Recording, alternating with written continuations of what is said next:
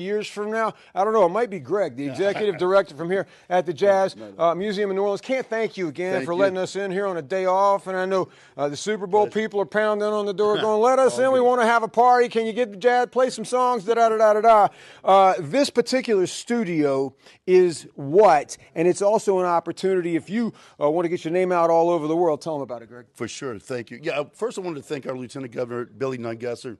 He's been great to us and also supporting cultural organizations throughout Louisiana. But I want to take the time and thank so much. Herb Alpert has been wonderful to us. Herb Alpert. Herb Alpert. I don't know if y'all remember him, but he's still doing it big. And Tijuana Brass. Yeah. He also half owner of A&M Records. A&M Records, yeah. And so discovered so many people, produced so much. But Herb has given us a $5 million matching grant. Are you kidding? And we just did a complete redo of this room.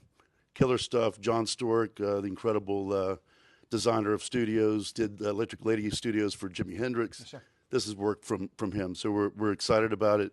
And we're in the middle of a capital campaign, looking for somebody who might want to come in and name this room.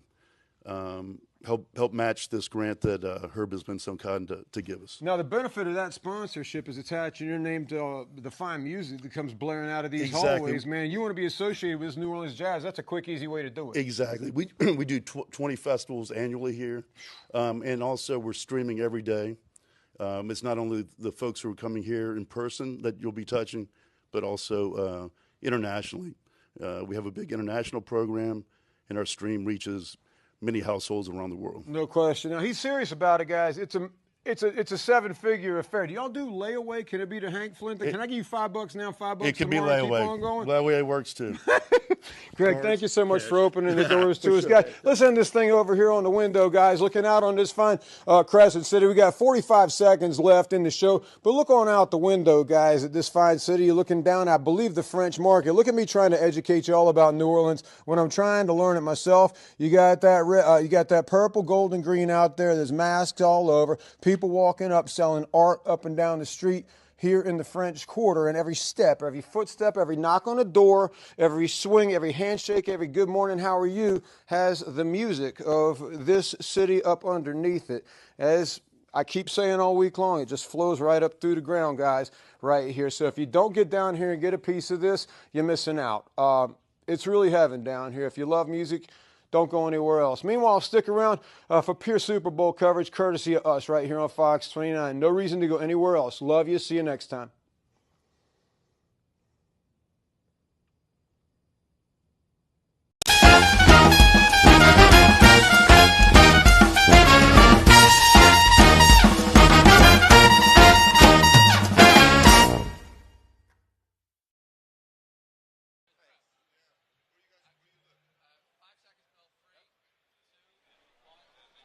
Hey, what's going on, guys?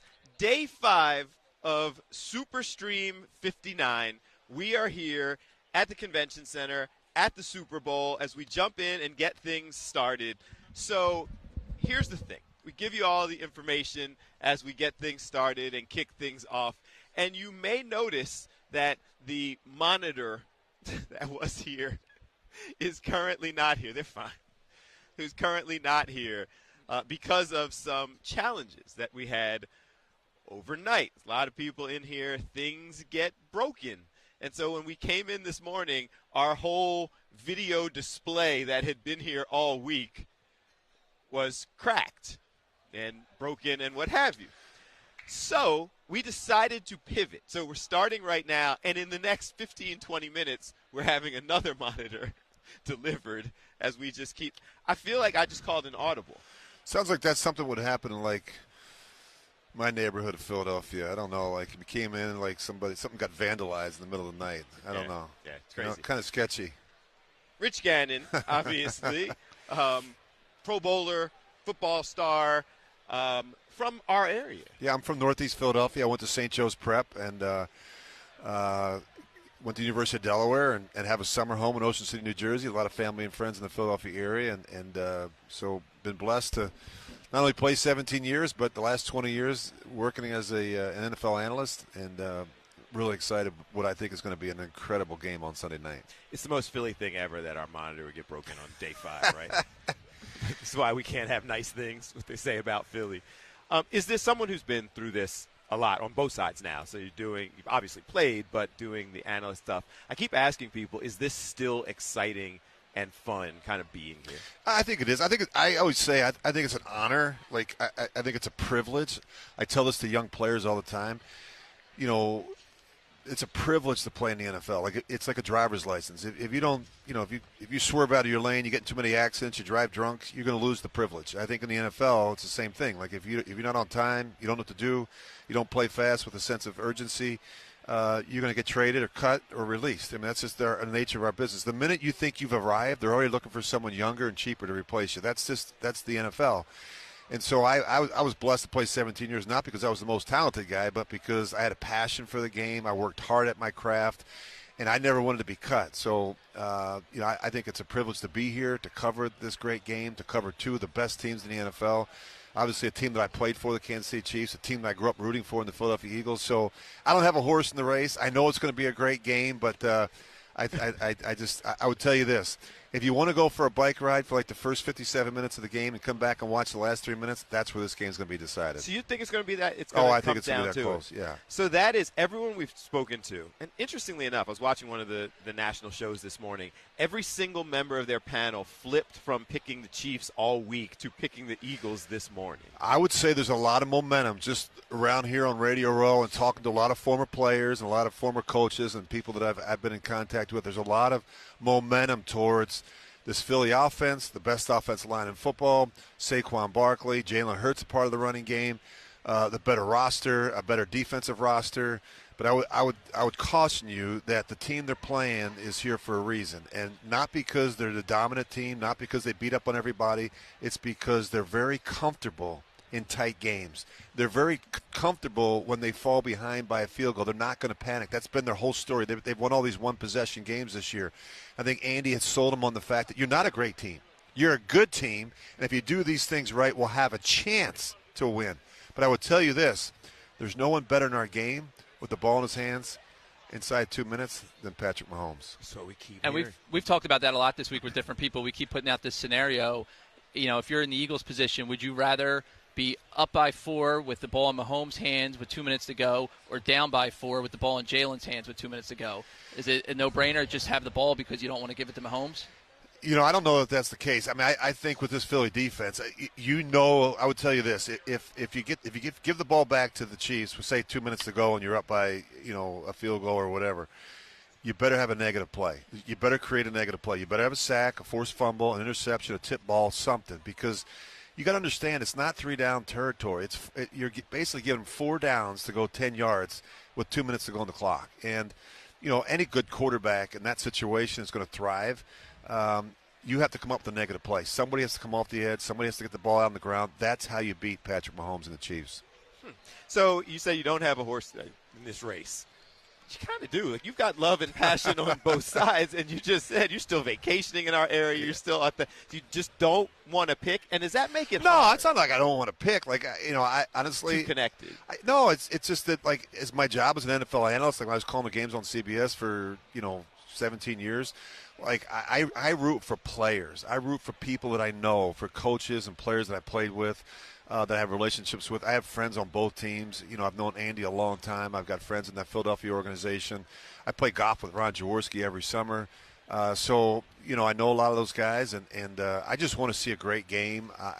The fun thing for me is that as a player, you're literally on pins and needles, like every play. Like it can be debilitating. It's fun for me to be able to sit back and watch a game and enjoy it and just relax and not worry about who wins. It's been funny because everyone I talk to in the journalist perspective, and every day I'm wearing a different Eagles. Yeah, I like it. I went and got this one last night, so I had a fifth. For this week. I like the helmet on the side there. Yeah, it's cool, right? I don't know if you can put that. I don't know if you can put that in the dryer though. That's the only thing. Yeah, I know. Yeah, it could be problematic. But if I had your money, I wouldn't worry about it. Yeah. Okay.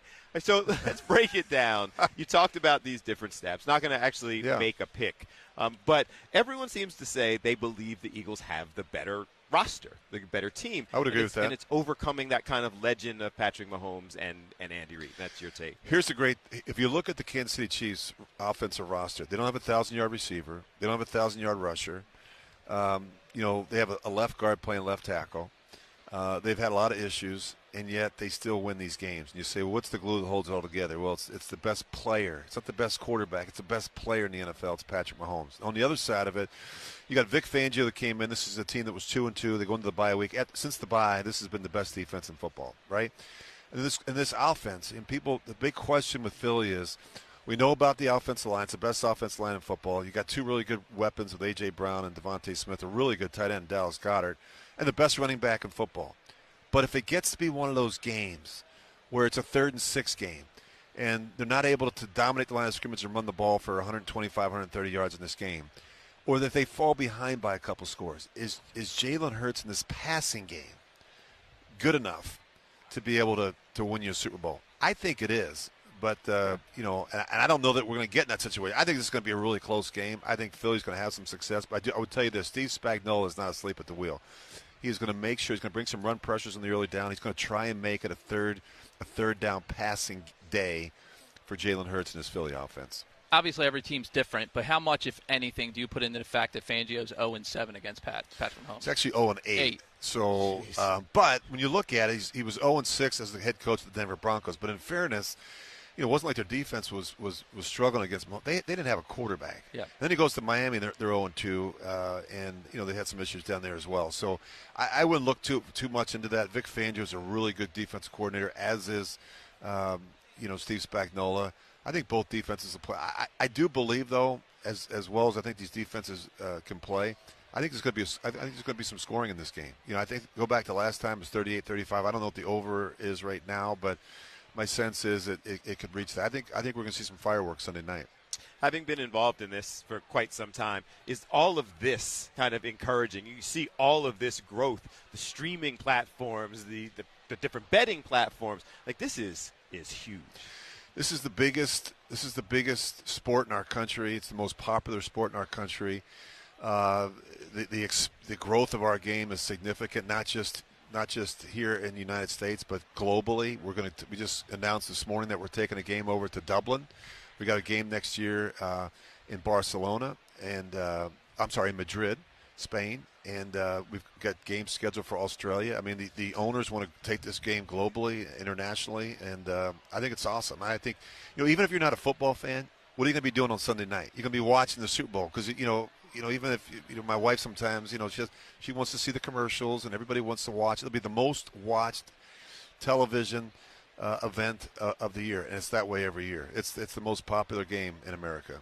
And they're saying that the Australia game will be Eagles-Rams in October of 26. So Jordan Mailata is homecoming. Yeah, and they're probably going to leave next week for the game. Well, I know that's a whole other conversation about that. It travels well. I don't know if we're going to travel. Literally, I was thinking about this the other day. If it's an East Coast team, it probably makes sense to fly to Los Angeles, stay overnight, have a day of walkthroughs or practice, or and then get back on a plane, because I think from there it's about another 15 and a half hours. So that'd be a long flight.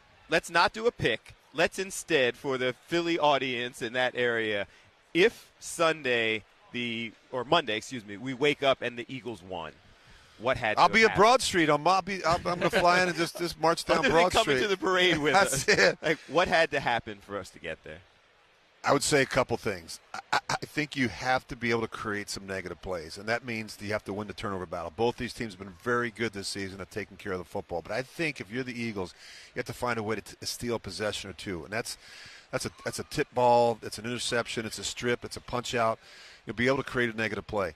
I would say the other thing for Philly is short yardage and goal line. They've been the best short yardage and goal line team in football. They have to be able, when they get down in the red zone, they have to come away with touchdowns and not field goals. When you're going against Patrick Mahomes, every possession matters. I would say the last thing, if you win the time of possession battle. So in other words, to win the time of possession battle, that means Saquon Barkley does his thing. And when Saquon Barkley's running the ball and that clock keeps ticking, that means Patrick Mahomes and the boys are sitting on the sidelines. That's how you beat the Kansas City Chiefs. We'll be listening. Now, how do we find you, follow you, all the different places you're doing big things? I do a show on Sirius XM NFL Radio. It's called The Blitz. It's on Monday through Friday from noon to 3 Eastern. But you know where you can check me out? In Ocean City, New Jersey, on the beach on 24th Street. That's where I hang out. How crazy is Steve? Real quick, did you see what came with St. Joe's Prep? Like, they're like a ridiculous powerhouse at this point. Yeah, no, I'm excited for what they've done in Philadelphia at the Prep. It's a great place. The football program, we dominate obviously city football, and of course we've won state championships. I just think it's awesome the job that they do down there. It's a school right in the inner city of Philadelphia.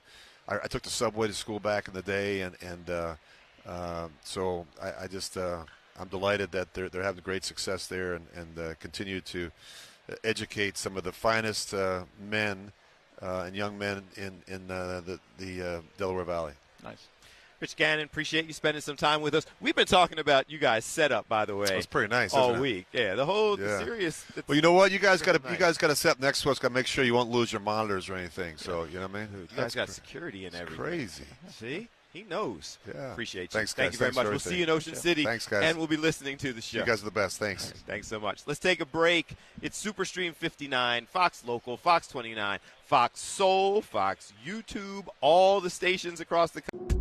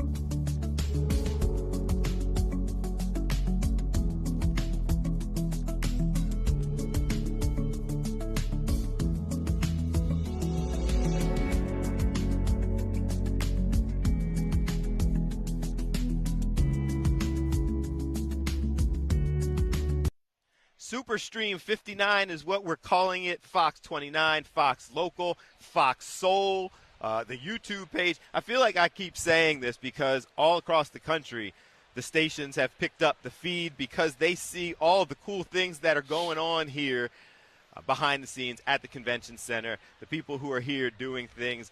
One of those folks is a familiar face to Eagles fans, played for the team, the Mighty Mouse. We still calling you that? They call me Mighty Mouse, man. That's what they call me. We still going to roll with that? We're still going to roll with that. We're going to roll with that. Mark McMillan, appreciate you stopping by. I appreciate you guys. Are we streaming? Yeah, we Instagram Live, man. We Instagram Live, man. I gotta get. I'm a Philly guy, man. Everybody know, man.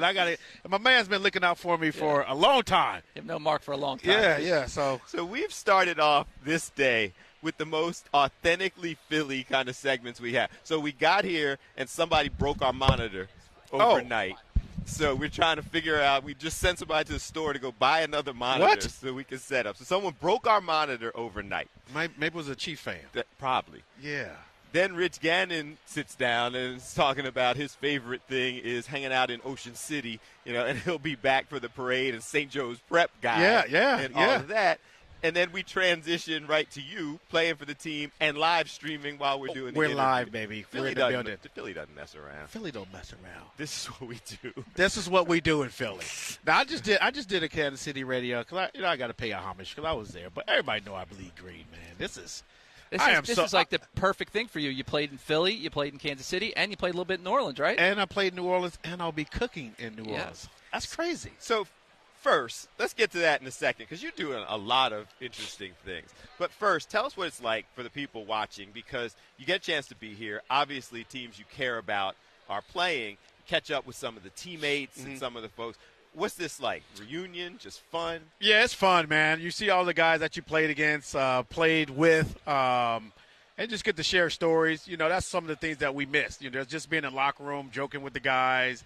Everybody's older with kids and grandkids now, so you kind of share those stories. But just seeing the guys just hanging out, like seeing Rich. Rich is my guy, man. So I love seeing Rich Gannon. Great dude. I'm excited for Eric Allen. That was amazing. Dude, I am so – I shed a tear, man, because I've been pulling for him for a long time. And for him to finally get the call is exciting. I was just sitting there talking to Lorenzo Neal, who was behind me, who was a fullback for – I think Lorenzo played for almost 18 years, blocked for Marshall Faulk, blocked for LaDainian Tomlinson. Like, he's blocked for a lot of Hall of Famers, but the fullbacks don't get any love. And so, so he's a guy I've been lobbying for. But to see the guys and, I know Ike Reese, we've been texting back and forth. I know a lot of the guys that we played with are in town. Yeah. So I'm excited to see my guys, man. Yeah, Ike and Hugh and those guys are set up right over there. Okay. Yeah, I'm sure I'll stop. Ike, he'll be texting me, so we'll go over there and, Big Hugh. He was a loose cannon, man. He came over and talked to us. He's funny, man. He was a little interesting. Like, Hugh is that guy who seems like he's gotten to the point in his life where he's like, yeah, look, I'm going to do what I do. Yeah. I'm going to say what I say. Yes. And let the chips fall where they may. Yeah. And just living like that. And he can do that because he played the game. Yeah. And, he played the game at a high level. He played in Philly. We all know how the media is in Philly. Now we're just on the other side of it. And he's just bringing that same mentality to the radio stations, and he speaks from experience. That's one thing you can't say about guys that played the game at a level that he played at, especially in Philly. Him and Ike Reese, man, they're crushing it on the radio. So it's always good to tune in and listen to those guys, man. But shout out to you, man, for having me on, man. Anytime, Mark. You're doing work now out in Vegas, covering the league a little bit, doing that. You were a great DB back in the day. When you look at the young guys the Eagles have with Quinyon Mitchell and Cooper, like, what do you see in them? Man, I know it's too far-fetched to say it, but it's like these guys have a high ceiling. Yeah. Mitchell is, I came in as a rookie, but he came in highly touted as a rookie from a smaller school. People were like, but he tested out really well. And what he's able to do, he's not the weak link in the secondary. No. Like, he's far from it. Yeah, he's they don't even throw in his direction. Yes, as a rookie to be able to, and Slay is getting all the reps. Like, they were going at Slay. And that was one of the things I talked about earlier, that he's got to step up because they're not going after the young boy. Yeah. And he came back from his shoulder injury, and he's not playing like a rookie. Like, he's got the size, he's got everything you need as a shutdown corner. And man, I don't hate to say it, but if he's on this pace, how good is this young man going to be next year? Shutdown corner as a rookie. Yeah. But it's interesting because you get to speak to, having done it yourself as a rookie and then continuing through your career. It is unusual because it's not just him. Like, he's a talent on the field, but Cooper DeJean, Cooper is good. Reed Blankenship, all of them to be this young, they don't seem phased, and that's unusual. That is very unusual at the spot, and playing in Philly. Yeah. Of all states, to be able to play in Philly under that umbrella that you got to bring it every week, and they embrace it. These guys embrace it. They're having fun out there. When they get beat, they take it personal, which is good because there's a lot of DBs or you see in the league, they get beat, they helping guys up. these guys are like, and that's my pet peeve about Slay, I too. put you down there I on like purpose. Slay, but Slay's like too friendly. There's a great mic'd up with Quinyon early in the year with Mike Evans going back and forth. And Quinyon's like, Mike's like, you're easy. He goes, they haven't thrown at you all day. There's no back down in him. He's like, you got one catch. Yeah. And this was a rookie sitting there going against somebody with that type of NFL He could have played with that mentality. He could have played in our era because he had that mentality. And obviously me, I was a 10th round pick and number 5 on the depth chart and end up starting my rookie year in that defense. I had that same mentality. And, I just took that through my career. And I didn't give a crap. And Mitchell's the same way. Yeah. But he's way more talented than I am. He's taller. He's long. May not be as fast, but he is a special talent, man. And just that whole class, they just knock it out of the park. I love the confidence. This is a guy who ran a 4.2 something. You're saying he may not be as fast. He got all the other things. But I still smoke him if it came down to it. Yeah. Before we talk about, you got doing the cooking thing and the taste of NFL. Yes. Before we do that, what has to happen for the Eagles to come out of this with a victory? Control the line of scrimmage. Be able to run the ball. I know obviously Saquon, he's the X factor. I know they're probably going to Spags is going to try to mix and match, but it's tough to guard these guys because they got so many weapons on the outside that you can't bring that safety down in the box to stop the run because you got AJ. You got Dallas, who's been playing really good in the playoffs. Yep. Then you got Devontae, who a lot of people don't really think about, but all he does is make plays. Yeah. And you better have a good number 2 cornerback to be able to guard him. And like I said, if they control a lot in scrimmage, Jalen's been playing mistake-free football. Yep. Keelan Moore's been dialing up some really good plays for him to get the ball out. He's not taking the unnecessary sacks. He's not throwing the interceptions. Like I said, and you got the number 1 defense. So he's relying on that to get them the ball back. But the other problem is you got to go against number 15. Yeah. So that's going to be the key. But like I said, they're playing some really good football at this time of year. I think they can get out on a real good start. If they do, it'll make it a lot easier. But if it's a close game, Kansas City's been in so many close games this year. They've been blocking field goals. Guys been missing field goals. I don't want it to come to that. Nah, you got to get up. Yeah. Scores and not even let that. Are you one of those guys saying, the Eagles win, they got to win by 2 scores because if it's like under a touchdown, Mahomes is going to find a way. He's going to find a way. He's going to find a way. They got field goals. You can't kick field goals and beat the Chiefs. And the same thing with the Chiefs. You can't kick field goals and beat the Eagles. Yeah. Which their defense warrants you to kick field goals because they really stipend down in the red zone. They really get after it. Like I say, these rookies, man, and then you get Brandon Graham back. So that's just an extra boost for these guys. You you got the mouth back. Yeah. So he's going to be out there chirping big time. You know something about that. You were a little bit of a chirper back in the day. I did a little bit of chirping, man. He's challenging 4-2 to foot races now. What are you talking about?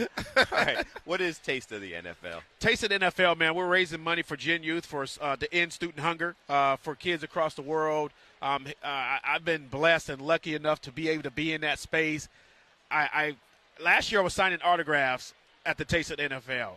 And obviously being on the show with Next Level Chef with Gordon Ramsay, some of the chefs from the Food Network, they're like, why are you over here signing autographs? I was like, well, I'm just making an appearance. Yeah. They're like, you should be up here cooking with us.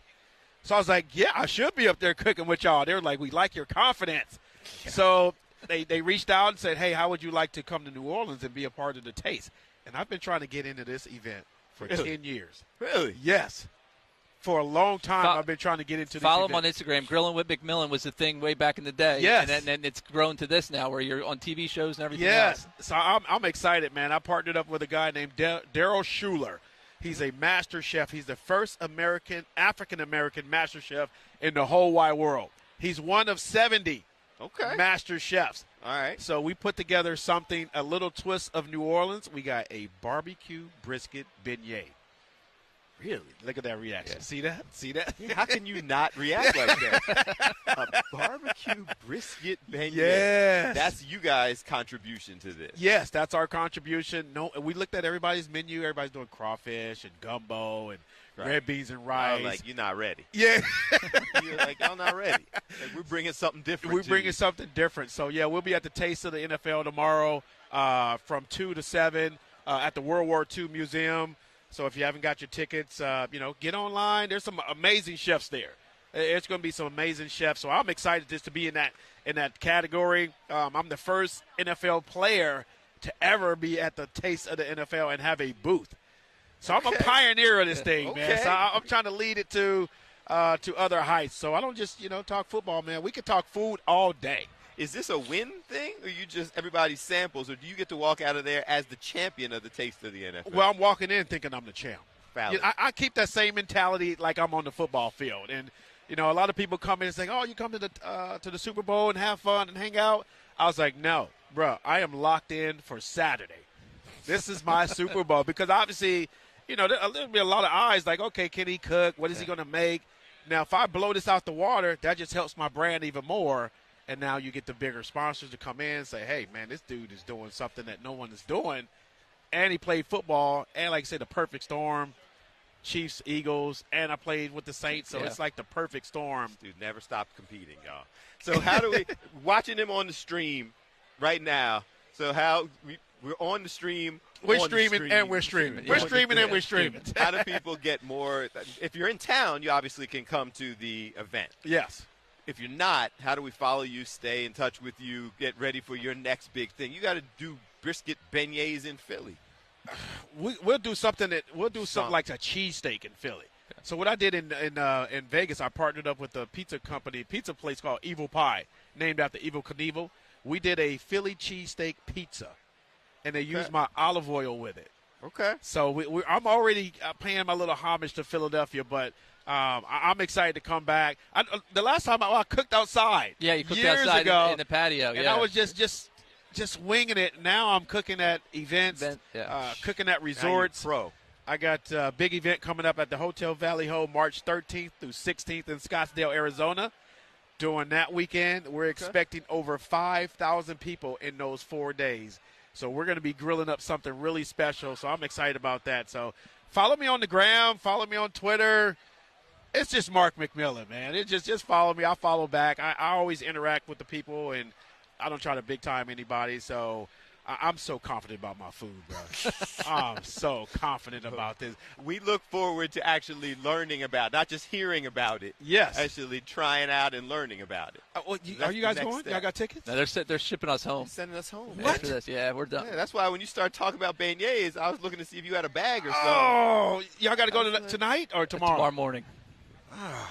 Because there's a storm coming to Philly. So if we it? don't get out, there's a snowstorm. If you don't man. get back, they're not sure. Next when time you'll you're be in Philly, we'll figure out where you're cooking. We'll come out. Yeah, let's make it happen. I'll come to the studio and cook now. You know, this dude's the director of original programming. It means we should try to create like a cooking thing that we put on. Hey, let's make it happen. Let's make it. I'm telling you, we can put the crush pressure it. on live. That's what we do. We can make it happen. All right, appreciate you. Appreciate you guys Thanks having so me on, much. my man. Mighty Mouse, T-Money, Mark McMillan. T-Money in the Chef, building. Chef Mighty Mouse. That's what they call me now, Chef McMillan. It's not. I'm almost like Terry Crews now. Everybody don't even know Terry Crews played in the NFL. But he's an actor, so everybody just know him as actor. So now people are like, oh, it's Chef McMillan. Like, I'll roll with it. I can beat Quinyon Mitchell in a foot race. I'm just like Terry I know Crews. he's going to hear this and be like, who is that little Chef dude? McMillan. He's like, no, who's that little dude talking listen, trash? This Eagles. That's what we do. Puff your chest out and live your reality. Come on, Quinyon Mitchell. I raced Herschel Walker before. I can beat you. You don't want none of this. You might want a little bit of this.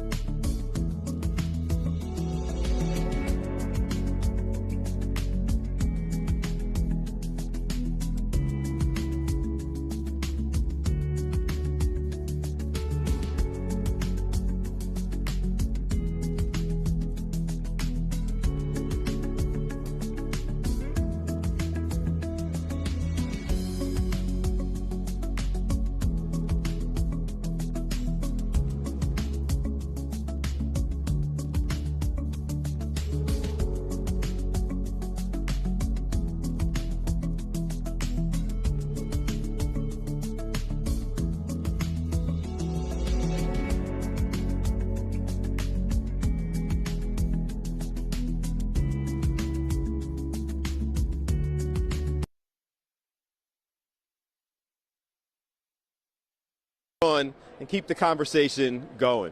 So, guys, what's up, man? How you feel? So we got all kinds of things going on.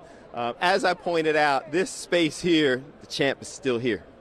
It's still here, wandering around. As I see, and that belt is still heavy. As we said, guys, we had a little bit of an issue with our monitor finding its way to the floor with people who were doing things overnight. It's just the nature of it. So we're making do. We have another one coming. We're going to continue to talk to as many people as we possibly can. And you can see that the folks are kind of huddled over here. I got to see who Coach O has today. It's one of the booths that has been pretty active throughout this process. We, of course, were networking and making friends and talking to her. So we will see what's going on over there. There are plenty of people who are making their way around today. So far today, we have seen Emmitt Smith walking through and doing his thing. What's up, man? Walking through and doing their thing. We have seen several of the different athletes. Troy Vincent, his wife has a podcast. They're right on the other side of us, and we're going to talk to them. They've been doing outreach work throughout the week here in New Orleans. What's this? Come here. Come here.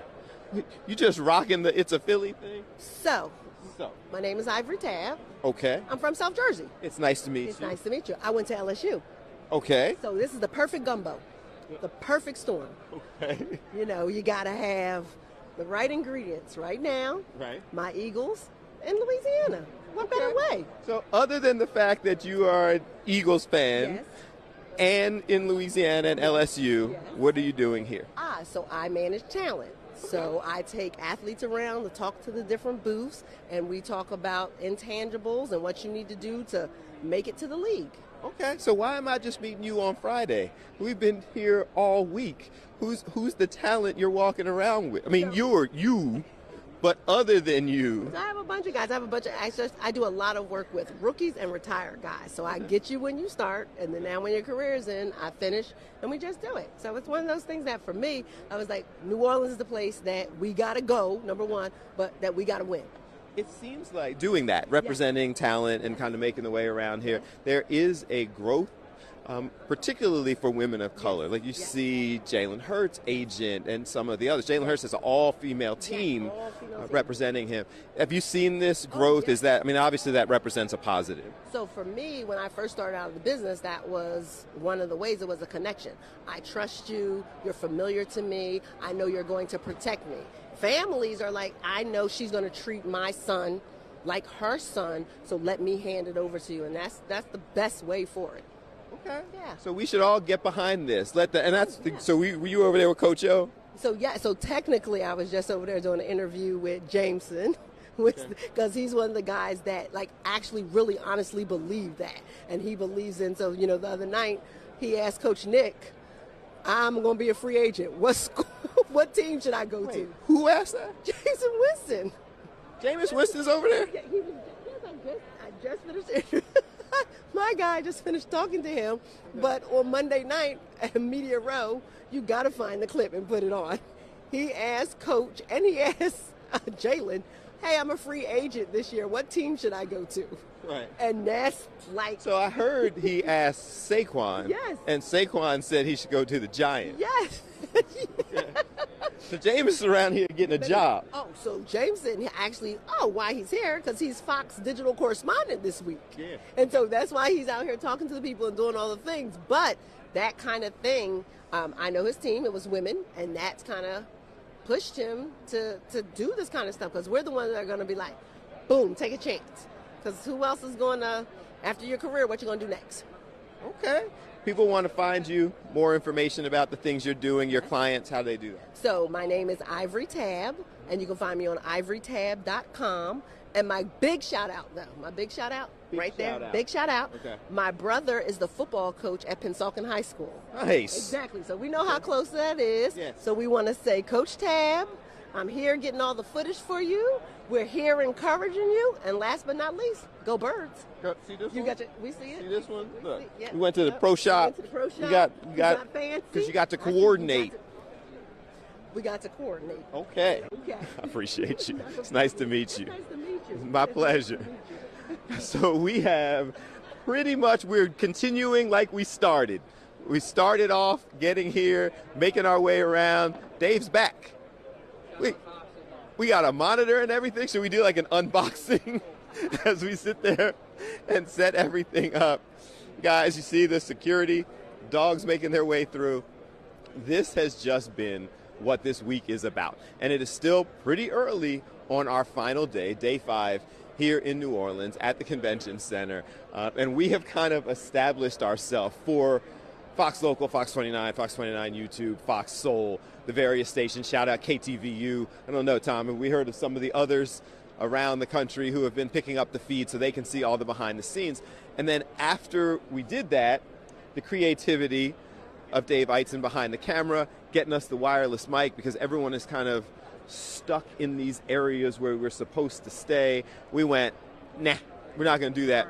We're going to go ahead and do the walkthrough. And so that's what we have been doing for the last couple days, just walking through, going as far as we can to kind of show people the atmosphere and all the things that are taking place, walking up on people. And so right behind us was actually a person who has become our friend, Coach O. And so a lot of her, like we've spoken to a lot of her guests, because there is a focus on women's empowerment, there's a focus on diversity, there's a focus on business opportunity with many of the people that she has been talking to. And those are the same types of things that we focus on and discuss as well. Obviously, we want information, we want to share information, we want to give you a look on all the things that are taking place. But if we can also talk to people who share the vision of growth and development and empowerment and economic opportunity and all of those things while we are here, that is something else that we would like to do. So we're waiting for our next guest as we continue on with the discussion. There's a bunch of people that we are expecting to speak to today. They are all making their way around. We actually are going to spend a little time a little bit later with the food chasers. Like, you see the food chasers are here walking around. Philly is familiar with the food chasers. The twins, there they go. Maya and Kayla are over there walking around. We're going to interview them later.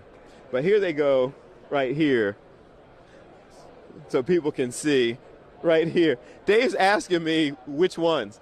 The twins right there in white making their way through. So Philly is familiar with them because they're the ones who created the whole Jalen Hurts cheesesteak, and then he came and hung out with them, did a commercial with them. They are now internationally known for their food chasing and social media, and started a restaurant, and now they are down here talking to folks, meeting folks, doing the networking, and we're going to grab them a little bit later as they make their way through. So we're going to take a break, and then we will come back. Our next guest is up. Stay with us.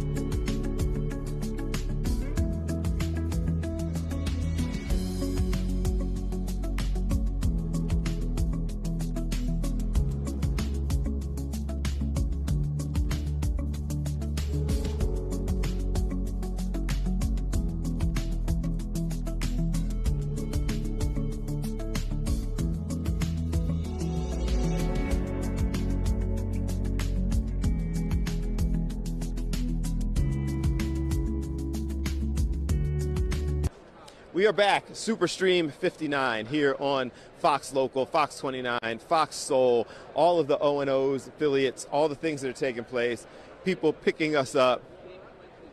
We were just talking to Jameis Winston's rep, and here he is over here talking to various folks. So he's serving as a digital correspondent for Fox this week, and is kind of making his way, talking around to various people, doing his thing, and has become kind of the social media phenom.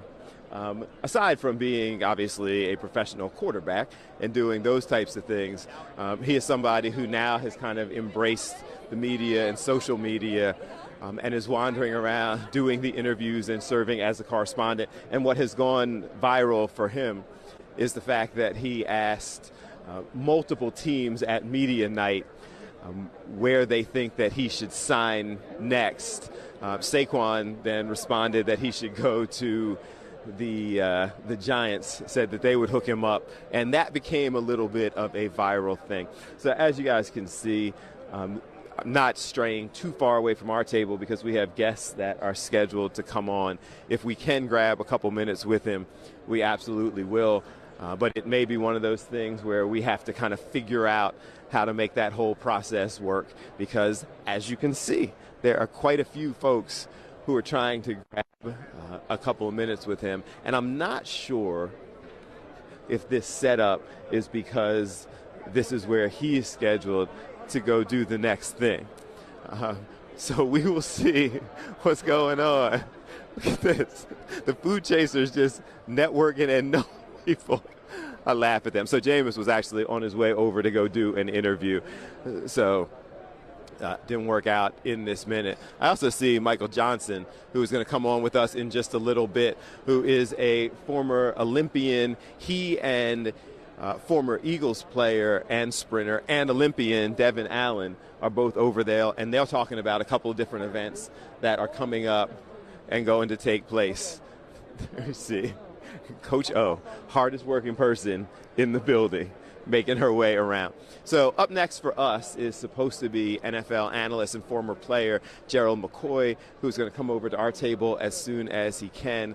We also have Donovan McNabb, who's going to come over and spend a couple minutes with us as he walks through and kind of gets his thing. He's doing a little bit of outreach and publicity. So as soon as we can get him to roll through, we will. Coach O, so you guys can see, Coach O is not messing around. So every person who walks through, she is running through, trying to get in there, trying to get the connect and talking to different folks and trying to get them in on the interview. And Jameis is getting approached by quite a few people. They are telling me, make my way back to the table because our next guest, Gerald McCoy, is there and ready to go. So I'll make my way back to the table as we go ahead and spend some time. I'm going to go with what we already established is not the smooth transition to the headsets and then the sit down because our next guest, NFL Network analyst Gerald McCoy, is here at the table, sitting down, spending a little time with us. He's getting ready to do a marathon like we've been doing the last couple of days, 5.5 hours at a time. You're doing 8? Yeah, I'm doing 8. 8.5 hours is a lot, man. You looking forward to this? That's nothing. I've been here since Sunday, so yeah. Okay. Yeah, so that's just the ender. You know, when you get to the end of something, man, I'm an athlete, so it's like the fourth quarter. You know, you train for the fourth quarter.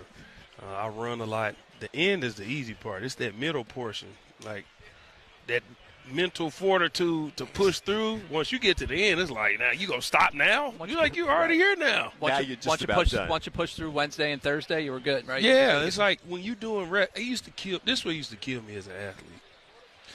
When coaches used to say, "Hey man, you didn't do all your reps," and how many you only did 8 reps, and you got 10. Now you got 10. If you got 10 reps, why get all the way to 8 and then stop? Yeah.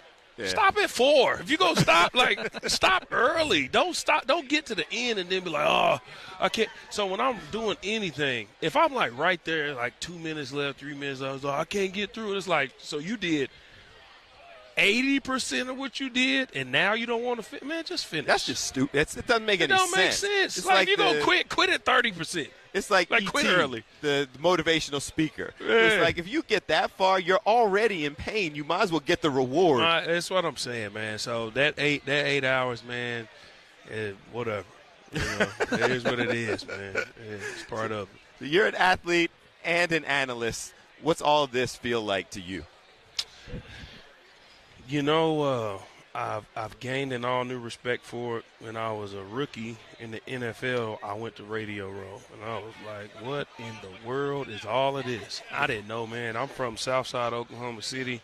I'm not from a place that has a NFL team. The University of Oklahoma is our NFL team. So that's all I knew, Oklahoma. I had never been to Nordstrom. I didn't know what Neiman Marcus was. I didn't know what none of that was. So definitely didn't know what Radio Row was. I did opening day. That was the year that Green Bay played Pittsburgh. Okay. So I seen all of that. There was a lot of hoopla, and I'm like, man, this is crazy. Well, as the years went on, I kept coming through, and I'm like, okay, I'm starting to understand. But now that I'm on the other side of it, you gain a new respect for the profession. As an athlete, you do all the work, you work out, and you go through the grind and all that, and then they like, oh, you got mandatory media. You like, oh, my God, I don't really want to do this. But even as a player, I understood that the media are just professionals doing their job. Right. But now that I'm on the media side, I understand it's the same grind. If you put the work in, there's a lot of athletes that cross over and don't do the work. I went to the broadcast boot camp that they provide for current and former players. And one of the things they taught us is if you cross over into the media, if you don't do the work, just like on the field, if you're not working out, if you're not working on your game or trying to get better, everybody will know. So when I crossed over into the media, I said, you know what? I would never go into somebody else's profession and don't treat it as if somebody crossed over into mine. Because if somebody came to be a professional football player or thought they could and they didn't put the work in, I feel disrespected. Okay. So when I crossed over, I never wanted to bring that energy to the media. So being around here, it's just a bunch of professionals doing their job. And what I take from all of this is look at what the game of football does. Yeah. It brings all of these people together. That's why we got the greatest sport in the world. Look at what this is. It's you can call it a circus or whatever name you want to call it. Let's say you did call it a circus. The circus travels, and it's an incredible show. You got all these different animals. You got elephants running in a circle and doing all this stuff. And then you got the clown that's throwing stuff at people and all that fire everywhere. It's a lot going on. But the circus, a lot of people pay to see. So when I'm looking around, man, this is freaking incredible that one football game can bring all of this. And if you make the most of it, man, this is really honestly where you create change. All these people coming together, look at what the game can do. We've talked about that a lot this week. Obviously you've crossed over, but how encouraging is it for you to see how many players who have voices here? It's not just your old school media. Cam's set up right here. Shador was doing his podcast. Like there's a space for everybody in here now. This is not the old school Radio Row. It's like content center. Yeah, for sure, man. That's just the times we in. Players have their own voice, and the players should use their voice. And it's just a new age. It's just like I was riding over here, and was riding in the car, and we rolled past a cyber truck. And who I was riding in the car with, she was like, man, I never seen one of those. I was like, I just got one. She was like, well, what is it like? And I was like, well, I live in Dallas, and I live about 45 minutes from the airport. And I put in my home address and pushed the button, and it drove me home. She was like, what? The car drove you home, man? Technology's crazy. It's just the times we in. And the times we in of now is player content. Yeah. Everybody's taking their own voice and taking control of their own narrative. So now somebody else can't paint your narrative. So when you turn the camera on and push record, whatever you say You got to take accountability for. There's no excuses anymore. You can't say, oh, they misquoted me or none of that. Hey, you said that. You said that. On camera. On camera. So, you know. Do you think that is – because a lot of the players we've spoken to who are doing those types of things this week, they love it because one of the challenges that they've expressed when they were playing is that too often it is somebody who doesn't necessarily know trying to paint that narrative. Do you like that as somebody who you're now it's your voice, or is it that much harder, as you said, because now I've got to be held accountable for everything I say? Nah, for me, if I said it, I'll say it again. If I said it to you once, I'll say it again. I'm very calculated with what I say, and we all make mistakes. We all say things sometimes that we're like, frick, I was just talking too fast and whatever. Yeah. But you knew before you did this that you were going to be on camera. Again, don't turn that camera on and push record if you didn't do the work. Did you prepare for what you were going to say, or did you say, I want to talk about this, and you just got up there and started talking? Did you think about the ramifications of if I say this? What was the reasoning for saying what you said? What was your goal? Is it a certain message you want to put out? Are you just turning on the camera because you like clicks and likes? What are you doing it for? Yeah. So have a plan. Just like we step on that field, have a plan. It's called a game plan. When you come out there, you have a plan of attack. So when you turn that camera on, have a plan of attack. There is no excuses anymore. If you turn that camera on and you just start talking and you say something you shouldn't have said, okay, well, why did you say it? Well, I was just saying that. Okay, then you didn't have a plan. If you had a plan, you would have known I probably shouldn't say this. You're going to be held accountable. Yeah. So you're doing the whole 8.5-hour thing. That's no thing to you because you're into the home stretch. You're doing the analyst stuff now. Put on the analyst hat. Yes, sir. This is Philly, Philly. And around the country. Hey, Philly. What has to happen for our Birds to win? Philly, yes. If you feel like you are the better team, you are. You are. Philly, the Eagles are the better team. Stat for stat, player for player, top to bottom, Philly is the better team. The better team doesn't always win, okay? What Philly has is speed. You can't coach it. What they're going to have to do, though, is in times like this, I also work for Yahoo. And over there we talked about what are we not talking about? You can talk about the quarterback matchup. I was a defensive tackle, so all week I've been Jalen Carter, Chris Jones. I'm done with it, all right? A.J. Brown, the passing problem. Spags, Andy Reid. Forget all that. We've been here all week, right? Yep. Last week, we found out who was going to play in Super Bowl. Congratulations, Philly. Fans have been, oh, man, I can't wait. What y'all don't see is the same uniform that this team has been wearing all year that they did photos for way in the offseason. They had to do a brand-new photo shoot just because they put a sticker on the jersey. So that's something the players got to deal with. They got all new Super Bowl gear. They got to take pictures in that. Now you playing in the biggest game in the world. Your auntie calling, your mama calling, your wife might be bugging you, her best friend want to come, the kids is doing this, and all that. You got to deal with all that on top of game plan. Now you got opening day you got to go to. You got this media coverage and all of that. All of that in the middle of game prep, and then you have to get to the game and execute. It does not matter how much speed or whatever you have if you don't have it up here. This is where they're going to have to win. You can have all the physical tools and gifts in the world, but if you get in that game and don't execute properly, it won't happen. Why is Kansas City beating everybody? Because they're executing when it matters. If I gave you all these different stats and said, hey, which one is Kansas City? You're not going to pick the mediocre numbers, which is what Kansas City has. Yeah. But if I showed you the record, you're going to say, oh, that's Kansas City. You know why? Tom Brady said, if you want to win now, you got to be great on third down, be great in the red zone, and execute when it matters in the fourth quarter. Don't turn the ball over. That's what you're up against. It does not matter what happens. Superman has all of the powers in the world, but he didn't execute when he fought Batman. Batman was more prepared. He had something to counter all of that speed and strength and all of that. He did not execute. It does not matter if you don't execute. Defensively, don't put your hands in the cookie jar. You know what? Andy Reid has had 2 weeks to prepare for all of your speed. He knows what y'all have on the front. He knows that y'all have an all-pro linebacker. He knows y'all have DBs that can play one-on-one with his guys. He's going to try and manipulate the defense. Play your technique. Do what you're supposed to do. Stay in your lanes, and don't put your hands in the cookie jar. Forget that it's Kansas City. You guys are the Philadelphia Eagles. Look across that sideline and say, I don't care who's over there. We're us. And just go play Philly football. And they'll be just fine. They'll be just fine because Philly is the better team. Philly should win this game. If they don't, it will be because of experience, not because they don't have the talent or they're not the better team.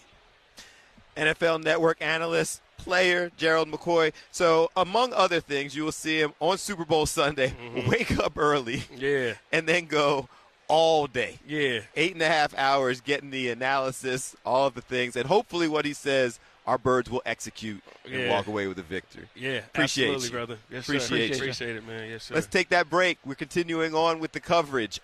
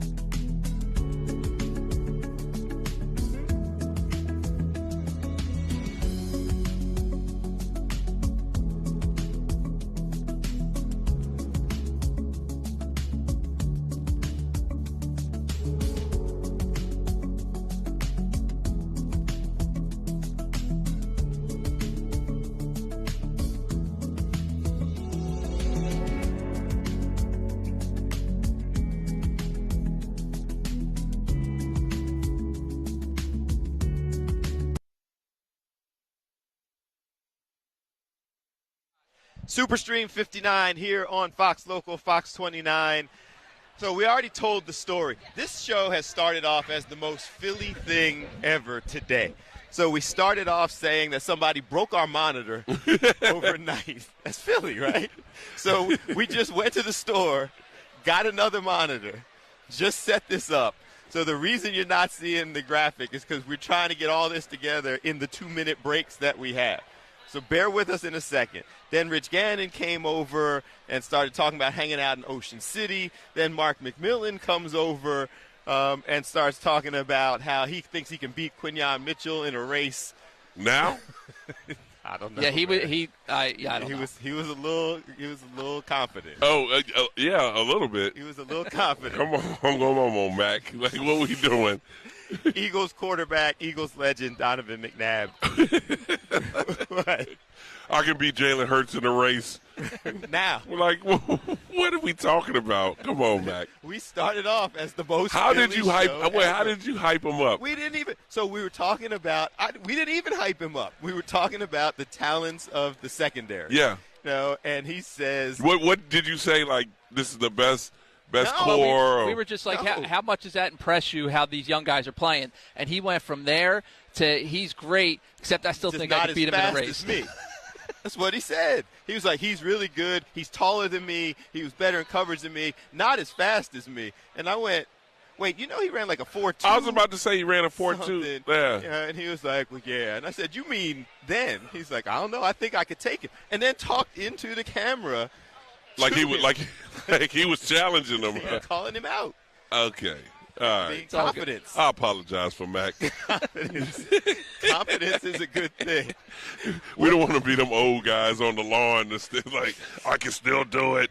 Like right now. Like, hey, listen. But whatever. Yeah. Like, we appreciate the confidence. Yeah. And he picked Eagles. What's all this? I mean, obviously this is something you've been through before. Obviously the loyalty and love for the Eagles. Right. But what's all this like for you experiencing it now? You know what? I look at it in the sense of being able to see old friends, familiar faces, see old friends in the media, come in and can just talk ball. And so when we grew up playing ball, we grew up loving the game, we grew up being a part of the game, we're still involved. It's just physically we're not doing what we're doing. And so I love watching this team play because it's been different every week. Obviously, people focus on the Saquon success, the offensive line. You talk about Mitchell and DeJean and those guys, the young talent. I just love watching and being able to be a part of it. And then now we find ourselves here in the Super Bowl where this is round 2 for a lot of the guys that were a part of that Super Bowl run that they had that ended up in Arizona. Still that, I mean, it's always going to be loyalty and right. love for Philly, but still that love for this team. Like, do you feel that energy? Like, I got to get this win for these guys.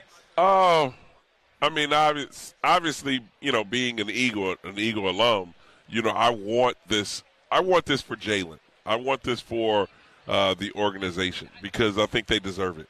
Obviously you want it also for your former coach, because I'm happy for the success that he's had. But I think this is the time for Philadelphia to be able to win it. How much do you think a win flips the script on the conversation about Jalen? Because I hear you on the radio every week in Philly, and the same questions come up over and over and over again. How despite how he plays in this game, because the last Super Bowl he played great. Obviously, he had the fumble, but he played great. Right. But the conversation hasn't changed. Does a win change the conversation, do you think?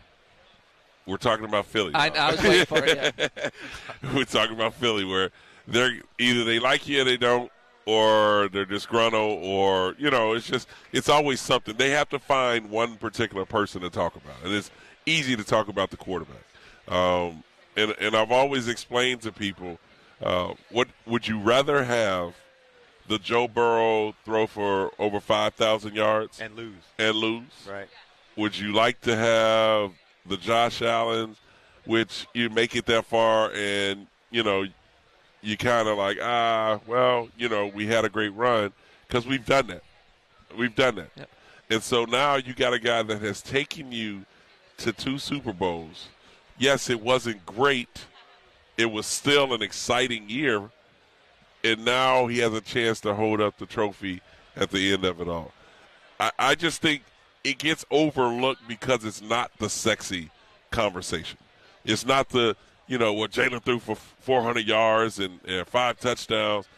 Yeah, now you're having Saquon was out there doing it. Like, he had 185 by 3 quarters.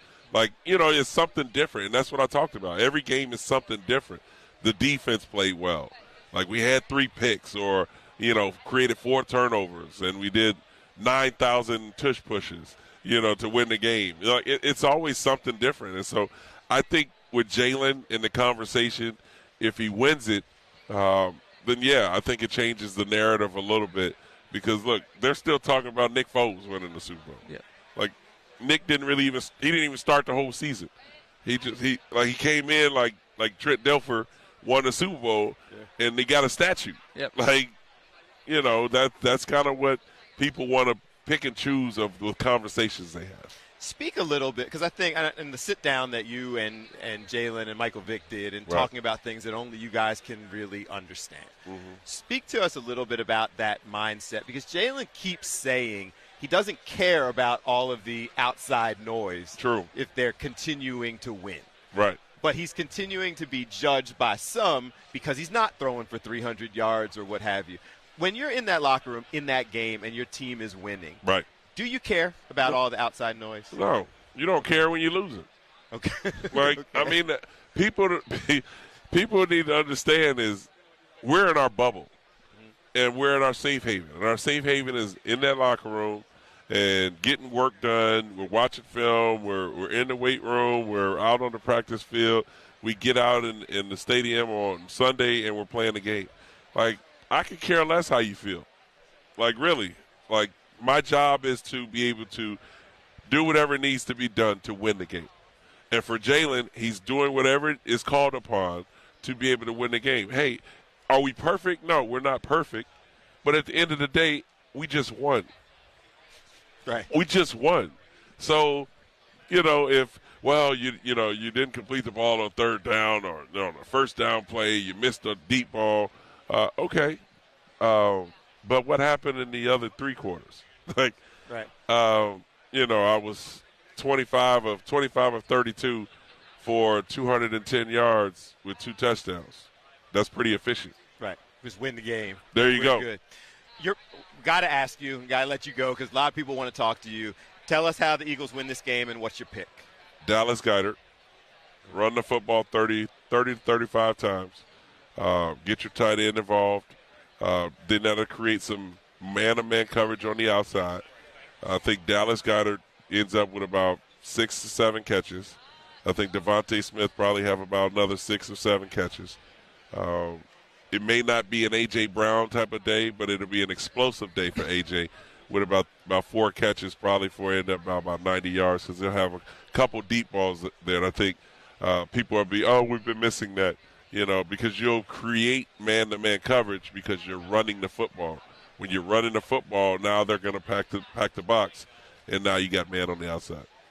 Like it. Donovan McNabb, we appreciate you spending time with us. You want to race Quinyon Mitchell? No, I want Jalen. We appreciate you, man. You gotta know your speed. Thanks. I can't run no 4.2. We'll be back.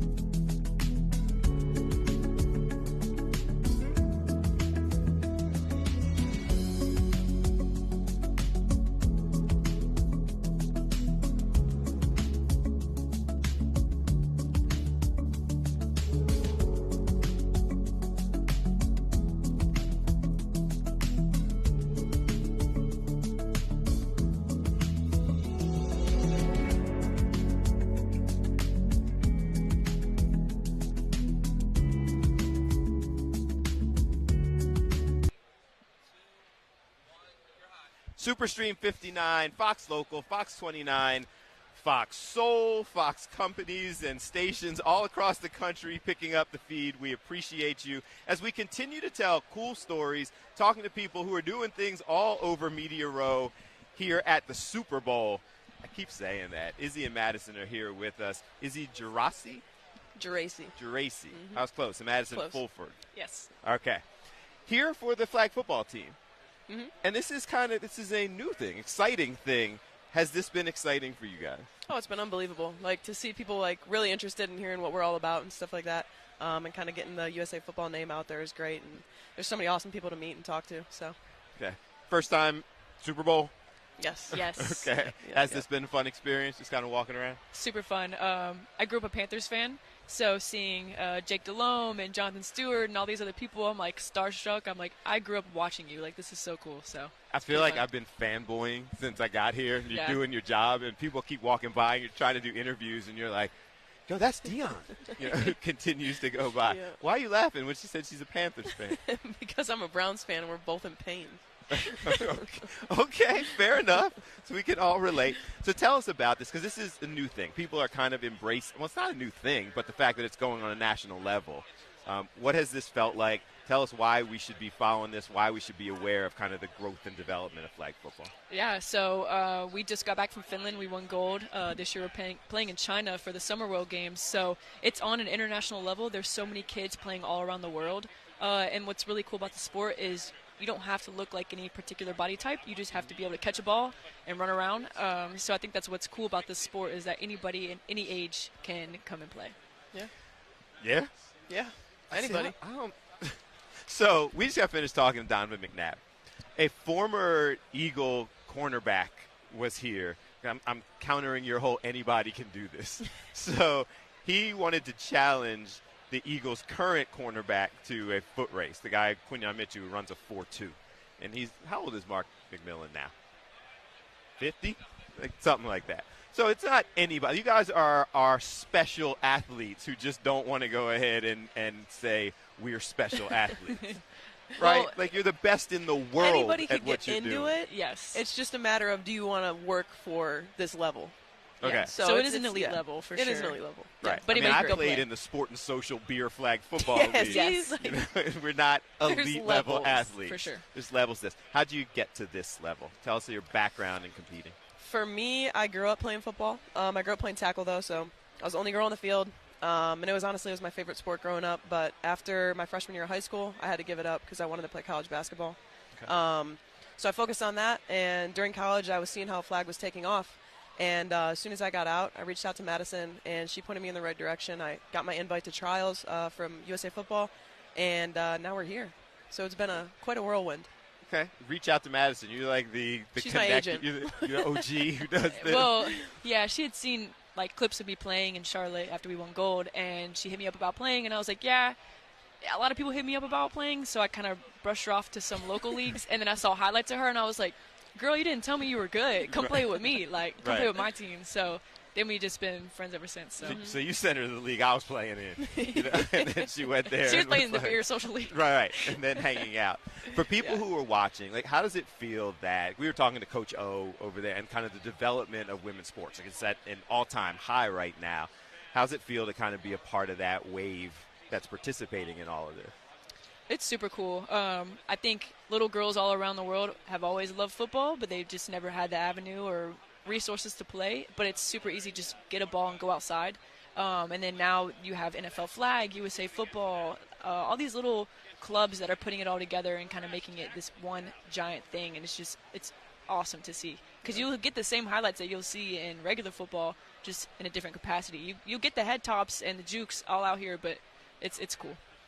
Okay, so all the people who are sitting there watching, the beer league people who think they could compete, explain the levels to this. Like, they come out there, they're going to get embarrassed.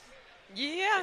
People think it might look easy, but, like, I feel like sometimes you're watching the NBA and you might think it looks easy, but they're just, like, they're all so good that you can't even tell. But, no, yeah, there's levels to it. Like, you just have, like, people that don't drop balls, like, for example, or people that don't miss flags. Like, pulling a flag is way harder than you think. Like, I look like an idiot when I'm out there on defense trying to pull a flag because it's just harder than you think. But yeah, that's like one of the things that stands out to me in like the different levels of it. Especially with defense, you can't touch the player, so imagine having to fully guess and rely on your technique in order to guard somebody is incredible. So everybody's like the fastest person. Everybody has that level. And obviously because we met the quarterback on the men's team earlier. So that whole controversy that started with people saying pros, I guess I understand it a little bit better now because I didn't understand the rules. Yeah. So you really do have to be the fastest, like the most, just to be on the field. Yes. Okay, so just because you're big and can play on an NFL level does not necessarily mean that you could compete. Not at all in flag.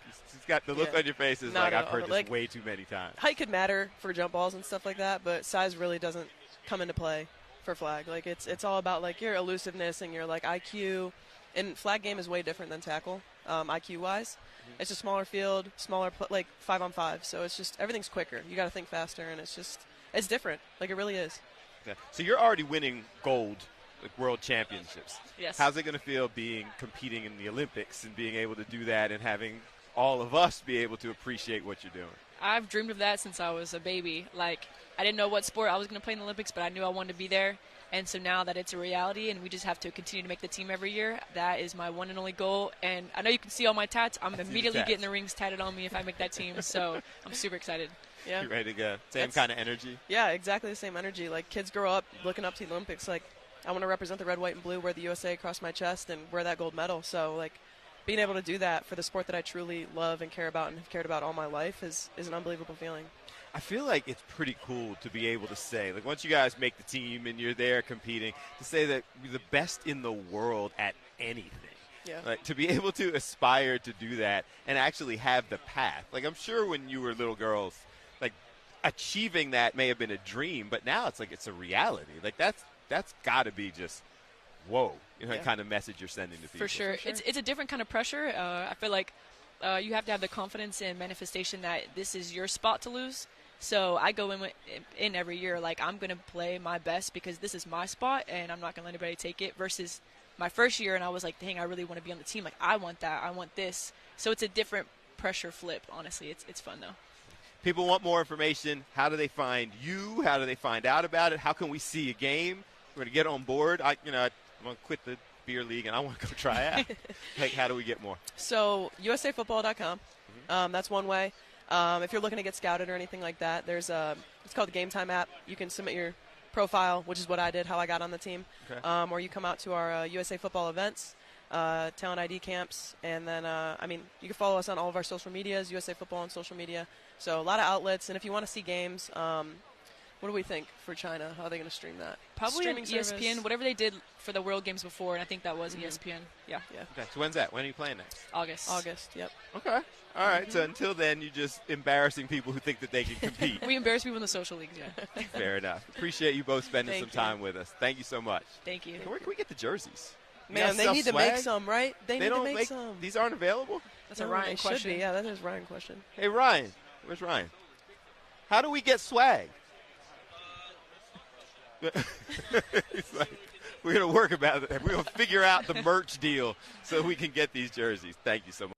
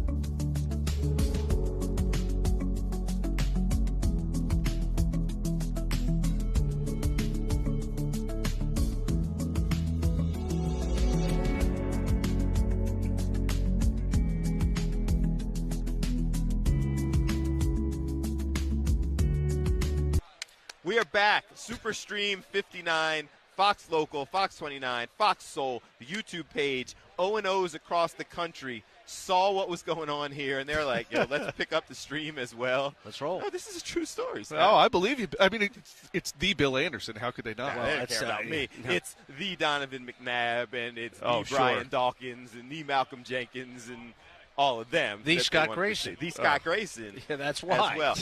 Before we let you guys talk sports and kind of update us on what's been going on throughout the week, it's your birthday. It is. Man. Yes. Happy birthday, man. I can't say how old I am, but Jason Kelsey's number's on the back. Okay? All right. Fair enough. I didn't say it. Wasn't painfully difficult. Get the man a hurricane tonight. It's between 61 and 63 if you're just waking up, okay? Awesome. Congratulations. Thank you. Happy birthday. I We're appreciate celebrating you. something. You're in New Orleans I for your appreciate. birthday. Well, there's enough places to celebrate here, and so you kind of figured that out after 5 days here. But it's all good, and thank you all out there that have reached out some way through social. I appreciate it. All right. I'm going to let you guys talk for a second. I'll be right back. I got to go run and continue coordinating. Something I said? No, it's not you, man. I'm going to go see if I can go find a cake, a hurricane, any of those things so we can celebrate Let's your do birthday. it. Let's do it. You got it. Scotty, we're going to take over here. We're sabotaging the Superstream 59. Why should it be any other way? Well, it's the way the sports department at Fox rolls. So what's your week been like on radio? What kind of vibe are you getting hanging out here with the folks? I like it, man. I think every year it gets bigger and bigger. Radio Row itself. I love today when you really get to see a lot of the Hall of Famers as someone who enjoys the game, right? I got to talk to Emmitt Smith earlier today. Boy, I love how he teases the Philadelphia. I told him, like, you wrecked my childhood. And, he, of course, he laughed at that. But I think it's great. I think it's been a great week. And as far as the team goes, I think that the Eagles are ready to play a good game. Do you remember, did you remind him of 4th and 1 at the 29-yard line? We did. When they stopped him twice? He said that was the dumbest play call, and we ran it twice. They ran it twice with Barry Switzer and the Hall of Famer now, I could call him Merle Reese. I don't know why this came up, I guess because they went back to it.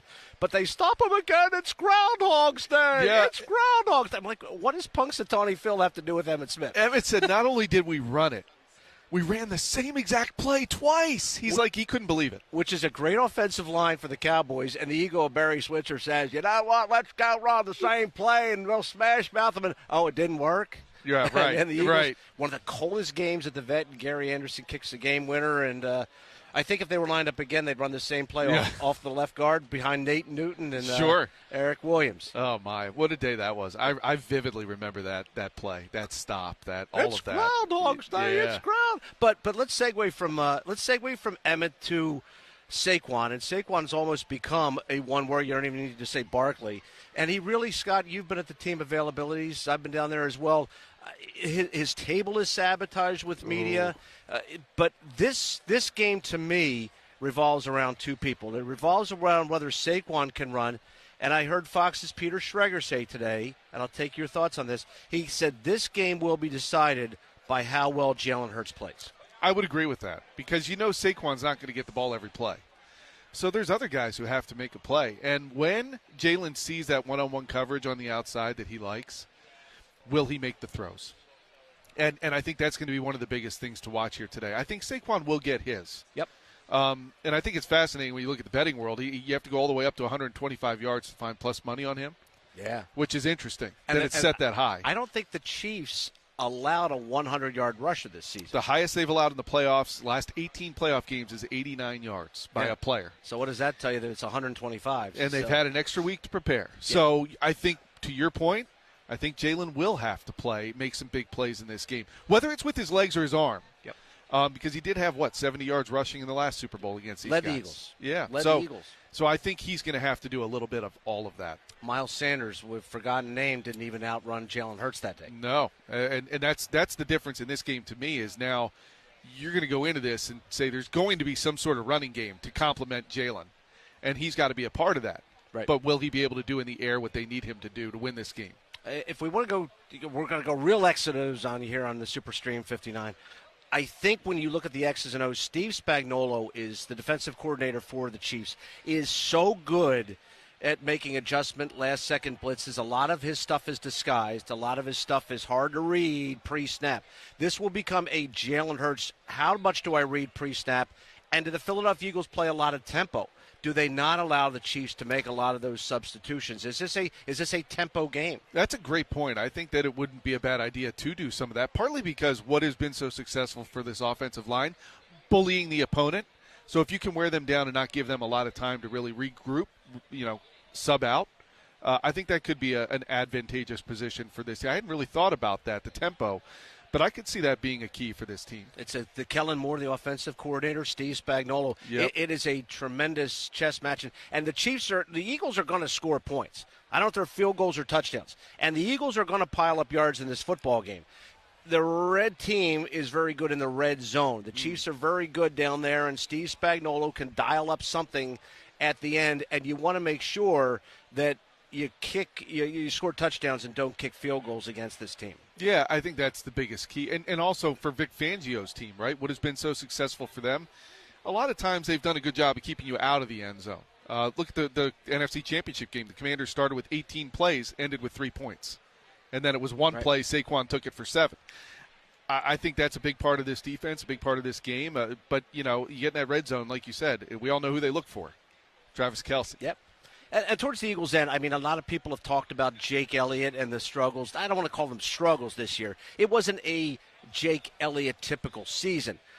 This game, there's no element factors. It's 72 degrees. There's no wind. No. There is no excuse, it would seem, in this game for Jake Elliott. And kickers, you got to believe inside a dome, both kickers, Harrison Butker and Elliott, if you're in a position, are going to be good from 60 to 63, 64 yards, willing to take the shot.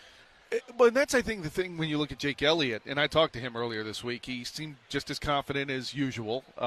Kickers are, I guess, like that. But when you look at this kicking matchup, it's interesting from Jake's standpoint. He did say that it is going to be no elements to worry about.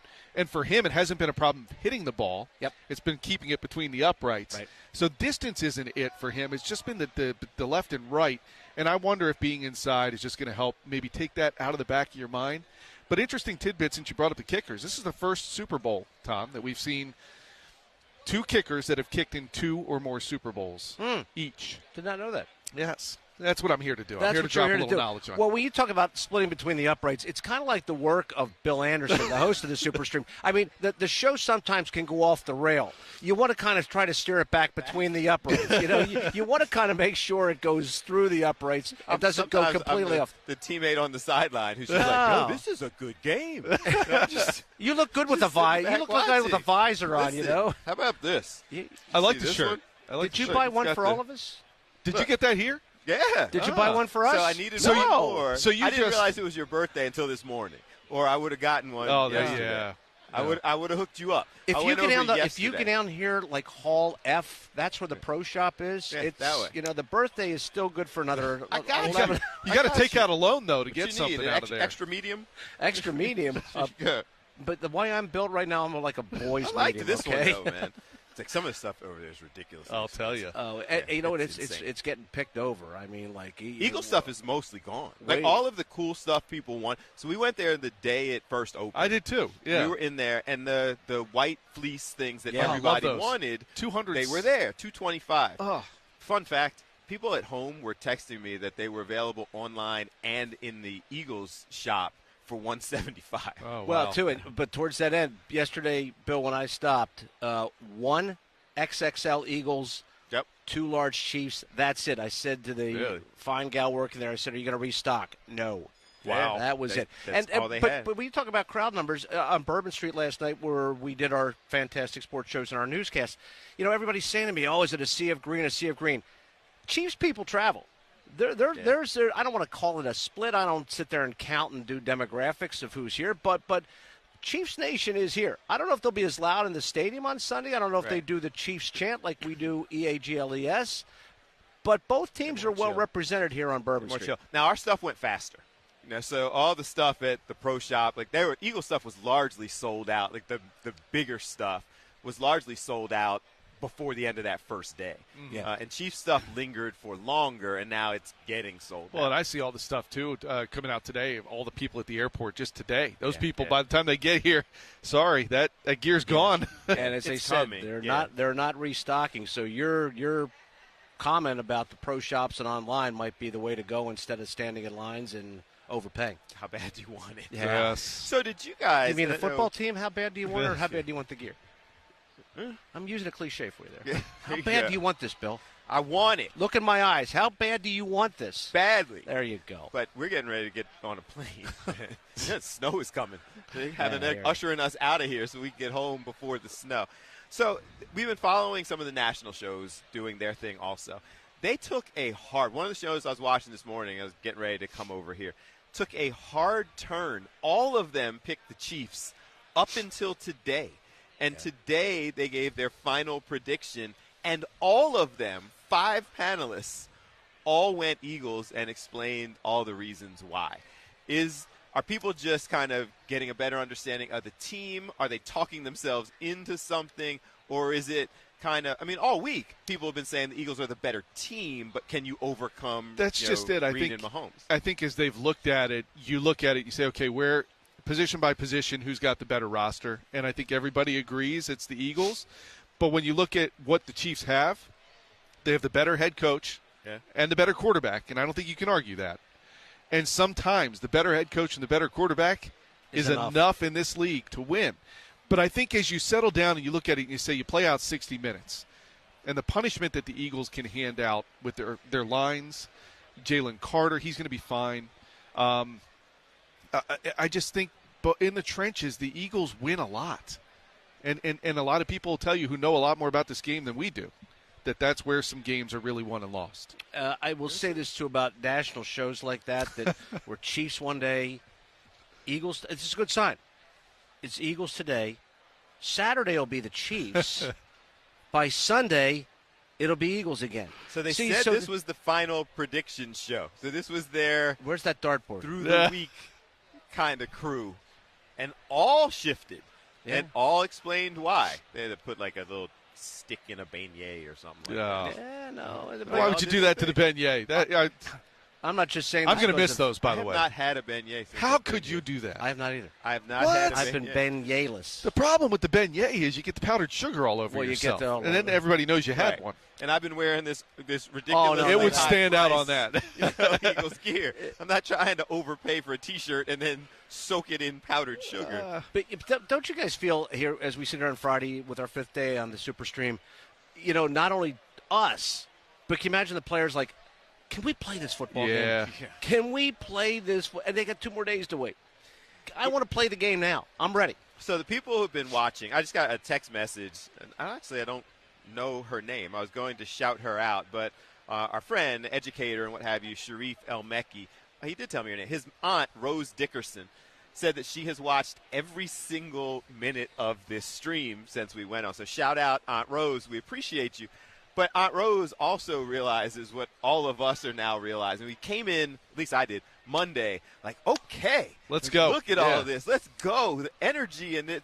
And I'm still upbeat and energetic, but I have a better understanding of what everyone has been saying about what you have to overcome to get ready for the game. It's a marathon, it's constant. Not a sprint. And I've heard a lot of former Super Bowl winners talk about how you have to stay low all week. Like, as much as you start getting excited about the game, you cannot waste any of that excitement early in the week. You need all that on Sunday. Pace it out, spread it out, get to Sunday, and there'll be and the players will feel all that emotion. And I think Scott, we've talked about it, that when you take that first hit, when you have that first pop over the middle, when you have that first pancake block, yep. It's a football game, guys. Yep. It's a football It's game. ready to play. Let's go, and I believe me, Eagle Nation will be loud, but a lot of these players will not hear a lot of the crowd on Sunday. You got to block it out and figure out how to win the football game. Let's see. Here's Rodney McLeod. Oh, I was Look just at him there. Rodney was showing me his ring earlier. He actually let me wear the ring a few minutes ago. You got the ring on. Yeah. Oh, all right. Look at that. Look at this. Crash it. Yeah, bring him in here. What up? What's going on, man? What's going on? I done crashed the set. Come on, it's your show. It's your stream. Yeah. I don't think it's a crash when you're invited. Like, we want you up in here. We want to see the ring, but we also want your So energy. you wanted me for the ring, or you wanted? We want your take. Package deal. We want your analysis. That's all love. How y'all doing? Good. Obviously, you've done a bunch of this as a player. got the ring, now kind of doing all this, making your way around. How's this feel to you? It feels good to come back around in this environment of like legends and be a champion. Yeah. It's different. It's a flex. Like when you come in with the Super Bowl ring, it's a slight flex. It's a reminder to everybody of what you were able to accomplish, and not only myself, but what we were able to accomplish as a team, that 2017 team. So we'll see, on Sunday how the Birds can do. Okay. How do you handle? What do you remember as going through the Super Bowl for the first time? And you heard about the hype and the interviews. What do you remember about that week, and how did it affect you? Obviously not enough to cost you a football game, but how did it affect you in your preparation? A ton of distractions.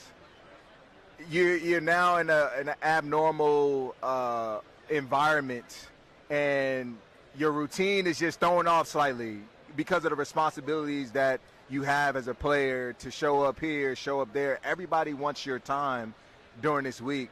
And so you got to hold firm to know.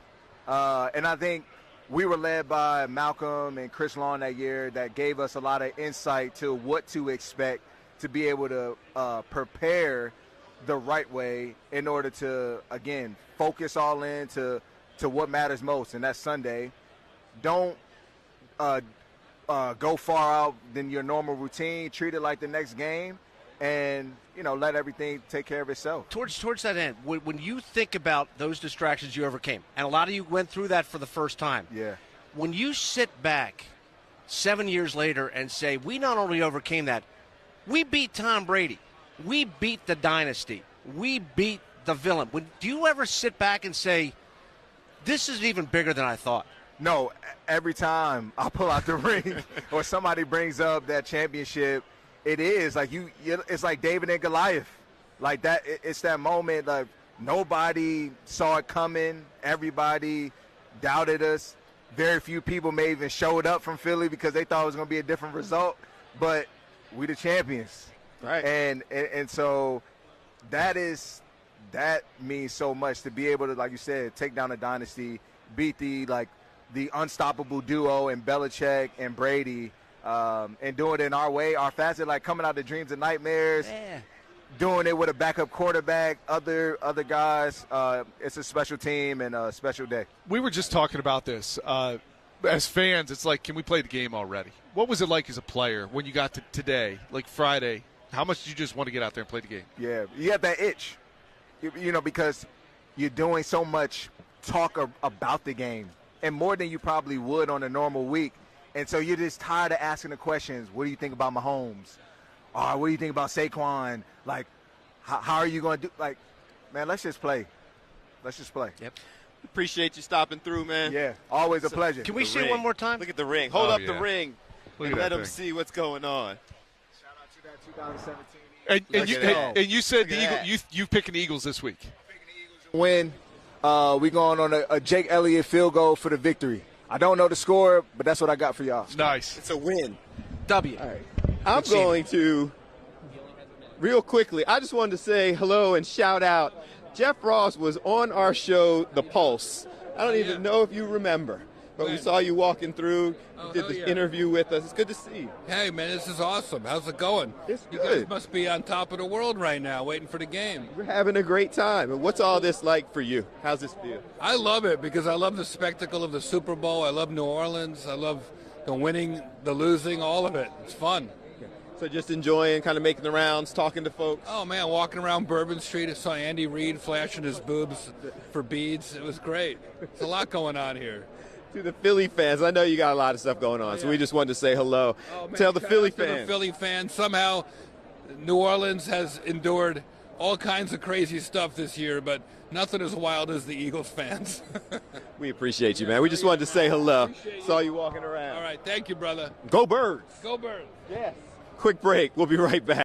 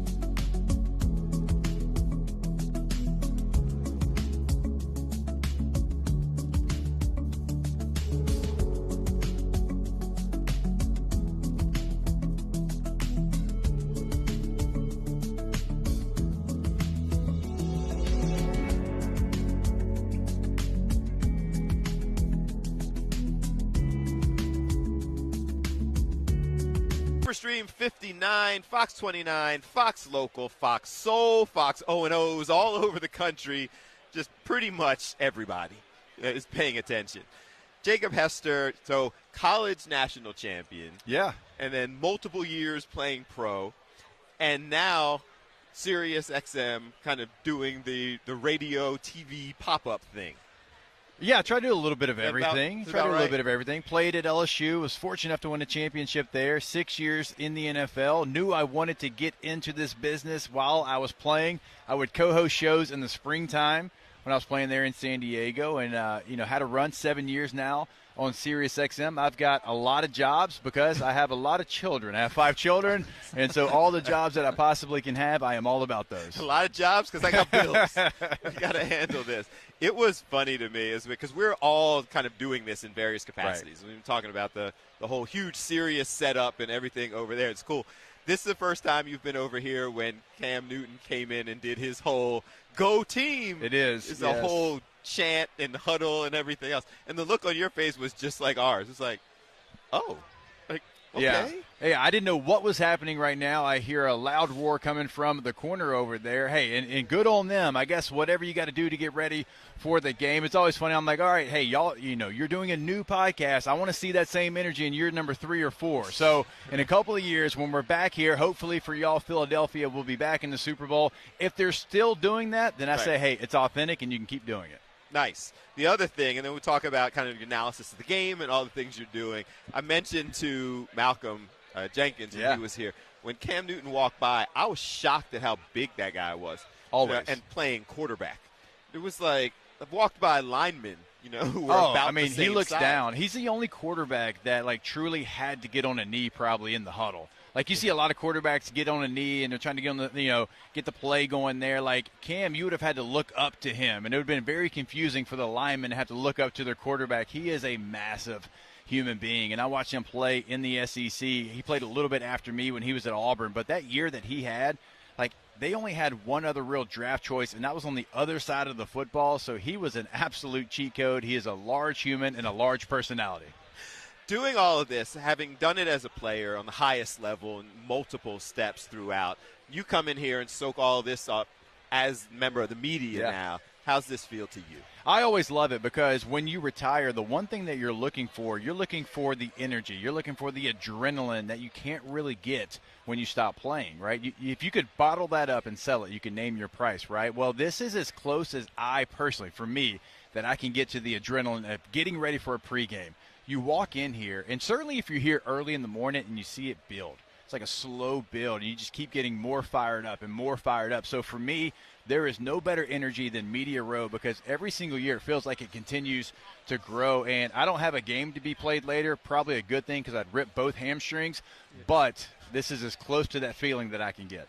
I saw 3 different people trying to do the sprint in the NFL experience yesterday to the point where the announcer had to tell people, please warm up when you're in line. If you're over 35. I walked in there, and my children drove down. They met me here. We took all 5 to the NFL experience. I saw a grown man take 3 steps. You could almost hear the hammy pop. He grabs it. He's down. He's out for the count. So if you're going to do it, be smart and stretch because I used to do it for a living, and I ain't doing it. Dude, I felt bad for them. I know, I did They're too. sitting there running and going, 5 steps, and the hamstring goes. People don't realize when you haven't gone full tilt, when you hadn't gone from 0 to 60 like that in a long time, maybe since your high school days, it's not a great idea. Yeah. Not smart. All right, so you're doing the analysis. Generally, you focus more on college football.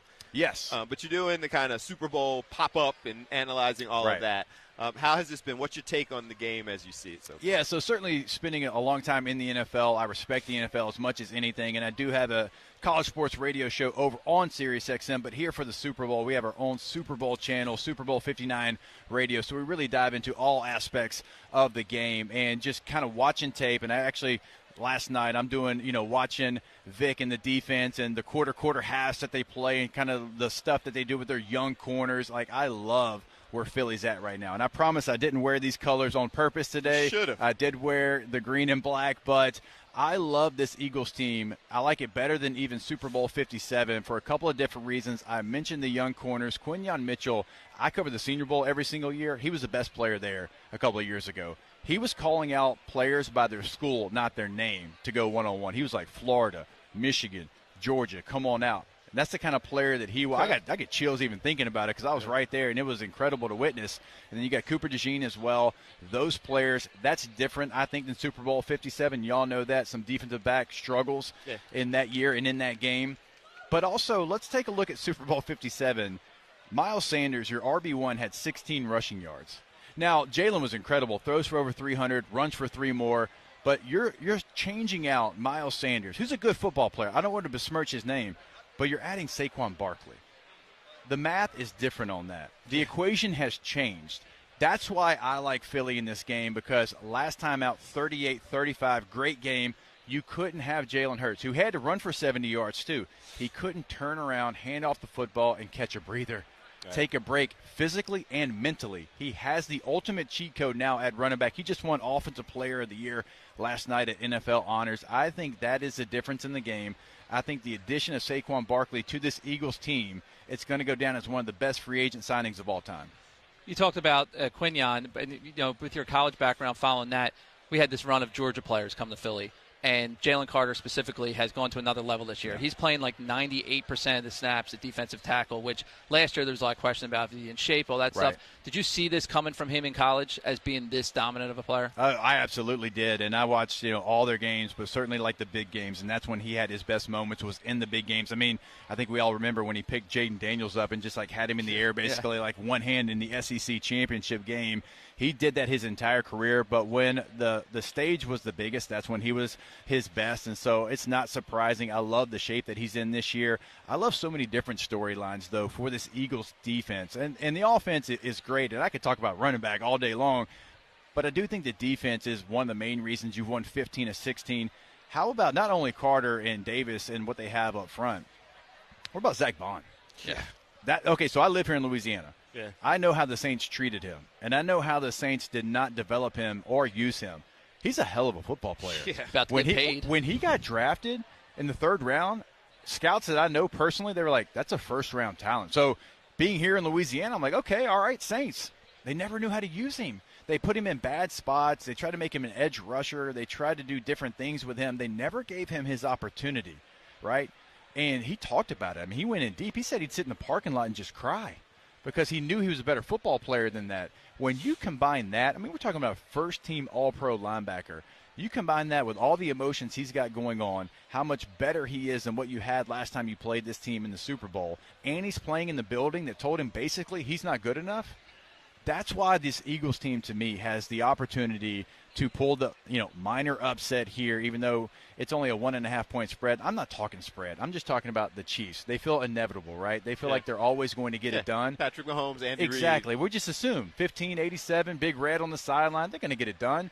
But I think with all the things we're talking about with the Eagles, that's why I like them here, because it's a mixture of everything going in the right direction. And Nick Sirianni deserves a lot of credit because y'all know it was toxic at the end of last year. It was toxic at the bye week. Right. I can't. 2-2. You're right. I mean, you had a game in South America. Nobody cared. You won the game. Everybody's like, I don't really care that you had all that travel. I don't care the situations that you had. Right. And so for him to within season change everything, halt that right there because it could have gone another way, as we all know here. Quick. And you win 15-16. And the one game you lost, I mean, you had. It took a heroic performance from maybe the best rookie season we've ever seen, Jaden Daniels, to beat you there. So he deserves a ton of credit. The conversation is circling Andy Reid, and I get it. If he wins, it's going to be his 4th. But also we need to give a lot of credit to the Eagles staff for what they've done. Appreciate it. Yep, cool. All right, we're going to take a break. How do people find you? Follow the show, yes. Get you on social, all those good I appreciate things. it. Jacob Hester 18 on all social, and listen to Off Campus every single day, 3 to 6 Eastern time on College Sports Radio, Sirius XM, Channel 84. We just had to stop because he picked the Eagles and told us why.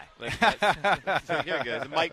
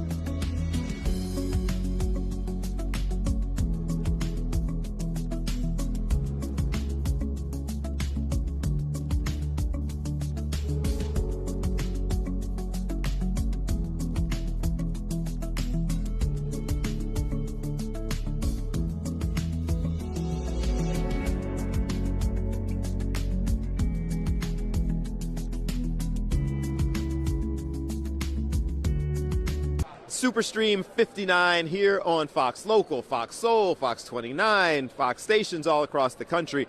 And one of the things that we've been sharing, and what's kind of cool about all of this, is you get to hear a bunch of stories and people who are walking around sharing their stories. Luis Perez is one of those people, played in the NFL, but an interesting story to tell. Yeah, for sure. I have definitely a unique path to the NFL. You know, I started out as a kid, you know, having that NFL dream. I want to go out there and, you know, I was that kid that would sleep with the football, throw it in the aisles. I was that guy, you know, and you know, it was a turning point in my life where I decided, you know what, I'm going to put football on hold and I'm going to pursue my bowling dream. Your bowling dream? My bowling dream. So I'm like, you know what, I'm just going to bowl. Got my own ball, got my own shoes, started competing in leagues and tournaments, and now I'm competing nationally. And I'm like the top-ranked bowler at 13 years old, bowling perfect games and all that. So I bowl all throughout high school. And I remember it was the last home game my senior year of high school where all my buddies were on the team. So they ended up convincing me to come to the game. So I go to the game, and I'm sitting in the stands, and I'm looking down, and I'm seeing all my buddies run through the tunnel. And I get full-body chills, like, whoa, like, what am I doing up here? I need to be down there playing. I didn't run through the tunnel for the bowling team? No, definitely not. So, you know, I'm just thinking, like, wow, like, I need to be down there. Like, I can bowl when I'm 50, 60 years old. And that was the moment where I decided, you know what, I'm going to pursue this NFL dream. So you didn't really pursue it early on, and managed to transition at that point, like not really playing in high school, and make it to the NFL? Yeah, so crazy journey. So right when in that moment when I decided, hey, I'm going to pursue my NFL dream, I went on YouTube, and I started watching a bunch of videos on just, you know, mechanics, football drops. The only thing I knew was I could throw a nice spiral. That was it. I didn't know nothing about anything else. So I just remember sitting in my room for hours and hours and hours, and just like, there was an obsession that, like, I had to get this done, right? I didn't play football in high school, so I knew I had to take a different path, and I had to outwork every single person that had already played high school football. I'm 4 years behind. So, yeah, so I ended up, you know, walking on junior college and, you know, finally getting a starting job and getting a scholarship. Wow. Yeah. And so you played for a couple years, did your thing, and now you're also playing, you're at NFL, UFL. Yes. So after my Southwestern Community College where I walked on, I went to Texas A&M Commerce, where I won a national championship, and I won the Hardin Hill winner, which is the Heisman for Division II. Okay. From there, that's when I made the transition to the NFL. So I played for the Rams in 18. 19, I was in Philly. 19, again, I went to Detroit. 2020 XFL. 2021 Spring League. 2022 USFL. 2022 Rams. 2023 XFL. 2024 UFL. Chargers. And now back to the UFL, like you mentioned, this year. So in sharing this story, and it's obviously a fascinating story, but why did you feel the need to share it? Yeah, I just think, you know, right now I'm in the process of writing a book. Okay. Of just on my whole journey from as a kid all the way until now, of everything I went through, all those different obstacles, and how I handled all those situations. And I really think I can inspire in a positive manner a lot of people, and not only just football, but in day-to-day life, just how to deal with adversity, because everybody deals with adversity, right? Yeah. But it's how you trick your mind, or I'm not going to get into too much detail, but like I talk about it in my book of how I handled like some really adverse things. And I think it can just impact a lot of people. You think that young people who hear that story then can believe that you don't necessarily have to take that direct path that people see. You can hard work and overcome. 100%. And it's a mindset, right? Like when you want something so bad, like you'll find a way, right? And then again, talk about the obstacles. Like to me, when there's obstacles, there's three phases to it, right? It's the obstacle, then there's the emotion that comes from the obstacle, and then it's the action you take on the obstacle, right?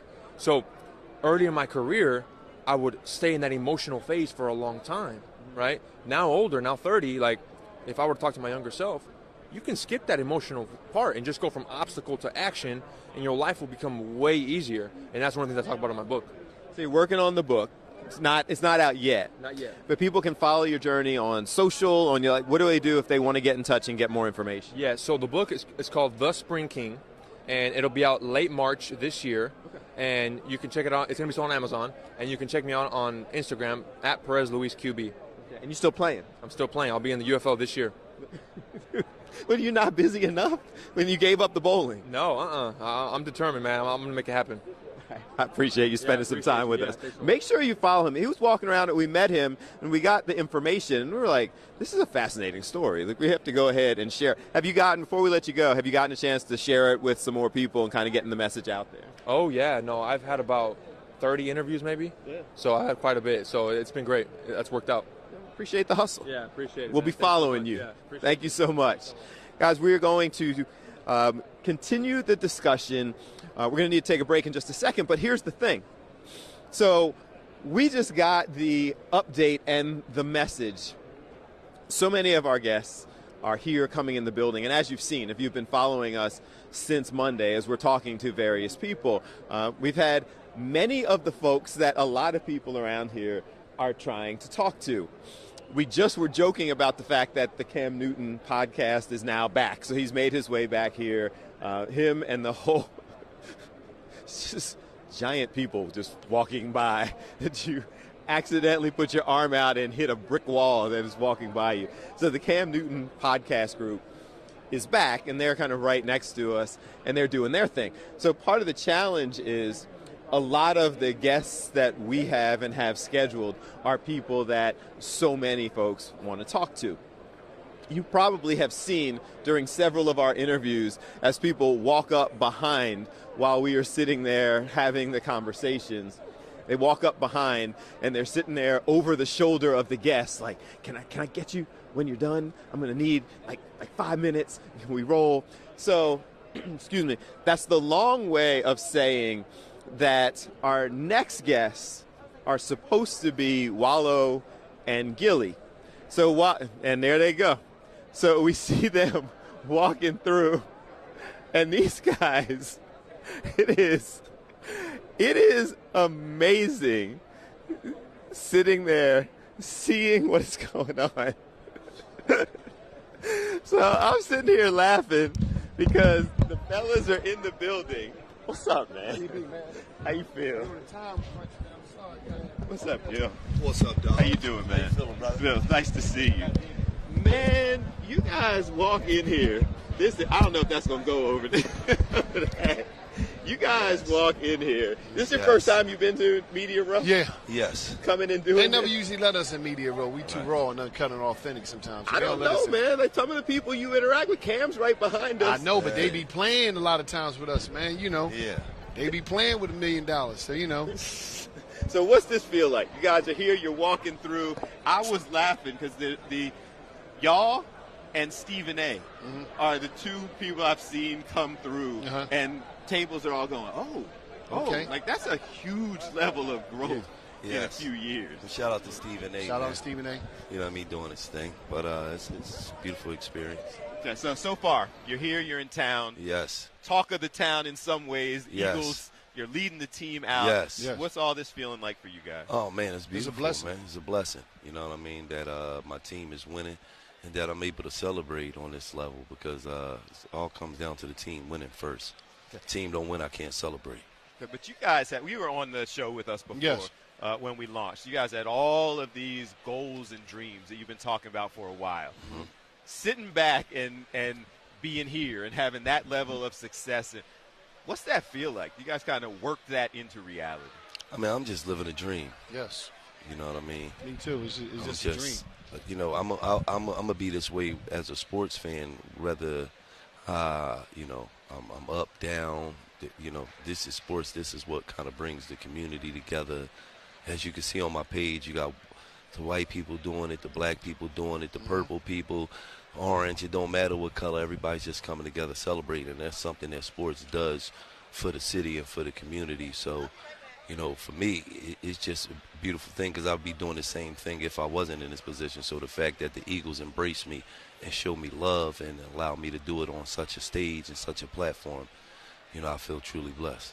You were talking for years now about the path that you wanted to take. Yeah. You're well on it.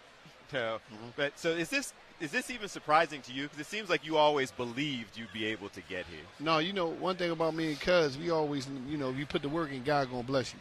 That's all you got to do is put the work in. Most people ain't putting work in. People just talking. And you got to understand, you know, most people just going to sit back and wait for something to happen. We going to go make it happen.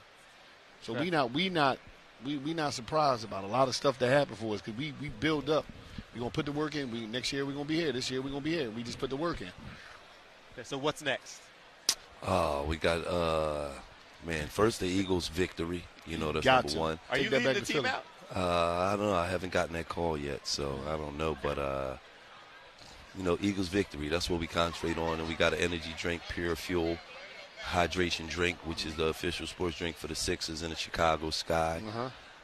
Cuz got a book out, New York Times bestseller. Yeah, man. Congratulations. Thank you. You know what I mean? We just doing a lot of things, just all over the place like broken glass. Yep. Living the dream. How's it feel that you guys have been able to inspire so many young people? And this isn't necessarily the place to go deep down that discussion. Yeah. But your backgrounds are stuff that young people see you. They're like, okay, they're doing this. Like, we can actually do this. No, that's our main agenda, is the school of young cats, the young people. You know what I mean? Yes. Because a lot of people forget them out. And they're still impressionable. They still figuring out life. Older people, a lot of times, they already got mixed out. I'm going to be this, and they just cool with it. But it's our duty to get them some game, because everybody forget about them. Everybody quick to criticize them, but they ain't quick to help them or give them outlets or information to help them be better individuals as they grow. Yeah. Same thing, just feeling good, being able to inspire the next generation. Absolutely. And, for us, it's about giving the youth game, and that's guidance, attention, motivation, and education. Because when we was growing up, we always had old heads and, people who would tell us, no, don't do this, don't do that, don't. And then somewhere along the line, the old heads, it just don't exist in the community anymore. So now the youngins is listening to youngins, you know what I mean? So we just had to develop something that they could look at and see as authentic and as raw. And, it's not that, it's not sugar-coated at all. And, they take it well. Yeah. Two more things. I'm going to let y'all go, because I know doing things, you guys don't get into town and not get into doing stuff. Yeah. How in the world did you get everybody on earth blow the whistle, dancing, your neighbor with a broom, JoJo, the whole nine? Was that a plan? You just celebrate? Actually, me and JoJo do a live stream called Gilly on Sports. And it'd be thousands. It'd be thousands of people watching it, tuning in. And after every victory, we would just go outside and dance. And then one day the neighbor was on the porch. Shout out to Jake. He was just sweeping, and then he came over and he just did his thing, and then it just turned into what it turned into. You know what I mean? Not one time did I ever tell Jake to come over, though. He just, after he did it the first time, after we won, he would just come do it. He'd see us outside dancing, and he'd just come do it. And now, shout out to me as a broom deal. And so God is good, I remember the first time I saw that. I sat there. I might have commented on the page. Yeah. It was like, this is the type, it's beautiful, because it's the type of scenario that you would expected neighbors to be like, yo, can you turn that down? Right. And these neighbors are coming out dancing and joining the celebration. And then you got the whole world doing it. Yeah. Over with Alex and Mike over with us on Fox. Yes. All right. So, Patti LaBelle. Who else? You called out Kevin Hart. Amari Hardwick. He's half a fool. Yeah. He did it, yeah. Meek Mill. Still got to get one from Meek. Lil Uzi hasn't done it yet. A lot of the other people in Philly done it, the Ricos and the Rockies, and a lot of people have done it in Philly. Too Rare, and a lot of the celebrities, that's coming up have done it in Philly. So I still got to get Meek to do it. Man, Philly's proud of y'all. We appreciate everything that you've done. We appreciate your activity. I know where you're going with. Who wins the game? Oh, man, Eagles. All right, no concern. This dude has on different uniforms everywhere you go. I've seen you in all the different uniforms. But we he ain't know you knew him like that. He didn't know you was up on your game. Come on, man. It was Eagles, Niners, Rams. Oh, my Who God. else? Yeah, but you're on with the Eagles. I'm on. Okay. You obviously are picking the Eagles. Absolutely. All right. Guys, I appreciate you. I appreciate you. Follow them, the podcast, the shows, the businesses, best-selling author. $1 million worth of game. There you go. $1 million worth of Big game. hats. The guys from the hats came by yesterday. Yes, Noggin Boss. Noggin Boss. Shout out to him.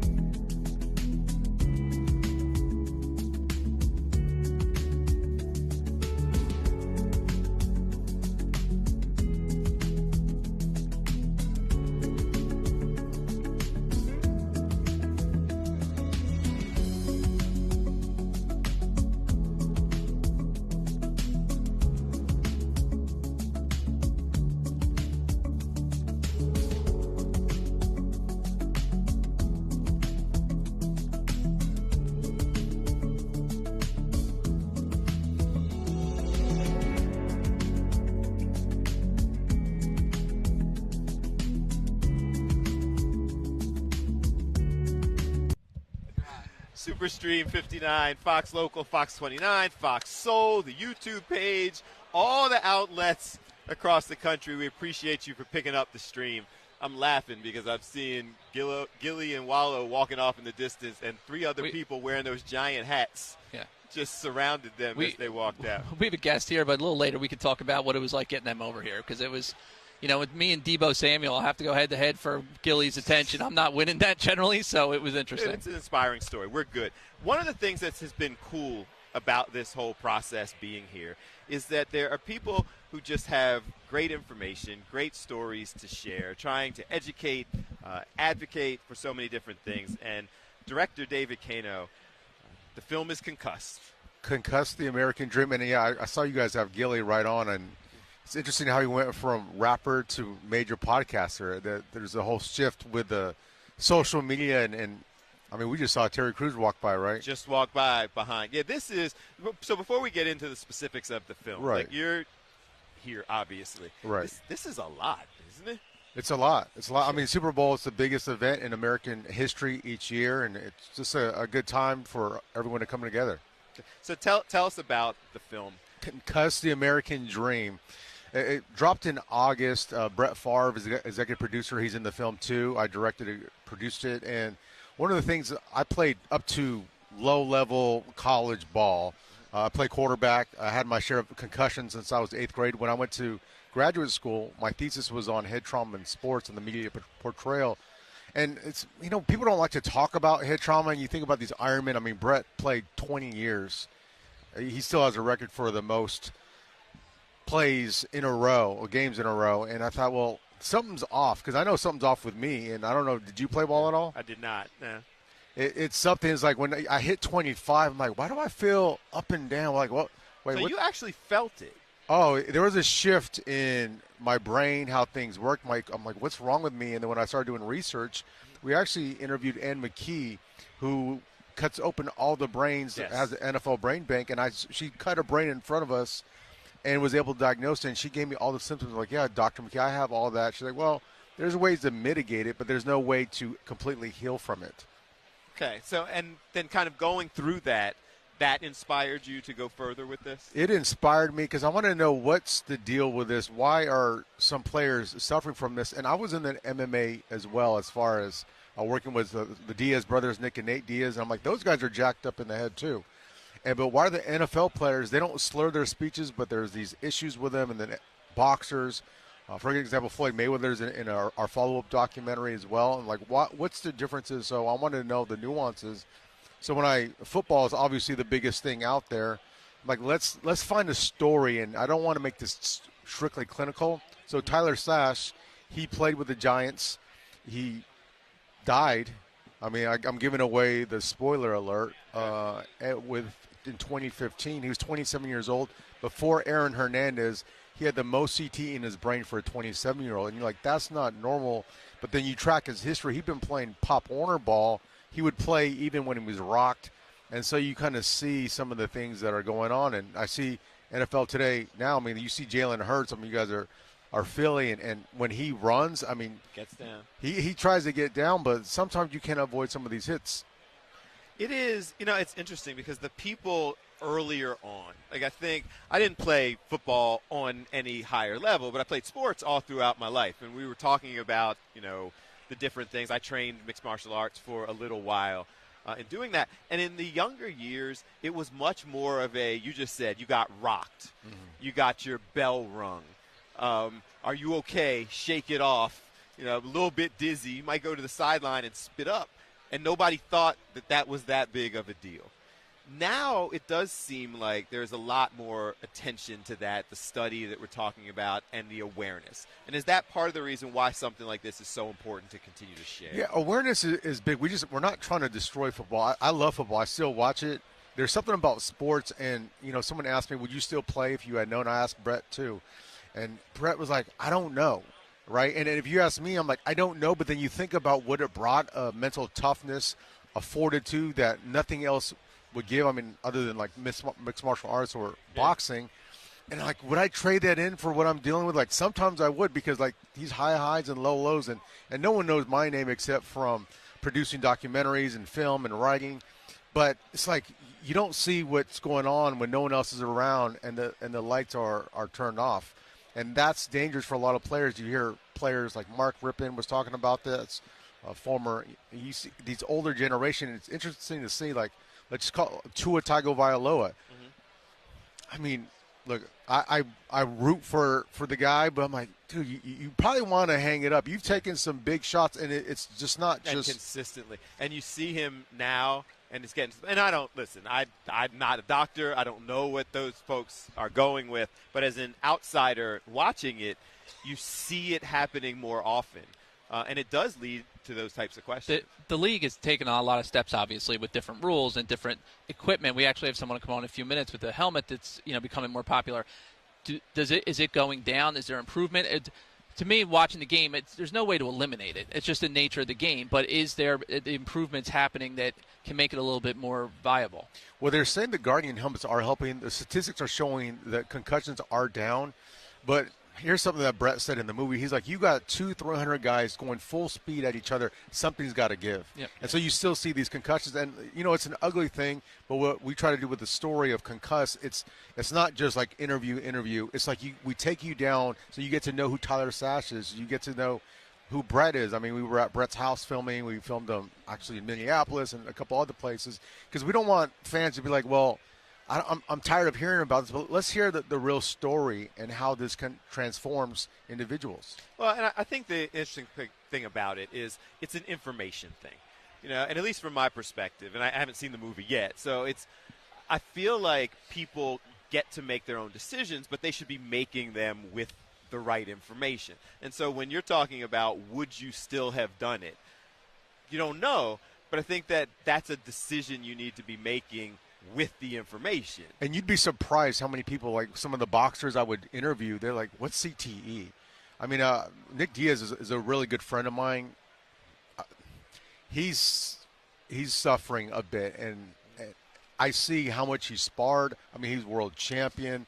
And so I've known him for over a decade, and I saw him here at the peak, and you just see you can't get these punches to the head or hits in football and at some point just give. So you even see NFL players retiring. Luke Kuechly, he retired pretty early. There's some players, they're like, you know what, I made my money. I don't need $100 million to be wealthy. I'm smart with my investments, and they're getting out. Yeah, well, now there's the Guardian hat. Yeah, the Guardian hat and other things that they are working on. And it feels like, honestly, I'm like, I still don't want to see that because you still want to see this rawness, but then it's like, well, player safety. So, and I hear fans complain about them. You'll see on social media, they're like, that they look like a clown. It's like, listen, I look like a clown and be safe. And I think that's the process. So if people what do you hope, what's the best case scenario? What do you hope comes out of people seeing your film? Well, you want mothers and you want those players to know what they're getting into, right? I wish I would have known when I would get hit dropping back and I would see stars. And I'm like, maybe I should have taken myself out of the game, but you didn't do that. You just stayed in because you don't want your backup to come in, and you still wanted to play. And there's a saying in the NFL, you don't make the club in the tub. Mm-hmm. And so that's the other thing. I don't think players will necessarily take themselves out if they're competing for a spot. You have a superstar, it's a whole different thing. But I hope is the audience will see this. We have a trilogy. We have 2 more films coming out, one on boxing and then an MMA one with a bunch of Hall of Famers in both sports, which I don't think is a sport, but I want just awareness and them to take away is like I said when I did an interview with the New York Post, I said, if you don't cry by the end of the film, I'll give you your money back. I want to touch somebody. Well, and I think at some point you have to protect people from themselves, and that's part of the thing. We're going to need to take a break. Tell people how they can find you, find the information, see the film, all of these good things. Concuss American Dream. It's on Apple TV. It's on Amazon Prime. It's on Roku, Tubi. It's everywhere. It's everywhere right now, so you can go check it out. And we'll look for the ones coming after. Yeah, you can follow me, Real DeCano, Real DeCano, and Concuss the American Dream as well, and everything will pop up.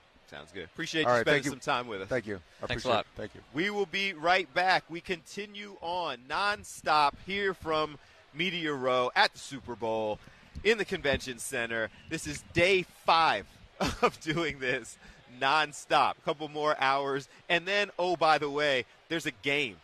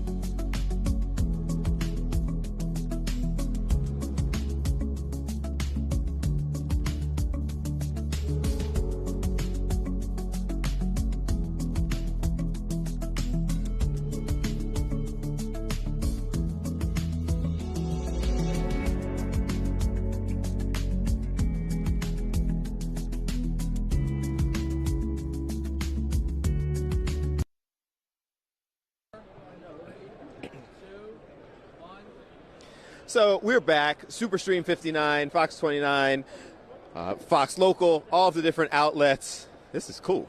All right. So it honestly was an interesting and kind of a perfect segue, because we were just talking to someone about the kind of development and ways to protect people and the things that are taking place and how necessary it is. And that's what you do. Introduce yourself to our audience. My name's Nick Hussain. I'm the founder and CEO of Light Helmets in Carlsbad, California. And we make helmets for the NFL, NCAA, all the way down to the youth level. It has, for a lot of reasons, especially the youth level, it's evolved because the need to, have more protection, lighter, all of that? Absolutely. You look at the NFL, concussions went up, and they continue to go up in spite of rule changes. And finally, they started to drop because of the new helmets. And ours is tip of the spear. We're ranked number one at 2 different Virginia Tech, top category at the NFL. But players are looking for a performance advantage as well, and that's the reduction in weight.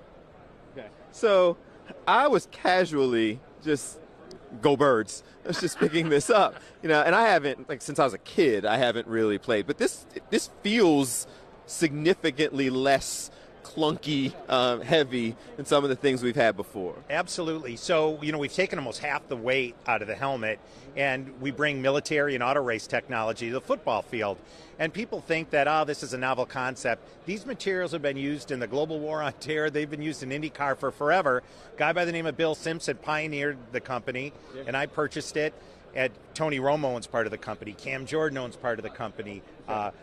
Richard Smith, who's founded FedEx, owns part of the company. This is a real deal, and there's only 3 companies that make football helmets. And but we're getting more and more players jumping aboard. But even the kids are looking for reduced weight. The new standard for youth football helmets, 3.5 pounds. We're the only one that gets there. Really?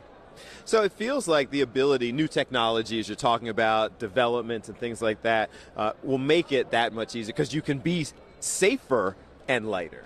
Absolutely. In fact, the NFL helped us develop the internals on this with our partner company, Clyde, out of Canada. And the NFL really, really is interested in keeping players on the field, right? I mean, not only for the benefit of the player, but for the benefit of the NFL and everybody that's watching at home. If you lose a star quarterback, that quality of that game, what happens this weekend? We saw the quarterback on the Eagles got dinged a couple of weeks prior to the end of the season, and it changed the dynamics of the playoffs. Look at what happened to the Dolphins this year. Yeah. So everybody's interested in keeping the players safe on Saturdays and Sundays and Friday night lights. And there's just not that many companies doing it because it is a complex business. But with the support of the NFL, the new tech that we've got in here, 3D printed parts, who would have ever thought that that would have been part of a football helmet? And it also feels like it's beneficial that you talked about Tony Romo and some of the others, having the players involved who have actually gone through it and know what it feels like, kind of advising and participating, seems like that's absolutely helpful. Absolutely. I played a little D3 football, but you get guys like Tyrod Taylor, Darius Robinson, who's a first-round draft pick, Ben Barch on the 49ers helped us work on some parts, Cam Jordan, actually, right here from New Orleans. If you don't have the visibility and the support and the feedback on what the helmet needs to feel like, I can't always do that. So having that feedback and then having them get the word out is important. Otherwise, people just keep buying from the same companies they've been buying helmets for forever, and you get the same result. To the parents, folks who are watching right now, what's your message to them? My son wore this helmet for 5 years. Cam Rising, who played on the Utah Utes, got a concussion in the Rose Bowl, couldn't continue playing that game. He switched to our helmet. His parents actually invested in the company. Dr. Peter Cummins wrote the book Brainwash. He's a forensic neurologist. His son wears this helmet. Tony Romo's son wears this helmet. Dan Orlovsky from ESPN's sons wear this helmet. If that's not the best message to get across that new technology is here, there's nothing better than that. And finally, if people want more information, if they want one of these, I think you should discontinue the Chiefs version. But if they want one of these, how do they get more information? So they can go to lighthelmets.com. And, you know, First Trust Bank, Richard Green, part owner on the Eagles, he's involved with the company as well. So I got to say, go Birds. Sorry. There you go. Go Birds. There's a Chiefs helmet over there. I think we should take it. There's a Chiefs show over there somewhere. Should we get that? Let's just get that Eagles helmet and bash out the Chiefs helmet. Green dress for you guys. There you go. This is smart people here. I appreciate you. Yeah, thank you for having me. This is such an important topic. There's almost 6 million kids playing tackle football and even more playing flag football. The safety aspect is critical, so we urge you, look at all the choices. Appreciate you. Thank you. And go Birds. Go Birds. That part. All right, quick break and we'll be back. Continuing the conversation, Superstream 59 on, I might keep this one, on Fox Local, Fox 20. I'm not going to keep your helmet. What am I going to do, just wear it around the office? We'll be right back. Stay tuned. Look good. Give it to that guy. Let him wear the helmet.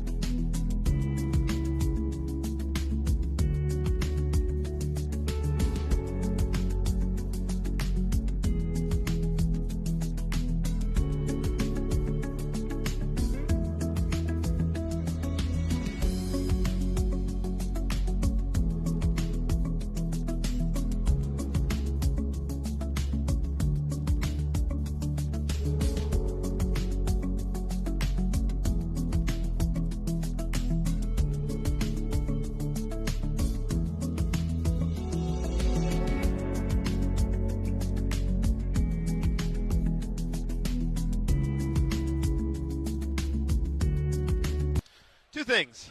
It's a little cold in here. Yeah, I think it's because people are starting to leave a little bit. It's emptying out a little bit at the end of the day. But, yeah, you're definitely feeling it, so I'm glad I'm wearing the long sleeves. Yeah, so I've been adjusting, and I went with the new limited edition Eagles, the stuff I got at the Pro Shop, but short sleeve because it's been a little hot over the last couple of days. Yeah. Then today, it's a little chilly.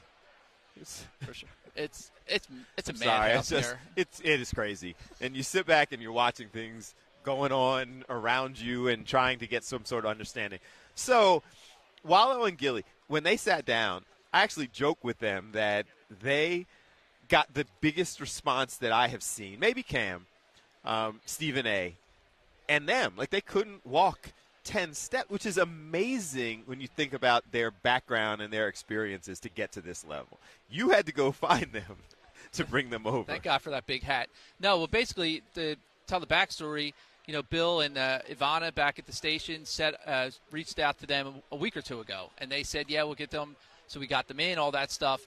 About a half hour ago, their person texted me and said, they're coming in the building. You better go find them. They'll never make it to you. And that was correct. I went over. I saw the hat. Debo Samuel was over there grabbing him. Gilly's trying to put the Eagles hat on him. He refused. Says, I'll never wear that. Debo's like, oh, they traded Luka. They could trade you here. And he's like, I'm not putting the hat on. Random people, every set between us and them wanted to grab them.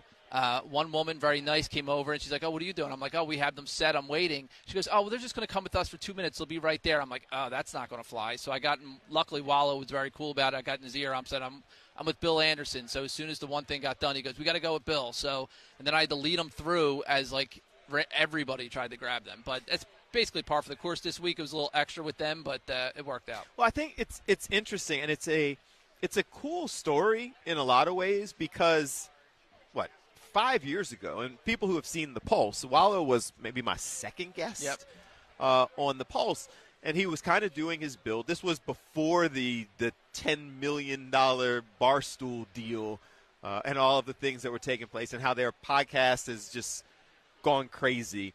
But it was also when they were in the very early stages of traveling around to all of these different people, and they've become kind of the authentic voice of different communities. So they've met all the different athletes. They sit down with the folks. They were right. Who's that? I think it's not. Who's that? No, never mind. I thought it was someone. We're good. Anyway, is this somebody doing like practice behind us, teaching somebody how to be an offensive lineman? How to block, how to block. So they've gone through this whole process and have this level of respect from people because they're so authentic and they go to you. And the challenge I thought you were going to have, and we almost did as you were making your way over, is that they just did interviews with Cam Newton on their podcast. And so Cam's people saw them and came over and tried to grab them pre our interview as well. That was a combination of eye-opening and very cool for them. It's awesome for them. I mean, they've reached a level now where they can't go anywhere. And, for a long time, and, from what I know, Wallow was the guy everybody wanted to talk to in there. And now it's like Gilly walks in a room with the hat on, and everybody wants him to do the dance. They want him to do videos. Like, that was the thing. Everybody wants to stop. Gilly, go. What's the thing? And he's so nice. He was stopping for everybody. But I was happy to be the not nice person. As you saw, they're also, Wallow is over the top, with energy and what have you. And if you've ever watched Gilly's Eagles show, I'm not even sure. I sat there and watched it sometimes and been like, huh. Yeah. No, it's him. JoJo is the little person in the Eagles costume. And they basically sit there and indulge in smoked enhancements and then just talk about the Eagles and just kind of riff. And when they win, they go outside. They got a custom Eagles car, which I believe they had shipped down here. Oh, boy. So that they can it might be on Bourbon Street drive it tonight. around to various places. But it's just, from that standpoint, having met Wallow earlier in the process, it's encouraging and it's a positive to see people ascend to that level when their whole message was you can overcome the type of negativity that I've lived. Wallow did 17 years, I believe, as a child. Yeah. He went to jail when he was 17, I think. Yeah. And to get out and achieve this and believe it and show young people how you can do it, the podcasts and the media. He's got production companies, New York Times bestseller at this point. Gilly's leading the Eagles out of the tunnel. So that was cool. But I did think it was funny because I'm sitting there watching the look on your face from across the room. I'm standing up talking, and you're over there making eye contact going, well, yeah, because I'm also paranoid because I basically told Bill, we're going to go hot, and I'm going to leave you, and then I'll hopefully be back with some guests to just talk as long as you can. And it's like I'm waving like I'm coming. But it all worked out. It was all good. So people back at the station, can you send me the clip of the Gilly and Wallow interview? I've been asking for, and now we have a monitor. Like, I completely forgot about this. So I had a whole plan.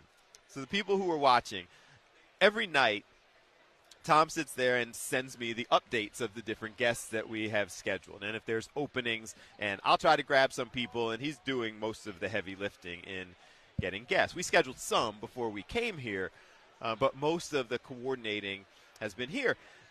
We knew that today was the day where they start packing up and people start leaving. And you can see some of that behind us. It's still pretty active, and a lot of that is because the cam people just came back, and so they got a whole thing going on. But because of that, I wasn't sure if they were going to start packing, up behind us, and we were going to have 2 hours in here without people to talk to. So I started requesting videos of some of the highlights that we have had throughout the week. So if we got to that point, we can say, hey, we spoke to Malcolm Jenkins, yesterday. Here's what he had to say. And hey, and then when we came in and the monitor was broken, that kind of threw a monkey wrench into all of that. And we've been pretty jam-packed, so luckily it worked out. It's worked out that way. And we still, if you're hanging with us, we still have a lot of great names coming up. They're scheduled to be here. I always say scheduled because, as Bill has established many times, this is a whole world amongst itself. But Chris Russo, the Mad Dog, who's a sports radio talk legend, supposed to be on in a little bit. Jamie Erdahl from NFL Network is scheduled to join us. Michael Johnson, Olympic world-class runner, sprinter, is going to come on with Devin Allen, former Eagle and also sprinter. They have a big event coming to Philly soon. They're going to be here in about an hour. Former NFL running back Ricky Williams is scheduled to be with us at 2:45, and comedian Michael Blackson is also supposed to swing by around 3 o'clock. So we have a lot of people scheduled. Don't hold us to them because you see how this works. But, and luckily, and 26, Freddie. Yeah, and Freddy Mitchell. We saw Freddie last night. He told me he's coming. He said he'll be here early afternoon. How you interpret early afternoon for me might be different than him, so we'll see. But Freddie Mitchell is also scheduled to be here. So we got a lot going on. So we may or may not play some of the clips from what's going on. I still like getting up and walking around and kind of trying to grab people. Unfortunately, I was trying to grab Jameis Winston, and it looks like he snuck out of the building. Snuck is probably the wrong word because he doesn't do anything small. But he's actually been here as a digital correspondent for Fox. And going around talking to different people. That guy is just a big personality. Yeah. So a lot going on. So let's take a break. We will come back, keep the conversation going. That whole discussion I just shared with you, that was a long, drawn-out way of explaining why I was requesting the clip.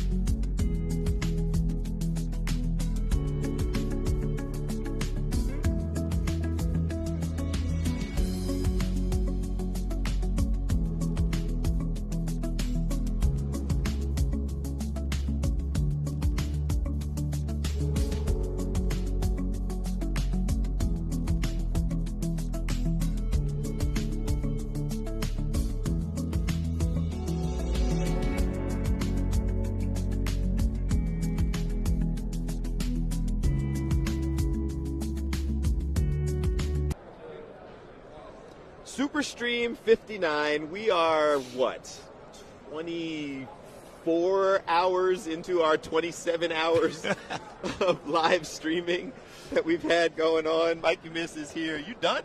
I feel like donating to you guys, like a telethon you guys are running. what can put a cup out there or something? Listen, man, we had the ability. They gave us the technology to take calls. Uh-huh. We just haven't done it. We've been going around talking to. Listen, you guys stay busy. I've been watching you from our perch over there. You got all kinds of big A-list guests coming your way. We're trying. I hear you. I get the roast master while on for a we're little doing bit. it. Well, we're all trying to do it while not getting distracted by the entire chant that comes out of the Cam Newton podcast. Cam's right got something us. going, man. It's a big thing. It really is. You know, they follow him around like crazy. The whole entourage. Yep, we got the entourage. So it has been. We've been kind of keeping track of it. So Cam, Stephen A., and then Wallow and Gilly, who just walked through with the big hat. Yeah, have been the ones that have. Who else? Jameis. Winston was Jameis has an entourage following him. Yeah, there's a handful of people who travel like 10 minutes. Yeah, it's interesting. It's new dynamic with these guys. And Jameis has a lot to say, and Cam has a lot to say. And in this business, if you got something to say, it doesn't matter if the stuff comes out silly. People are going to listen to you. It's an interesting question. I'll ask you because it probably was a better question for you than it was for me. Because one of the guys, I'm trying to remember who it was, one of the former players, who's now doing the podcast. And they were asking, do those of us who work in the media resent the athletes who are out there now doing their things and jumping out into the media? Or do we feel like they've kind of overstepped? I told them that I don't, because it doesn't really bother me that much as long as they know what they're talking about. What do you think? There's no question they've overstepped. But you know what? I roll with the times, and I know that fan base likes to have a comfortability with people that they've followed as an athlete. So right away you get that connection, and and then it's up to you as the athlete to hold an audience. Like, you just can't show up as a big name guy and not have content. Right. And I think initially it brings people to the table, and then you got to be spicy. Cam Newton's perfect. He's going to be spicy. James is going to be spicy. And they're going to have a lot to say, not necessarily that's nonsense, but a lot to say, brash things that are important. So Yeah. I think that's the key. Like, you can't come off as an idiot. But people feel comfortable with it. It's a sign that's a shame for people trying to break into the industry. That it's changed so much to the point where athletes are going to get first dibs. Yeah. They just really are. You almost have to play. And so Yeah. that was the only thing that we had a discussion with, because one of them was saying that, there's a perspective that you can't possibly know because you didn't play. And that was the only thing I pushed back against. I was like, I don't think that's necessarily the case. You don't necessarily know the game any better because you played it. You just have a perspective that I may not have from getting hit. And that kind of becomes the. And see, now you're in my world here. Okay. Because nobody does that more than athletes. Right. Athletes have this entitlement that, how dare you ask me a question about my sport when you haven't even scratched the surface of playing my sport? Like, how in the world can you make a judgment on what I do for a living? You're not even in the same ballpark. Right. They have that attitude. Right. Now, the smart ones will tolerate it and not try to make you feel like a dope. They'll understand, but most of them do not, and that's why I see the industry has changed to the point where they don't need to grant you any interviews. They don't need to talk to you. Right. If they don't want to talk to you, and most of them don't anymore. It's like, you look at the Eagles, that's so structured that you rarely get that camaraderie you used to have with a writer or broadcaster and athlete. They define their own terms now with all their social media accounts, their podcasts, whatever they do. And so they almost cheat themselves by giving you information that they would actually use for their podcast. That depletes their whole brand, So it's such a different world. But I've seen it many times, especially in baseball. Baseball, Bill, to me is the worst as far as dealing with players as a reporter. dealing with players asking tough questions, and they kind of roll their eyes, like, how would you possibly know what it's like to stand in a batter's box and face a 98-mile-an-hour fastball followed by a 92-mile-an-hour slider? You're going to ask me why I swung at that pitch, stuff like that. They'll give you all that. But you don't understand. Yeah, you got to roll with it, because it's like, like I was a college baseball player, college athlete, and I played a lot of sports. I was coached by a lot of people. So I think I can see it on a little bit higher level, but they look at people who have never played a sport as, what right do you have to ask me that question? It really is. So you got to, meaning you have to sharpen up your questions. You have to kind of get to a question that shows off your expertise where they'll be able to trust you. All right. You getting ready to get out of Dodge? We're leaving now. We're not staying for the game, unfortunately. So we're catching a flight in a little bit. Highlight of the week for you before we let you go. Highlight of the week was we had Stephen A. Smith on. I used to do a radio show with Stephen A. in New York, and I've known Stephen for a really long time. He has gone to 17 different levels higher, right? But we got him, and we're busting the stones like we normally do. And here comes Donovan McNabb in to crash the interview and get into the frame shot. I mean, that was unexpected, but it was pretty funny. So that was the highlight of this week. I appreciate you spending some Bill. time with us. Man, you guys, I'll tell you, yeoman's work for you. That's just total respect for you guys to do this many hours. We appreciate it.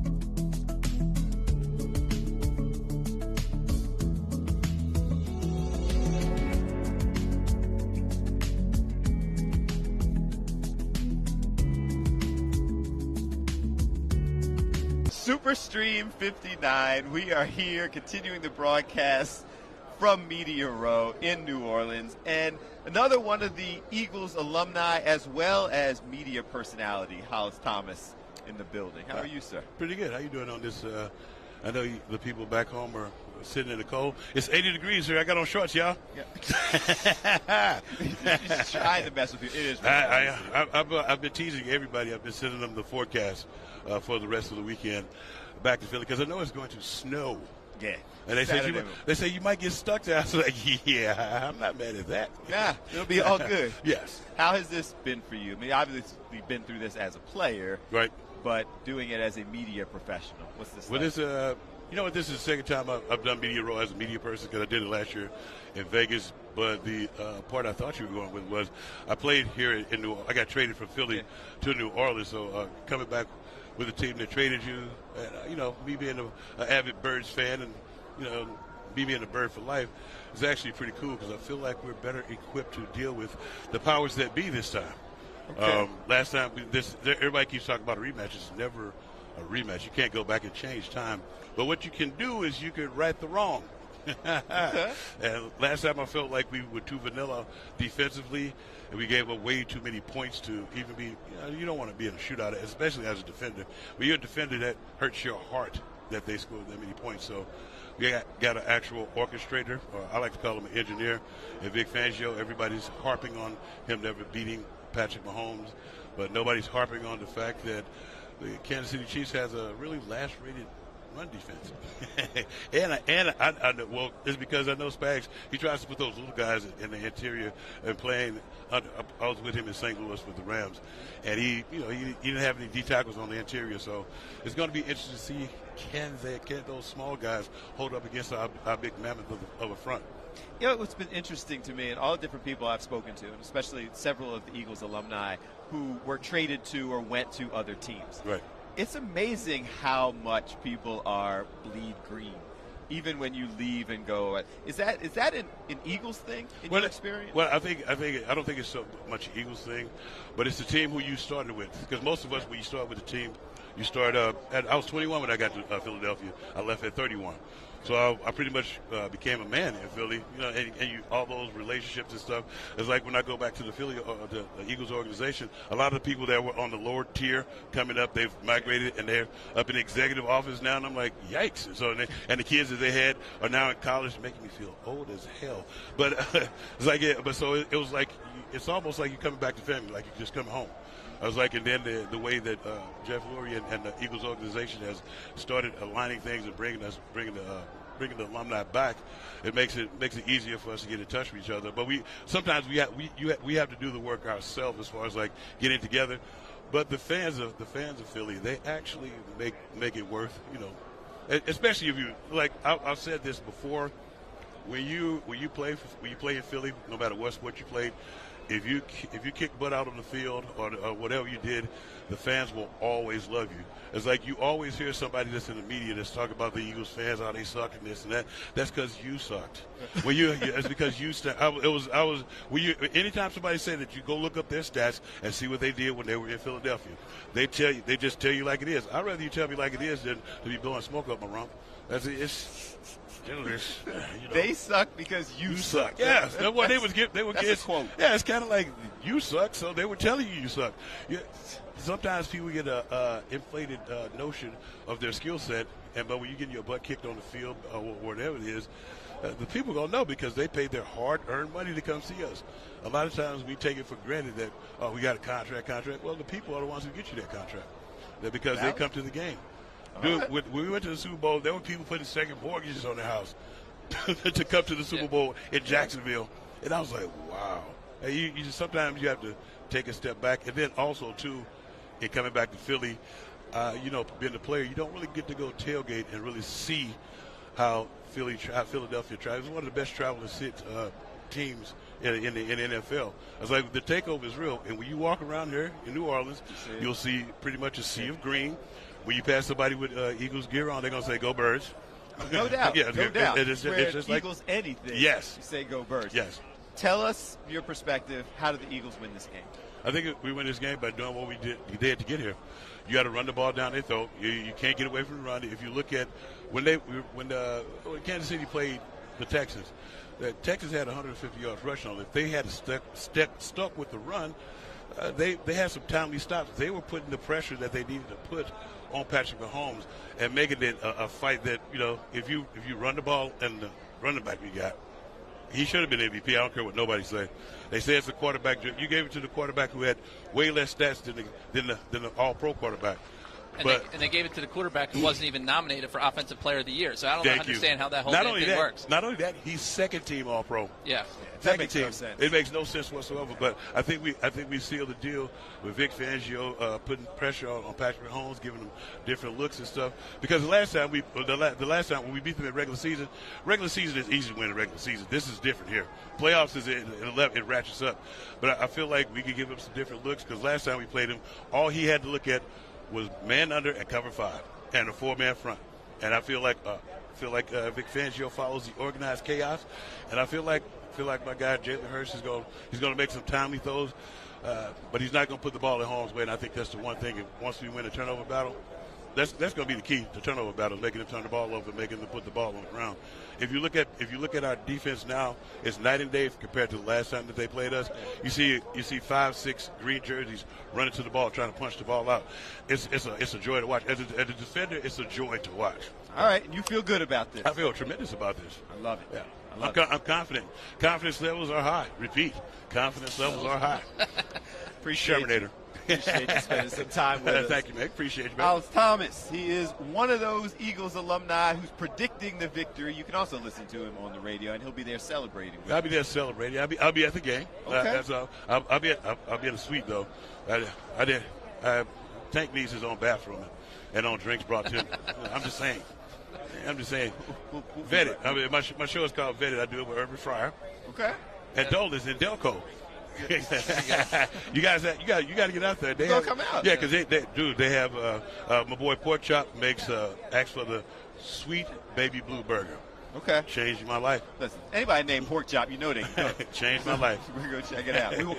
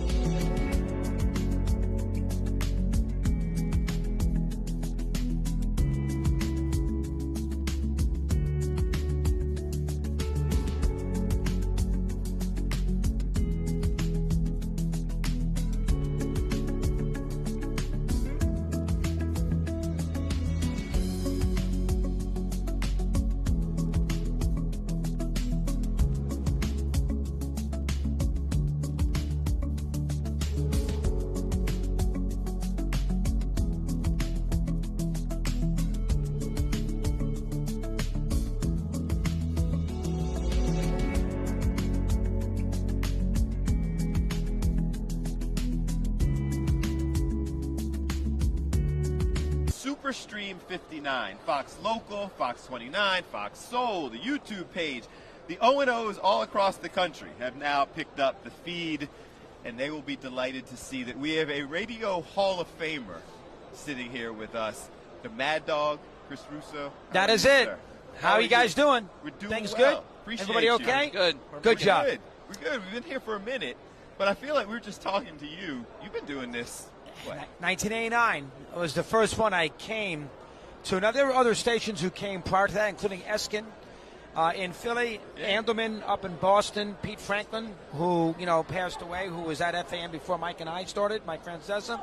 But my first one was the San Francisco-Denver game here. And we did the show at the Hyatt all week, Monday on, across the street from the Superdome. So totally different. Media day was Tuesday morning. Nobody there. Everybody did their shows in their hotel room or somewhere else. There wasn't that conveyor belt feel to it. Yeah. And, so when people came to the lobby, you put them on, they come do it. They didn't have to do 50 stations. They just do you. So Bonnet Conti and Schuler and Warren Moon and, Madden and Summerall. I'd have to go back and look at the list of who we had on if I ever could find it. But that was the first Super Bowl that I ever covered. And I was 29 years old, 30 years old. That was the first one I remember where there was sort of a convention hall feel to it was the Buffalo-Dallas game in Pasadena in 93. That was the year that Dallas beat them 52-17, whatever, 53-17. The Leon Lett play with Don Beebe. That was the first one where they felt like there was like about 10, 15 stations there, all in the same spot, same location. With all of that and the history and how much you've done this and achieved, is this positive growth or is this like, wow, what am I looking at? I mean, I think it's, it's probably a combination of both. I look at all the people who are employed and all the money it brings in and the fact people have somewhere to go and everybody congregates. It's sort of a piece of Americana. So from that standpoint, it's a big positive. Is it a little overdone? What can you break down? It's a football game. We're not breaking down, the Tehran presidential conference with Stalin, Roosevelt, and Churchill, 43 in Tehran. So it's a little over the top. Media day is the media day was totally changed than it used to be. It used to be you had to be a football guy. I remember the second Super Bowl, Buffalo and the Giants, they had media day on the Monday morning. It may have been Tuesday morning. Yeah, it was Tuesday morning. In the sombrero. And they had the players in the stands. And I went to go find Marv Levy. There was 4 people around him for an hour. 4 people sitting around him talking football. Doesn't happen today. No, Head coach, you can't get anybody. You can't get near him. No. And if you watch that Buffalo 30 for 30, the rings they never got, you're going to see me ask Levy a question right there. Turns his shoulder, and they don't have that. So you don't have the intimacy that you used to have. Which is, it's the way it is. It's part of growth, but it gets a little too much. But again, there are some positives too. Gives America a place to sort of pay attention to for a week. It's obviously never going to change because of the money and all this that's involved. But would you, if a perfect world, would you see it just a 1 week instead of the 2? Absolutely. The games are usually better too. Yeah, because it seems like Bill was saying this morning, like he was watching some show and everybody at the beginning of the week was picking Kansas City, but for some reason now they're switching over to the Eagles. Like they talk themselves into it. But over that 2 weeks, you have all this time just to 100%. I think they're never going to do it. Yeah. And the fact they say they can't is a bunch of nonsense because Buffalo and the Giants in '90, which may have been it was a great game, 20-19, Norwood's missed field goal. They didn't have a bye week that week because obviously. That was the war, and so they went right from San Francisco. Houston game. Right. So that was the Whitney Houston game. So that was a great game. I have to go look at the others, but it's so much better without it. Now, listen, they've always had the week off. If you go look, even back in the 50s, 40s, they had a week off. They always had a week off between the Western Conference winner and the Eastern Conference winner, and they did the week off in case there was a tie, they would play the game in the week off. Perfect example. I'll give you 2 examples. Giants, Colts, 58. The famous game in overtime, Alan Amici scores. Well, the Giants had to play the Browns the week before because they tied in the regular season. They didn't have tiebreakers. They tied, and so the Browns had to play the Giants the next week while the Colts had a week off. 65. Colts, Green Bay. Tied in the Western Conference. That's the famous game in the playoff where Don Chandler missed the field goal. Jim Tunney, who just passed away, called it good, and the Packers won 13-10 in overtime. That was a play-in game, and they played that in the week in between, and then Green Bay Well, they didn't have a Super Bowl. Then they played the championship game against the Browns the following week. So people don't realize that they had the scheduled week off in between the end of the regular season and the title game, or if they played a playoff game in between there. So they've always had it, but I've always thought the games are better without the week off. I really have. I'm curious because we're seeing all of the podcasts and all of the big growth and things around here, and just listening to you, obviously have knowledge, the information, the research. Well, I've been doing it a long time, so if I don't, I'm in trouble. Been doing it for a minute. Well, but it's an interesting point because you have a lot of people now who get into it who may not spend as much time not sports on the fans. research, the knowledge, those types of things. Now, it expands the base, like it expands the audience of people watching, but does it reduce the quality? Yeah, oh, absolutely. You have a lot of people who come down to the Super Bowl and they're not sports fans. In the old days, people who covered the Super Bowl, they worked for a newspaper, a radio station. They were sports guys. You don't have that as much anymore. You got TMZ here. You got all the other outlets that couldn't tell you who Len Dawson was. Yep. Never heard of Hank Stram. Don't know who Ron Jaworski is. Never heard of Bill Berge, Chuck Bednarik. The 60 title game, what's that about?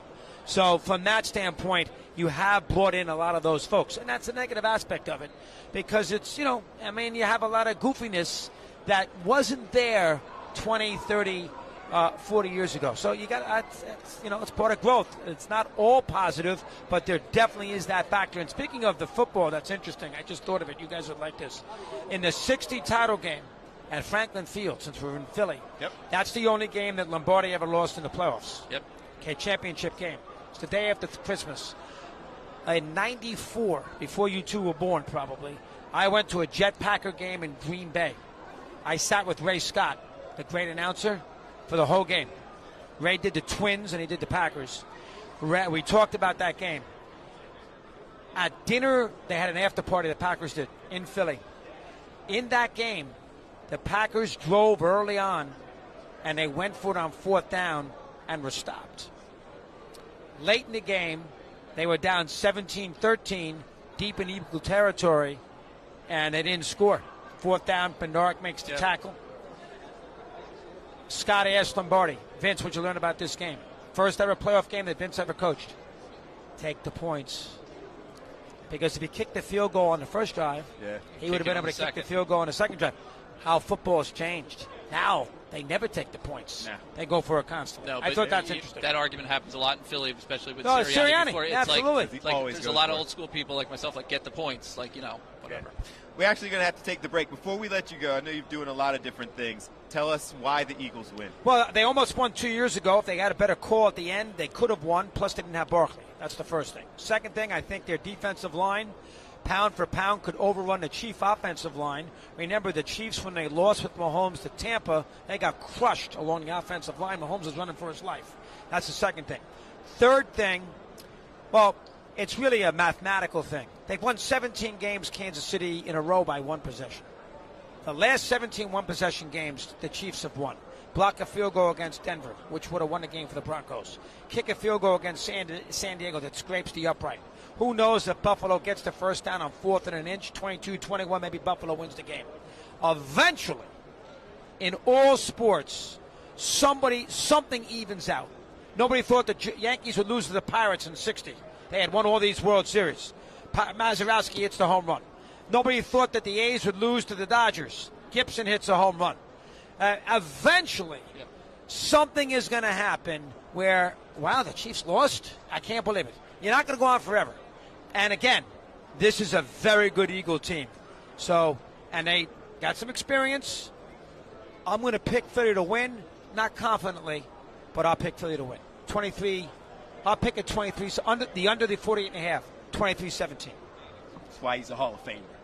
Appreciate you. We love you guys. Good job. Enjoyed every minute of it. Radio, Sirius XM. Mad Dog Radio, Sirius XM.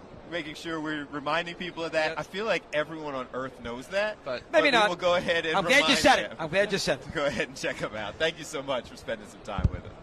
We'll be right back. Good job, guys. Both of you did a great job. Keep it going. That's a good story about Lombardi, huh? Yeah. Good job. I enjoyed it. Whoops. I got it. You're good. All right, have a good day. You too. Appreciate you. All right, good luck. There we go. got the food chaser? Supposed to have Jamie Erdahl, but if you want to do, she's supposed to be here at 1:25 I have not seen her yet. So, yeah, why don't you talk to them? But if she shows up, they have to, because they're on 15-minute windows. Y'all ready? Do you want to stand or no? I don't know. So we're trying to figure out somebody who's trying to rush us out. So we don't want to. We don't know if we want to start and stop. So what do you think? I think we should go ahead and do it. Go ahead, do it. Let them wait. Yeah, we're from Philly. Right? We just saw Mad Dog leave you. We love him. That's cool. Y'all having fun in here? Yeah. This is crazy. Thank you, Bill. We really appreciate this. Of course. So this lady over in Maggie, she hot. Smell. Go. She remember. They waiting Bill, for us? you're hot. Oh. I didn't know what he was telling me. He said, I don't know if he was telling me you need to turn around because Michael Johnson is walking around behind us. Like all that, the Olympian Michael Johnson. Y'all got to put on the headset. Oh, man, I have his sneakers. Yeah, we got his sneakers in the trunk. I love y'all. I'm gonna go get them for him to sign. You about to interview Mike Johnson? We're interviewing you right now. Are we live? We're live. Oh. Okay, Bill. Everybody in Philly and now all over the place knows the Food Chasers, Maya and Kayla. How are y'all? Do they? They do. Hey. Listen, there were people talking to us about it. Y'all are getting ready to do business with Mark McMillan. Yes. Shout out to him. I'm gonna put it out there. He said he wants us at the Brian Dawkins golf tournament. Yes, he did. So Brian Dawkins, that may be news to you, but it's Here happening. come the twins with the Jalen cheesesteak. It's happening, Brian. He was here was he yesterday? Who, Brian B-Dawg? Dawkins was Oh, here. I love B-Dawg. We love We did B-Dawg. Brian Dawkins and Malcolm Jenkins back to back while we were sitting here talking. Oh God, I need all that energy. So how has this been for y'all? It's first time on Media Row? Yes. Yeah, mine too. So Yeah. I'm fanboying. What? Yeah, You know? we're fan-growing, so I'm it's like, that's you Dan know, we're Marino, like that's loud. Deion Sanders. Yeah, but we're scared to approach people and get all in their face. So we're trying to be cute professional.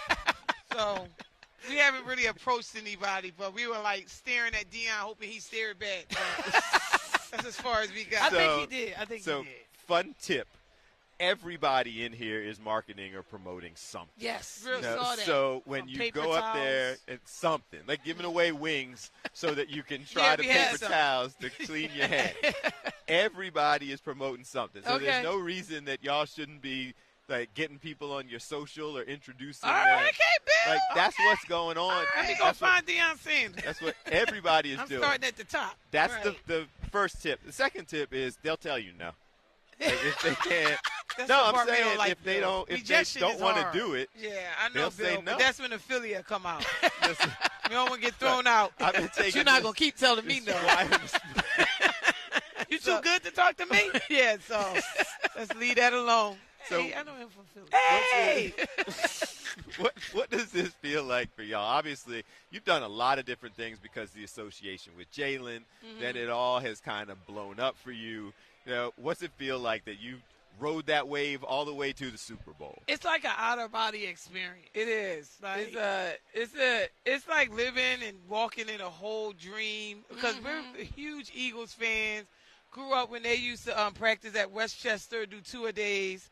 So just to be here and to be here connected to Jalen, I mean, you couldn't dream of it any better, at all. Okay. And some of the other people you got a chance to see? We haven't gotten a chance to see any. We don't care about Eagles. I'll be honest with you. Debo walked by us. We was like, all right, I was about to give him a go bird. So I was about to hit Debo him. tried to steal our Wallow and Gilly interview. Oh, really? You should have Yeah. told us that earlier. So they were here, and they were walking by, and Debo snatched them up to try to take our interview. Oh, I He wish I was Debo'd you. there. He Debo'd you? He did. I wish I was there for that. I would handle them for you. So what I excites think I'm y'all? taller than him, too. When he walked by, I felt like I had him by a half an inch. Yeah. What made y'all want to come down and share in all this? I saw all your social media. You're like, we're going to hop on the plane. I'm going to be honest. It was Kayla's idea. She was like, she knew we were, after we got through, what was it? It was Packers and Rams. So she knew we was going to beat the Commanders. She was like, I'm not worried about this. Do you want to ride down there? I'm like, well, let the game play out. She's like, we're going to win. Let's try. So we Googled it. It said 18 hours and 24 minutes. I was like, count me out. I'm not I don't want to do nothing for 18 hours. Right. I don't So need we to sleep, compromised. cook, We eat. flew to Nashville, and then we drove down from The rest Nashville of the and way. just stopped along the way. We almost lost our lives in the cave. We did not. But That's an exaggeration. we made it out, and then we almost died in a haunted house. But here we are. That was a guided tour. These are all her trips that she Whose wanted to do. idea was it to wear all the clothes so you didn't have to pay to check Me. the bag? Hers. What? Listen, we're on a so budget. I saw when she said it, I said, I found cheap tickets. Okay. I didn't know it was on Spirit. And you know Spirit charges you per bag. Okay. So I was like, it's $84, and I'll let's wear all our jerseys down because they weigh a lot. So I was like, I threw 4 jerseys on. She wouldn't even put on 2. No. And then I put on a sweatshirt. And then we get to the airport though. We 8 pounds under. I didn't even have to. The bag was only 39. We had up to and 48. I was sweating like Because we don't have a scale at home. so. So Too much there's pressure. that. So Don't you put wore scales in all your the house. stuff. They took it off in the airplane and bathroom. bruised my elbow because you know the bathrooms are small, so I'm trying to take all these boom, boom, boom, It's a boom, mess. boom. That's how our trip started. All right. Here we are. Here we are. So how do people follow you, find Oh. you, all that good stuff? At Food Chasers on Instagram and Food Chasers TV on YouTube. We're putting the longer videos on YouTube. Because it's a lot. Yeah, It's a we lot can get- going on. It's a lot. It's a lot happening. So go ahead and check you out. Yeah. Okay. And what are your predictions for the game? Oh, Eagles by She got that landslide. too. By Eagles landslide. by landslide. I mean, I'm thinking 38. I'll give them 20. They may get 20. All right. 38-20. We just want y'all to stop by and say hello. Yes, You guys gonna go to the experience? Did you go over there yet? Is it free? I told you we're on a budget. Is it free, Bill? It is. It is free. Okay, where is it? You got passes. So you Oh, wait, go these out passes? here, go up that way. We gotta take a break. You go Okay. out. You go out the door. Just walk to the right. There's the pro shop where I got this one. Okay. And then there's the fan experience there, and you Oh, walk that's what I around and wanna see do. all the Hall of Fame stuff. Oh, There's nice. you can do the 40. Don't do that. You I can won't. sit there and My throw the hamstring's football. not made for that. People in anymore. there doing autographs. Go check out the fan experience. Oh, nice. cool. Bill, we Yeah. just want to say thank you for Yeah. the passes. We We really appreciate appreciate it. that. Like, Absolutely. We won't embarrass you. We had Yeah. to represent Philly. Philly. Thank y'all Philly so is where much. I'm Thank you. We appreciate you. We'll be right back. All right. Ricky Williams is coming up in just a minute. Who else? Next up, we've got Jamie Erdahl, the NFL Network. We're going to talk to Michael Blackson is around here.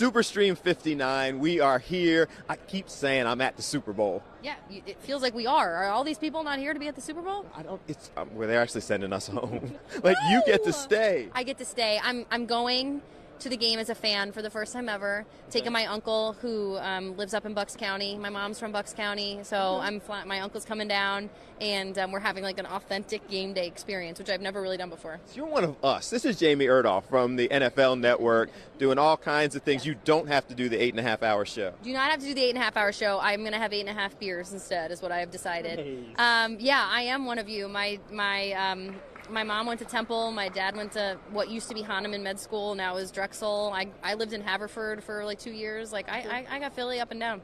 So is this, as a Philly up and down, I keep telling people, like, they're supposed to be journalists, but every day I'm wearing different Eagles gear. I'm going up to the pro shop and buying something. Is it a fine line of I'm an Eagles fan, I'm authentic, and I'm supposed to be a journalist? I think when it comes to you are providing content for your community. And your community wants to hear positively about what is happening with their team. So if that implies that you get to go and buy a T-shirt and put somebody else in a good mood because your team is playing in a Super Bowl, then so be it. Now, are you also going to show up at a Sirianni press conference halfway through the year, and if they're not playing well, ask a great question? I assume you are. You can do both, in my opinion. I mean, love her. You're talking to a girl who showed up in Minnesota and sounded the Gallarhorn this year and like lost my mind in front of 60,000 people. So like, I think you can do both, and if not, then I'm just doing it wrong. But it seems like the NFL Network's cool with that. Like, it seems like a fun place to work because Colleen obviously is Phillied all out. So they kind of let you go have a little fun with it. I think it allows you to just love the game that we're literally. Like we work for the Shield and we love football, and I think if you allow us to be the diet fans that we are, or like authentically where we're from, that allows us to be hopefully the talent and the personalities that you like watching on TV.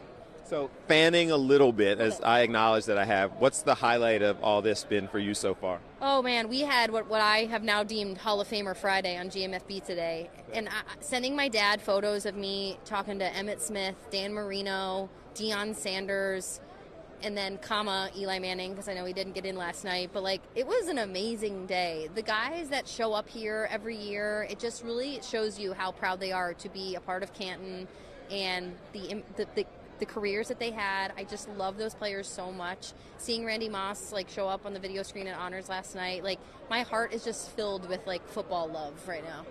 Jamie, that was low-key shade. It was low-key shade. I didn't know that you didn't intend to do that. It was like, I was surrounded by Hall of Famers, ... comma. I was going to make a whole Instagram post, and I was adding all these pictures, and I called it Hall of Fame Friday, and then I was about to hit next, and I was about to shade him publicly on Instagram. So I was like, oh, my God, I got to take Eli out of that. We had Eli on the show. He was like, he found out, obviously, when he did that he wasn't in, and he's like, I was able to cope with it, and, like, I understand that I will get this for my organization at some point. And, like, he's had a great weekend with his family and friends. It would have been cool if it happened for him in New Orleans. It didn't. I think we should all just follow his lead and be like, all right, I think it'll happen for him eventually.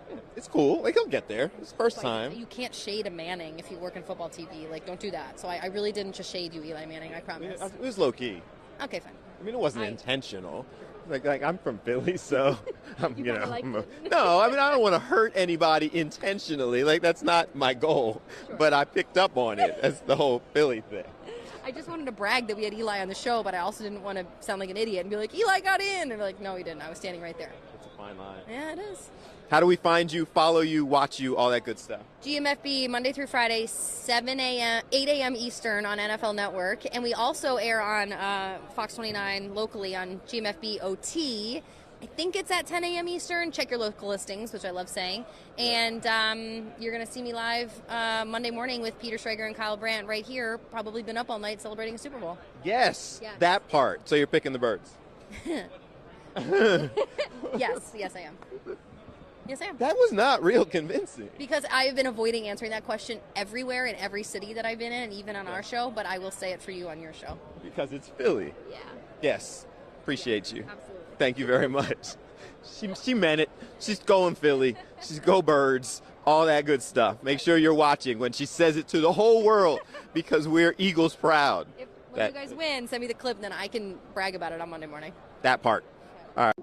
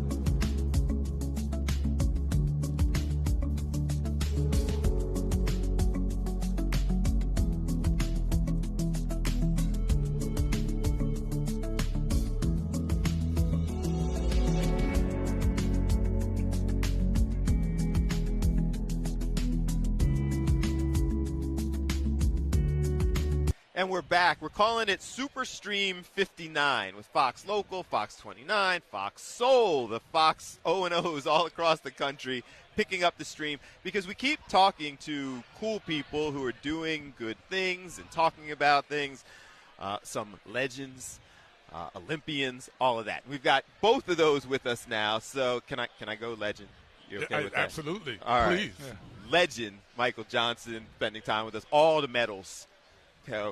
And you're not a legend yet, but still an Olympian, an Eagle, all of those good things. Devin Allen. We'll get to we'll get to legend. We get to legend status. He's on the journey. Yeah, he's on the journey. I don't think it's disrespectful to say somebody's not a legend yet. No, that's you're fair. on the journey to get there. First of all, how's all this been for you guys? Kind of soaking in everything that's Media Row and the Super Bowl.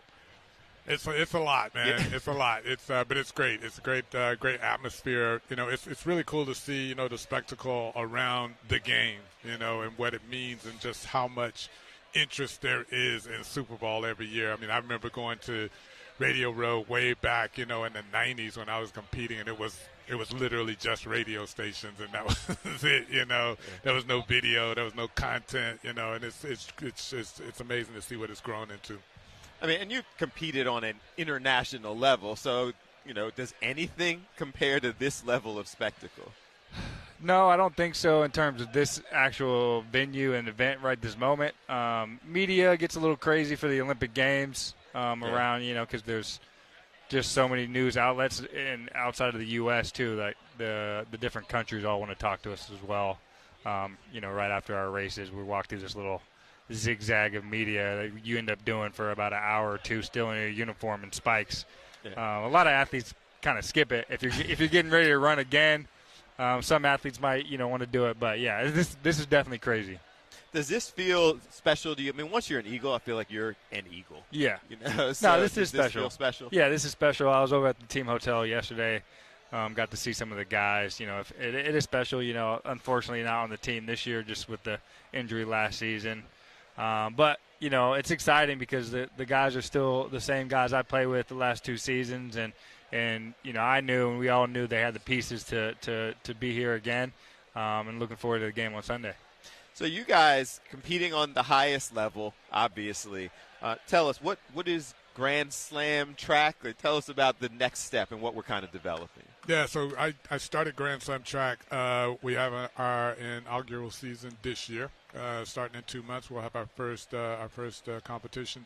So Grand Slam track is a professional league for the best track athletes in the world. We've never had that before. So this is all of the best athletes like Devin, the Olympic champions, world champions, top 10 ranked athletes in the world, and exclusive for them. Track has always sort of existed a little bit professional, a little bit amateur, with all of those athletes sort of put into one pool together. So this is exclusively for just the best athletes, only track athletes, so it's all about the racing, all the fast people competing head-to-head, just like you see during the Olympics with the high-stakes storytelling superstar athletes. So now instead of, seeing that once every 4 years where people get really excited and it's the most popular sport on the planet, and then it falls off for the 3 years in between, we're now recreating that 4 times a year starting this year, and then we'll continue to expand into more competitions.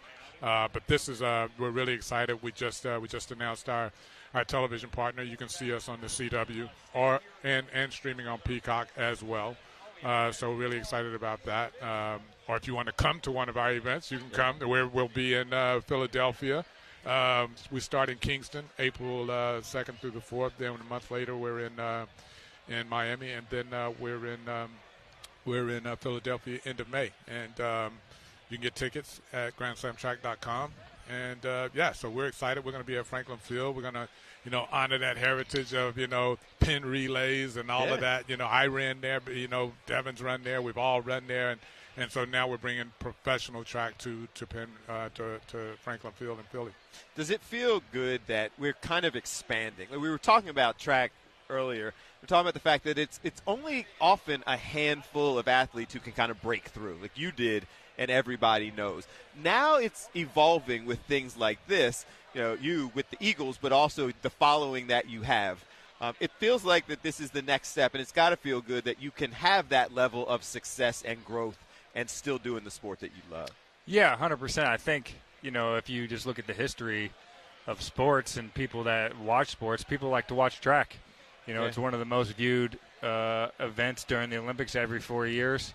And so we just really need to have the ability and give fans the ability to watch the best athletes compete, and whether that's on TV, on CW or Peacock streamed, or coming to an event in person, right? Having those athletes, the top of the top 8 in each of these events are competing. So we're doing that in Kingston and Miami and Philly and LA. So giving the fans the opportunity to come to one of these events, and seeing that like high caliber athlete compete in person is a cool opportunity as well. I feel like doing it as a league and broadcast, and it also allows for the stories that surround it. Like it is, who was it? Usain Bolt. I trained for 4 years to run 9 seconds. Exactly. Like it's challenging for people, even their favorite athletes, to get to know somebody who's running for 9 seconds or 30 seconds or what have you. So this will also allow kind of the stories around it. Well, yeah, we're big on the storytelling, so you'll get a chance to see, athletes like Devin, how they train, what their life is like off the track, and living as a professional track athlete, and the grueling training and preparation for events and the travel and all of those different things. We'll be able to take you behind the scenes. You'll learn more about these athletes. And, you'll start to, kind of like, I like that person. I'm going to follow you. Like you might be an Eagles fan. You're going to follow Devin. Devin's going to be your athlete, and there's a lot of that crossover from football to track. So, this is really the opportunity for, these athletes are doing a really good job of connecting with fans and producing content themselves and have great personalities, but they need a platform, like you said, so they can break through. I was able to do that, but my situation was unique.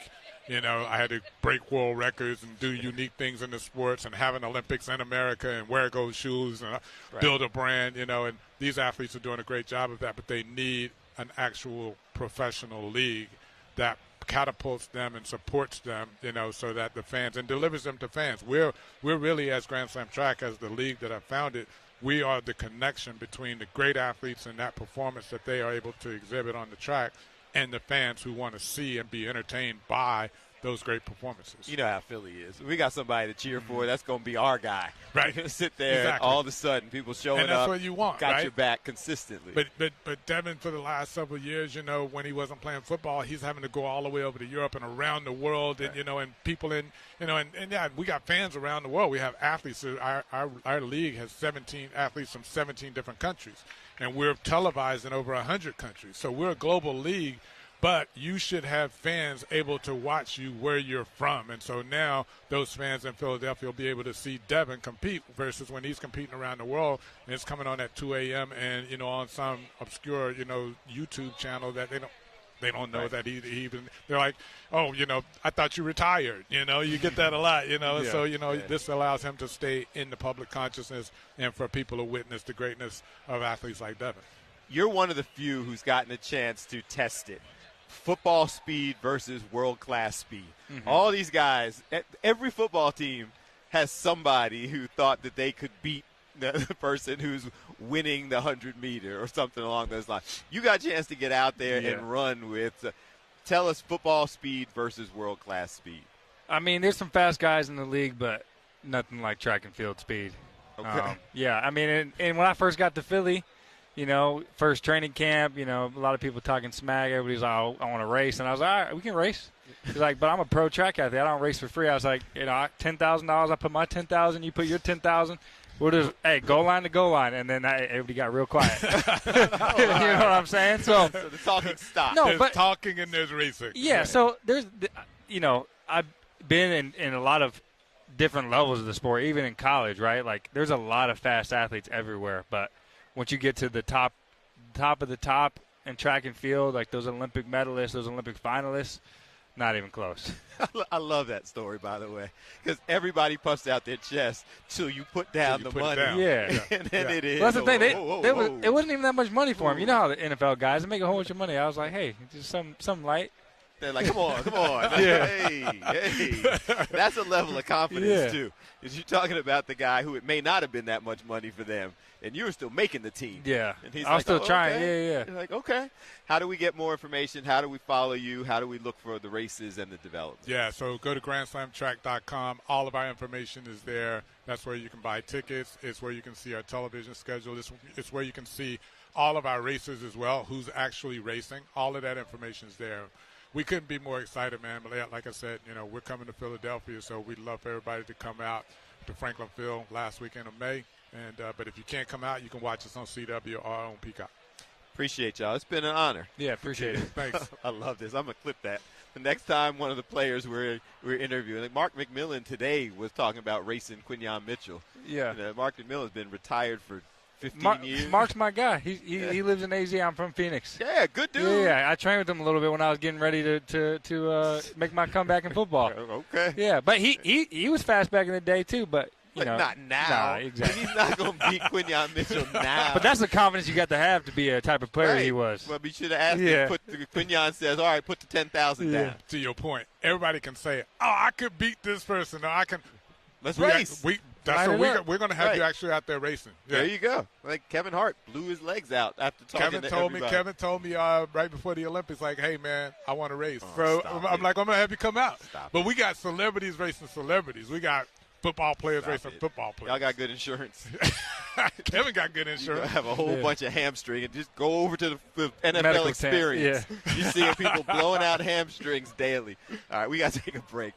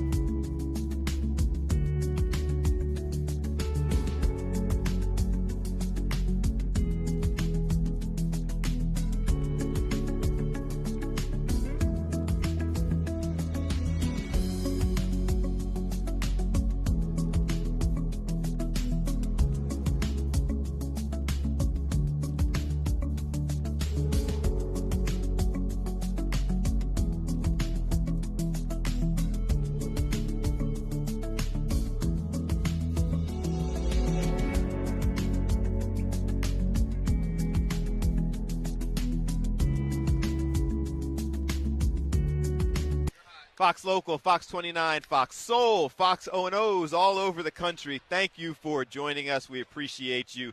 For Super Stream 59, it's 2:18 here, so it's 3:18 in Philly, which means we are 25 hours and about 15 minutes into our 27-and-a-half-hour marathon broadcast, sharing all kinds of information, cool people, and Dr. Ryan Darcy. Yes. Spending time with us. You're the next cool person that we get to talk to. I got to wake you up with neuroscience.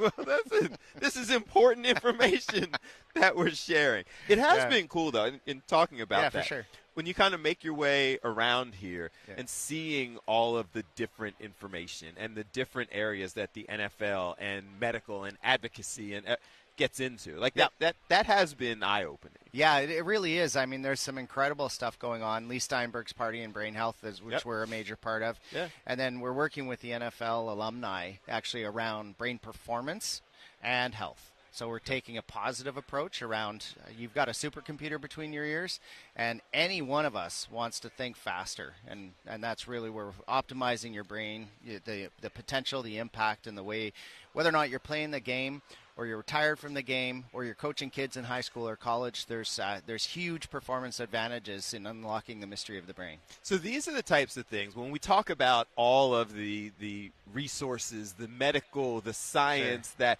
professional athletes have access to. Yeah.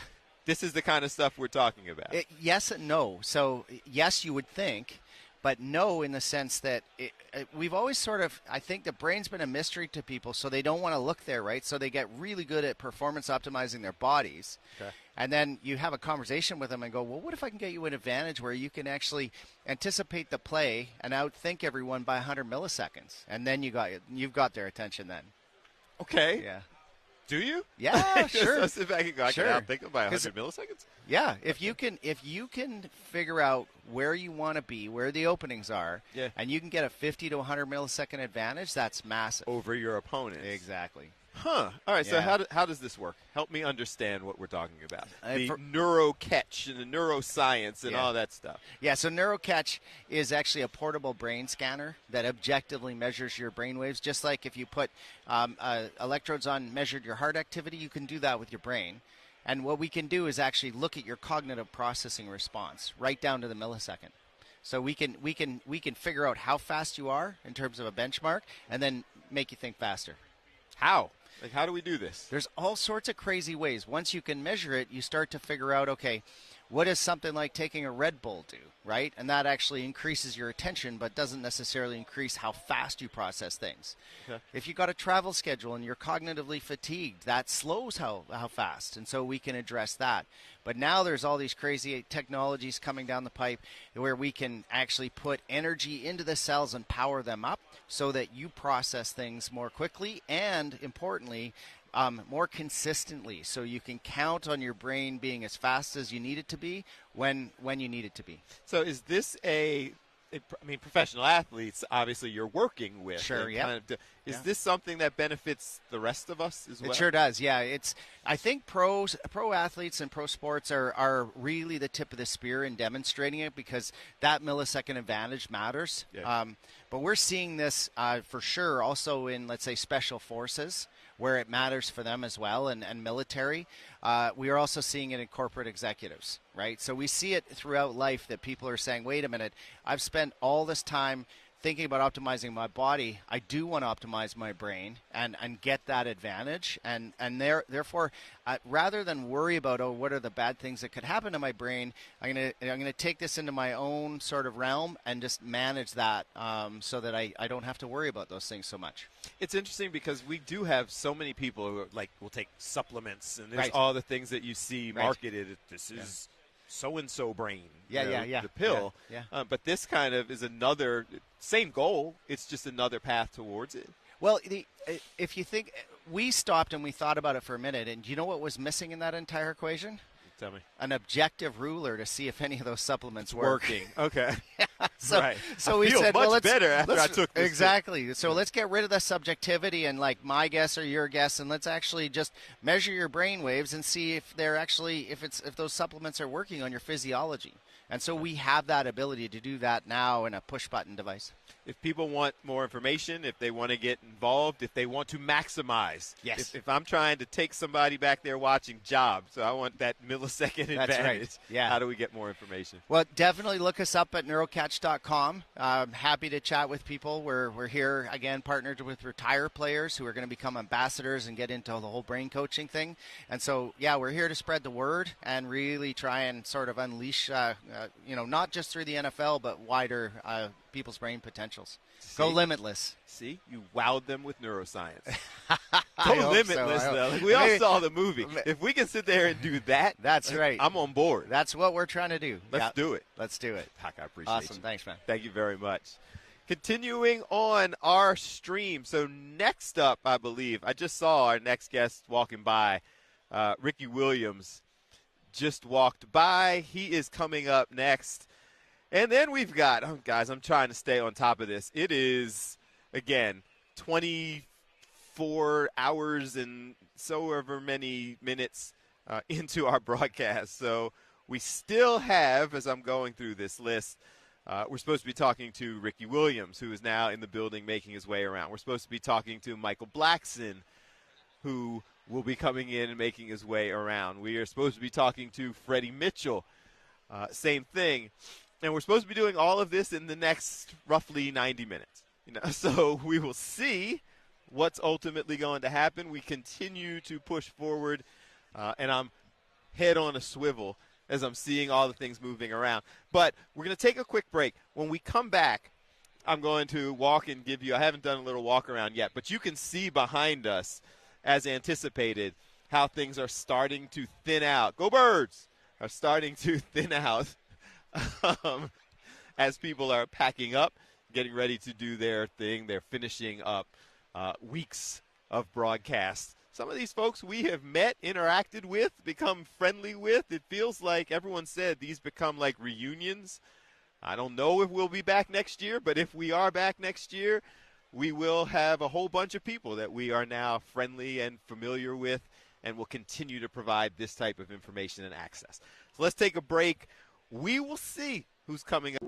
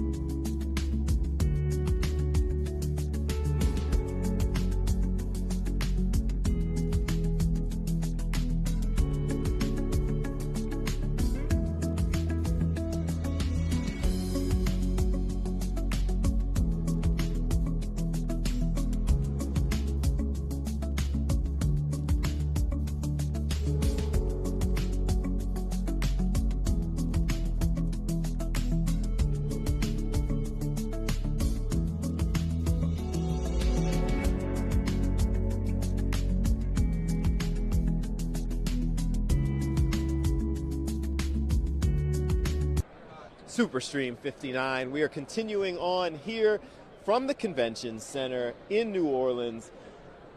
Day 5, guys, and just wanted to give you a little bit of a walk around so you can see the things that are going on. So just as we started, and there was kind of the open space and the things going on, and everybody was kind of building, and you got a chance over the, several days, but starting Monday, to see how this whole process kind of was built and evolved, you now are here long enough to be able to see everything kind of now breaking down.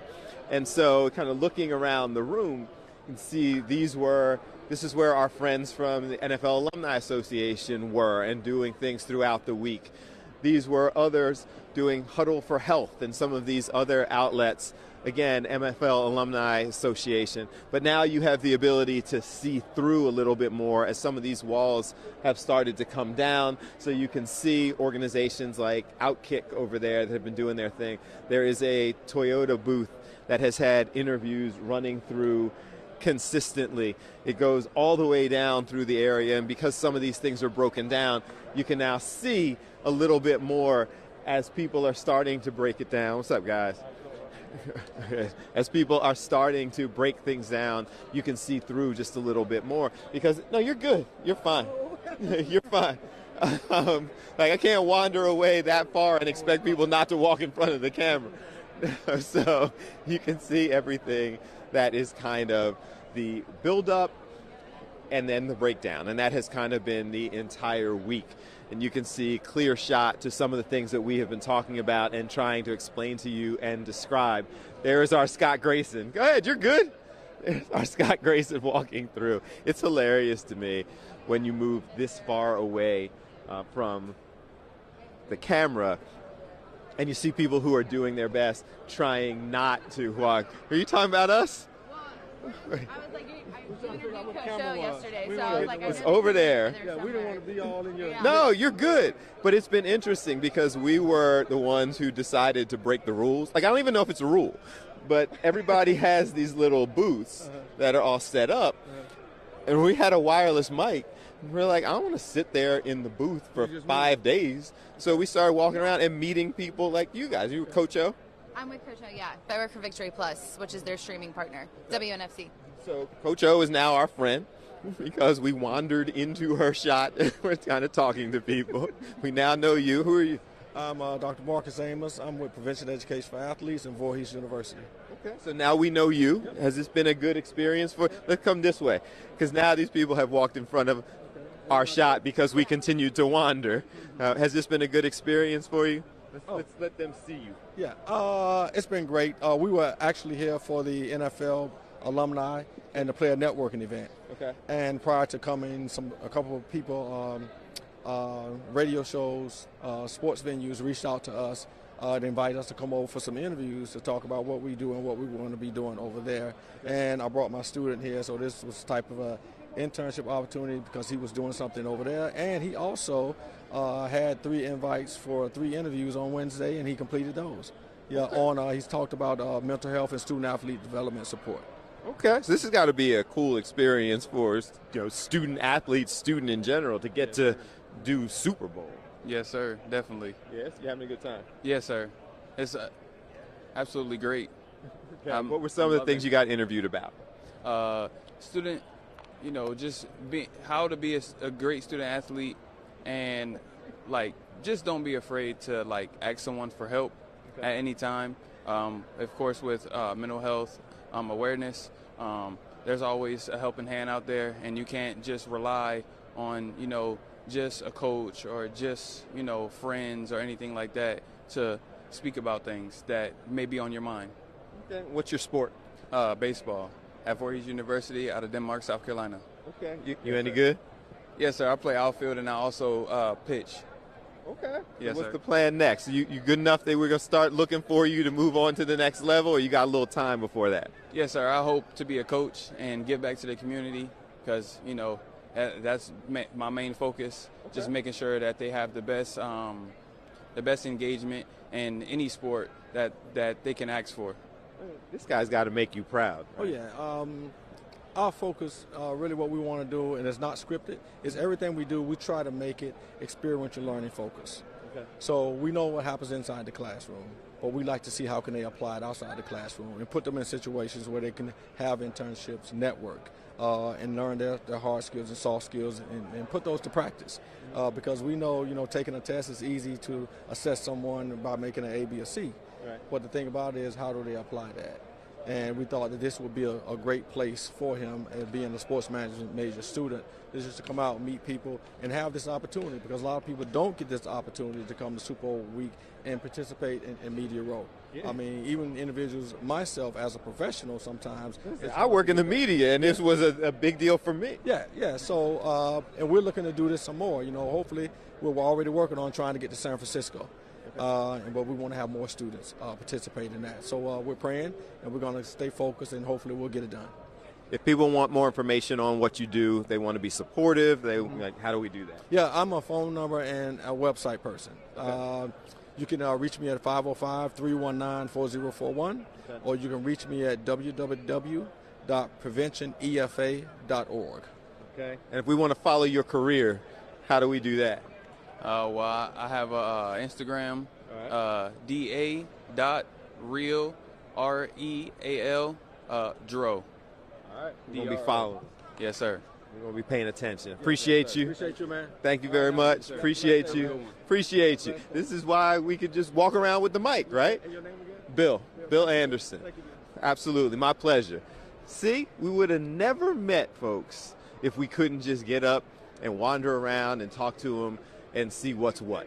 That has been probably my favorite part about everything that we've been able to do since we came here. Is just wandering around, meeting people, talking to them about various things. You can see some of the folks who are still huddled around that we've spoken to over the last couple of days. Jason Worth is back talking to people, making their rounds. Some of the folks we got a chance to interview yesterday and other days are all here. I'm trying to see what's going on at the Cam Newton booth. There's always energy over at the Cam Newton booth.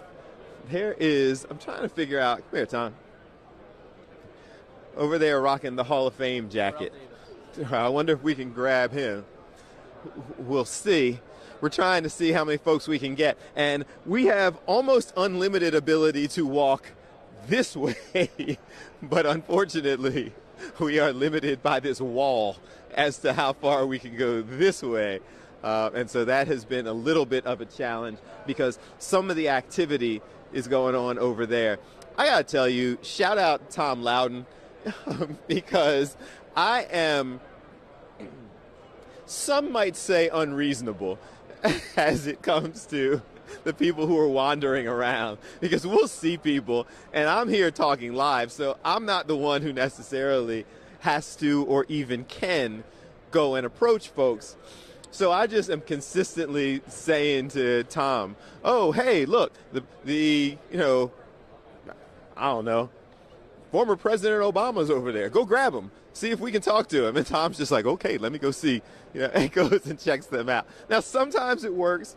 Sometimes it doesn't, because you are limited by the people that you can get on when you're doing all of this live and here. But shout out to Tom, who, you see this little green piece of paper that he has been carrying around for 5 days. Each day, he's got one of those that's broken down into 15-minute blocks. And we're just going out, grabbing all the folks. How are you, sir? Appreciate you. Grabbing all the folks that we possibly can to spend some time with us. How are you? Good, how are you? Good. Dr. Poole, Derek Duchesne. Okay. How are you? Good. We're here talking with athletes and different media outlets. We're speaking on the Brain Health panel for Lee Steinberg's event tomorrow about ketamine therapy for TBI and mental health for athletes, especially after they get drafted out or after they leave the NFL, and helping them refill their cup with psychotherapy, psychiatry, psychedelic therapy. And we're also running a study for peptides for BPC 157 for injury. And yeah, that's what we're here for. It seems like there's a lot, and we're live, so we're just talking now. So now's a good time. But it does seem like there's a lot of kind of focus on health and wellness and brain and mental capacity and all of those different things. Is that something like a big part of what we're doing around here, and why that's so important? Absolutely. Well, especially for athletes, it's that gladiator wall that we're trying to break down, right? And it's important, and you see a lot with sports and teams where if, especially not so much on the NFL or that level or caliber, but you'll see with sports or teams, or when somebody has a mental health issue or a mental health struggle, there's that stigma. If they don't want to bring it forward, it's seen as a weakness. And so what we're helping people is really like unlock and understand that true strength is being able to ask for help and getting the support when you need it. And especially for athletes that have such a big voice and they're such high performers and people from all over the world look up to them, they need to be championing mental health and advocating for mental health and understanding that like it's okay to not be okay. And just because you're going through something dark or tough or whatever it is, it doesn't define you, right? And because we're humans and it's part of the human condition. We're all going to go through things, and athletes are going to go through things, and it's not if, it's when. So like when we're going through the darkness, or we lose someone we love, or chronic stress, anxiety, depression, when we go through those things, that it's okay, and to have that ask for help and have mental health professional support. Right? How helpful is it? We've spoken to several different athletes throughout the week who are talking about similar issues and sharing their experiences. Yeah. Has it proven to be really helpful when you can get these high-profile individuals and athletes to express that I'm just like you, and I've had the same kind of challenges as anyone else? Yeah. I would look at what happened when Magic Johnson got HIV. All of a sudden it became very real. Everybody loves Magic Johnson. They felt like they knew him. He was in their homes every night on the championships. And so, unfortunately, he became that face of it, and it made it very real and very visceral. When we have athletes who talk about their mental health issues, it makes it much more relatable, because a lot of times we look at them on TV, and they're our gladiators, they're our heroes, and if they're dealing with it, that means it's okay if I'm dealing with it too. So we find it's really powerful. Yeah, so for your mental health as an athlete, we put people on a pedestal, right? And it doesn't matter if you're an athlete or an entertainer or a musician or actor, and we put them on a pedestal, but at the end of the day, we're all people, and we all go to sleep at night, we all brush our teeth, we all eat food, and so normalizing mental health struggles, I think, is really, really critical and really important to come from athletes, because there's such incredibly driven and kind of strict machines that are at the pinnacle of kind of human excellence and the pinnacle of their sport. So while they're portraying that, it's also they should also be portraying that mentally, it's you should look at it as mental fitness, right? Or going to the gym for your brain and having a therapist or working through the trauma or working through that kind of darkness inside and normalizing it, making it okay to not be okay and to share your feelings. We had Lee Steinberg on with us earlier in the week, but if people want more information, I know there's the panel. Yeah. How do they follow up on what you guys have been talking about? Absolutely. So our company's called Better You, and we do concierge medicine with athletes, and we do primarily mental health, and that's betteryoucare.com, just the letter U.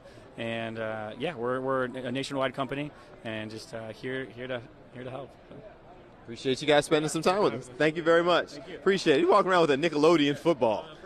What is this? What's this? Oh, thank you. We put these in all of our patient boxes to help. We put these in all of our patient boxes to remind them that when you're having bad days, that life is all about perspective.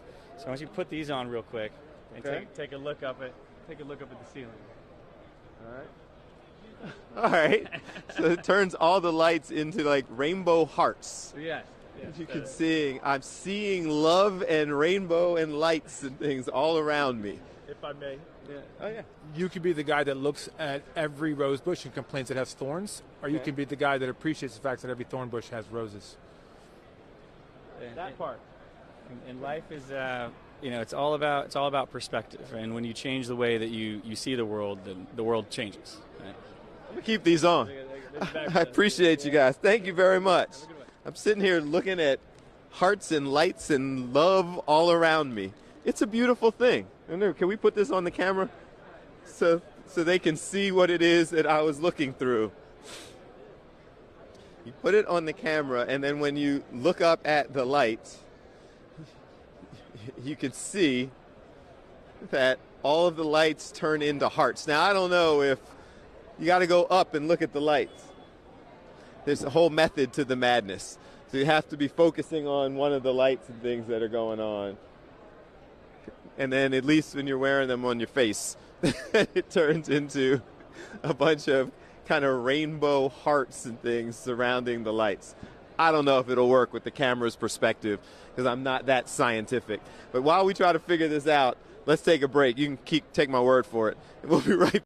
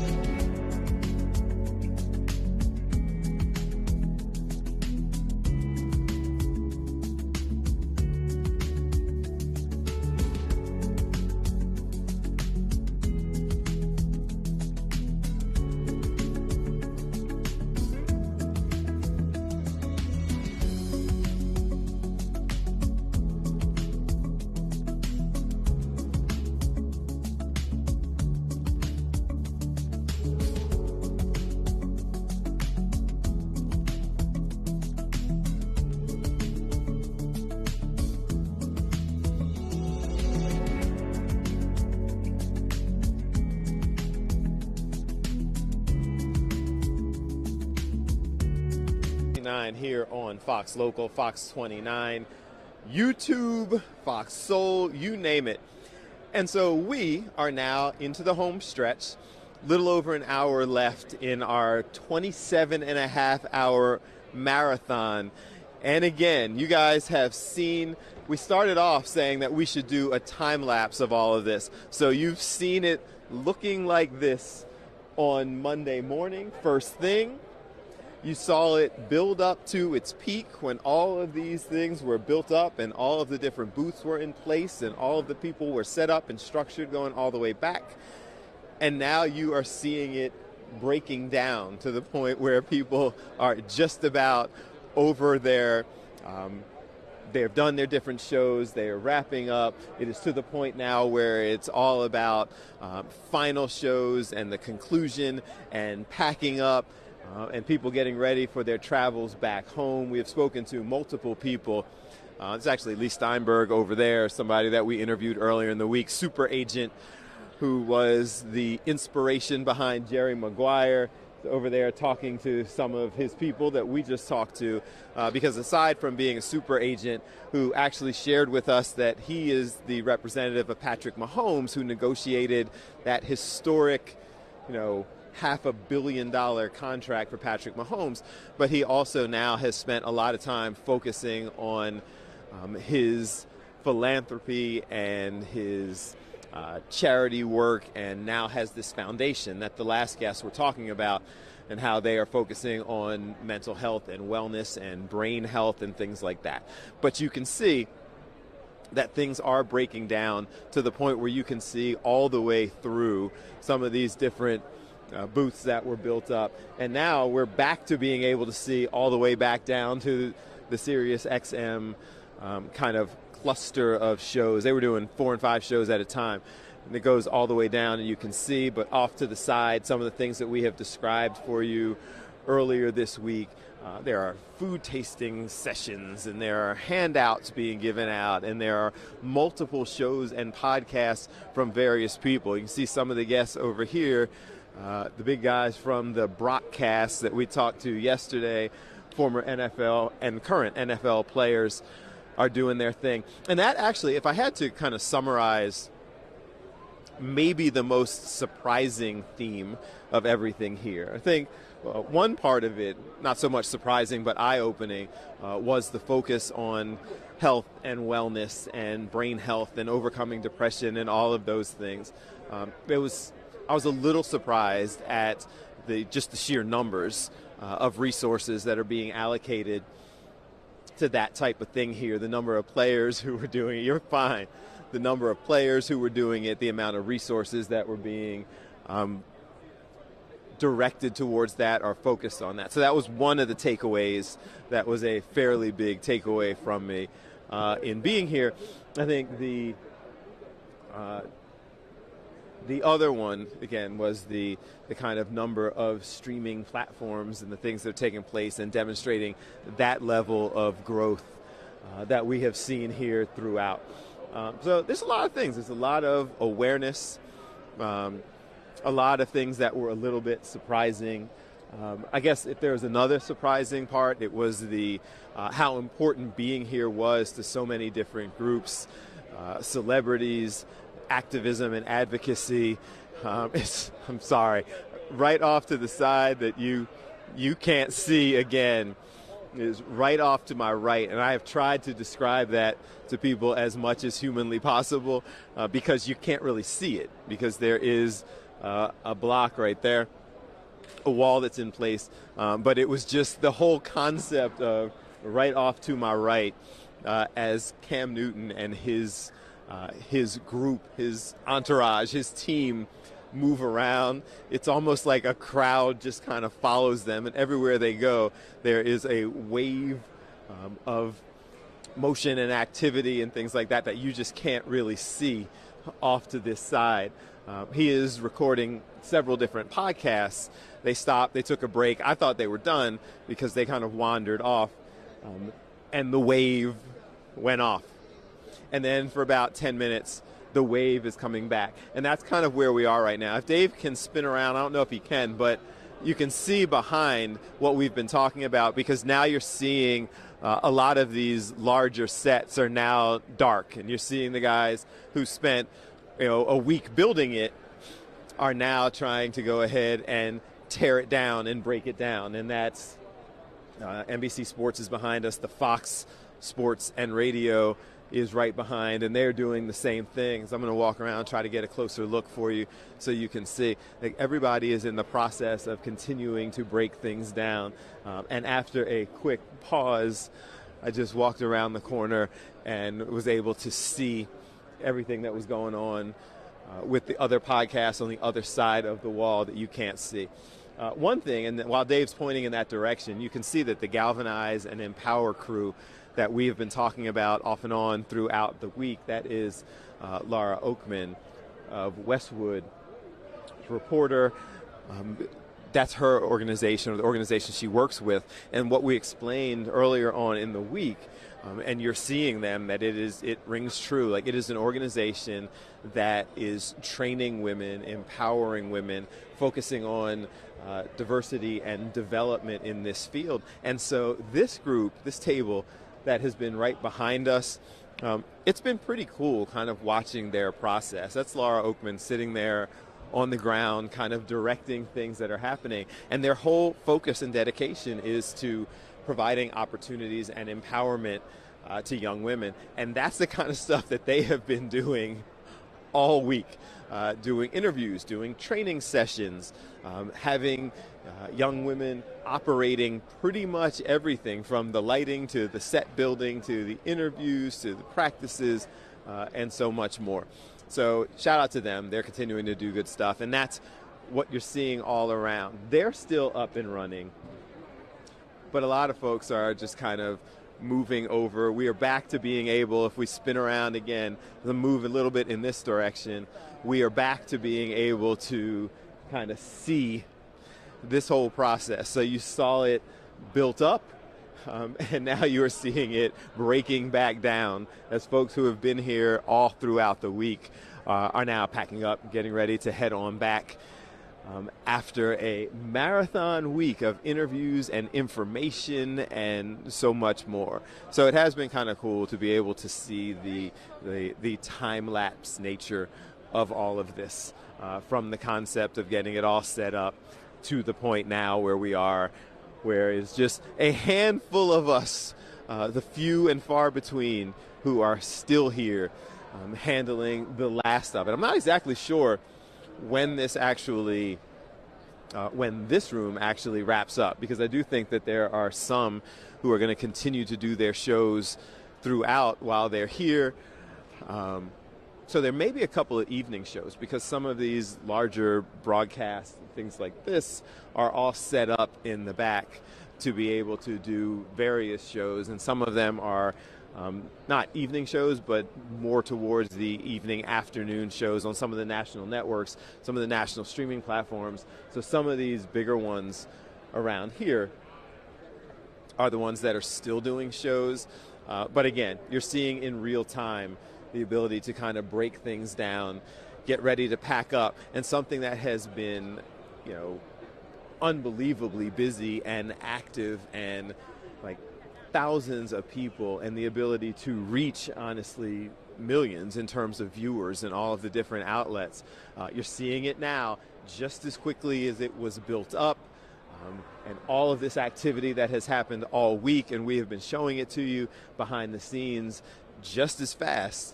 They are now breaking it down. And so for the next, I don't even know what time it is, as I walk up closer to see what time it is, so just about approaching 5 o'clock there, 4 o'clock there, approaching 3 o'clock here. So we're into the last hour for us. But you're seeing just this whole transition. So as we approach 3 o'clock here, 4 o'clock there, we're going to take one more break, and then we will continue on with the discussion. Just kind of playing it by ear, guys. We kind of anticipated that it would get to the point where as people were going ahead and wrapping things up, it becomes that much more challenging towards the end as people are kind of going through and doing their thing to grab the last couple of guests, because even the ones that, again, we have scheduled to spend time with us are now in a situation where they're walking by the few remaining outlets that are here, and they're all saying, oh, can I get 5 minutes? Because they're into the home stretch as well. So we hope to have a couple more people to talk to you, share that information with you as we head into and wrap up our final hour. It's crazy to believe that when we started on Monday saying 27 hours and 30 minutes of live, uninterrupted discussion, talking to all the folks who were here on Tom's sheet. I don't know, do we have an estimate of how many people we've talked to over the last 5 days? It's got to be pushing 100, right? People that we've spoken to. Tom's saying 80 and 100 people that we have spoken to share with you all of the things that are going on, all of the different people. If they made their way through here, we have had a chance to speak with the overwhelming majority of them. We are aware of the fact that we're talking to a lot of the people everyone wants to talk to. You know how I know? Because as soon as they leave our table, they're getting hounded by other outlets that want to talk to them. So it was our goal, our commitment, and I think that we have done a fairly good job of bringing you all the information and the behind the scenes of what's taking place here as we continue our broadcast. Let's take that next break, and then we will come back and keep the conversation going. Superstream 59, Fox Local, Fox.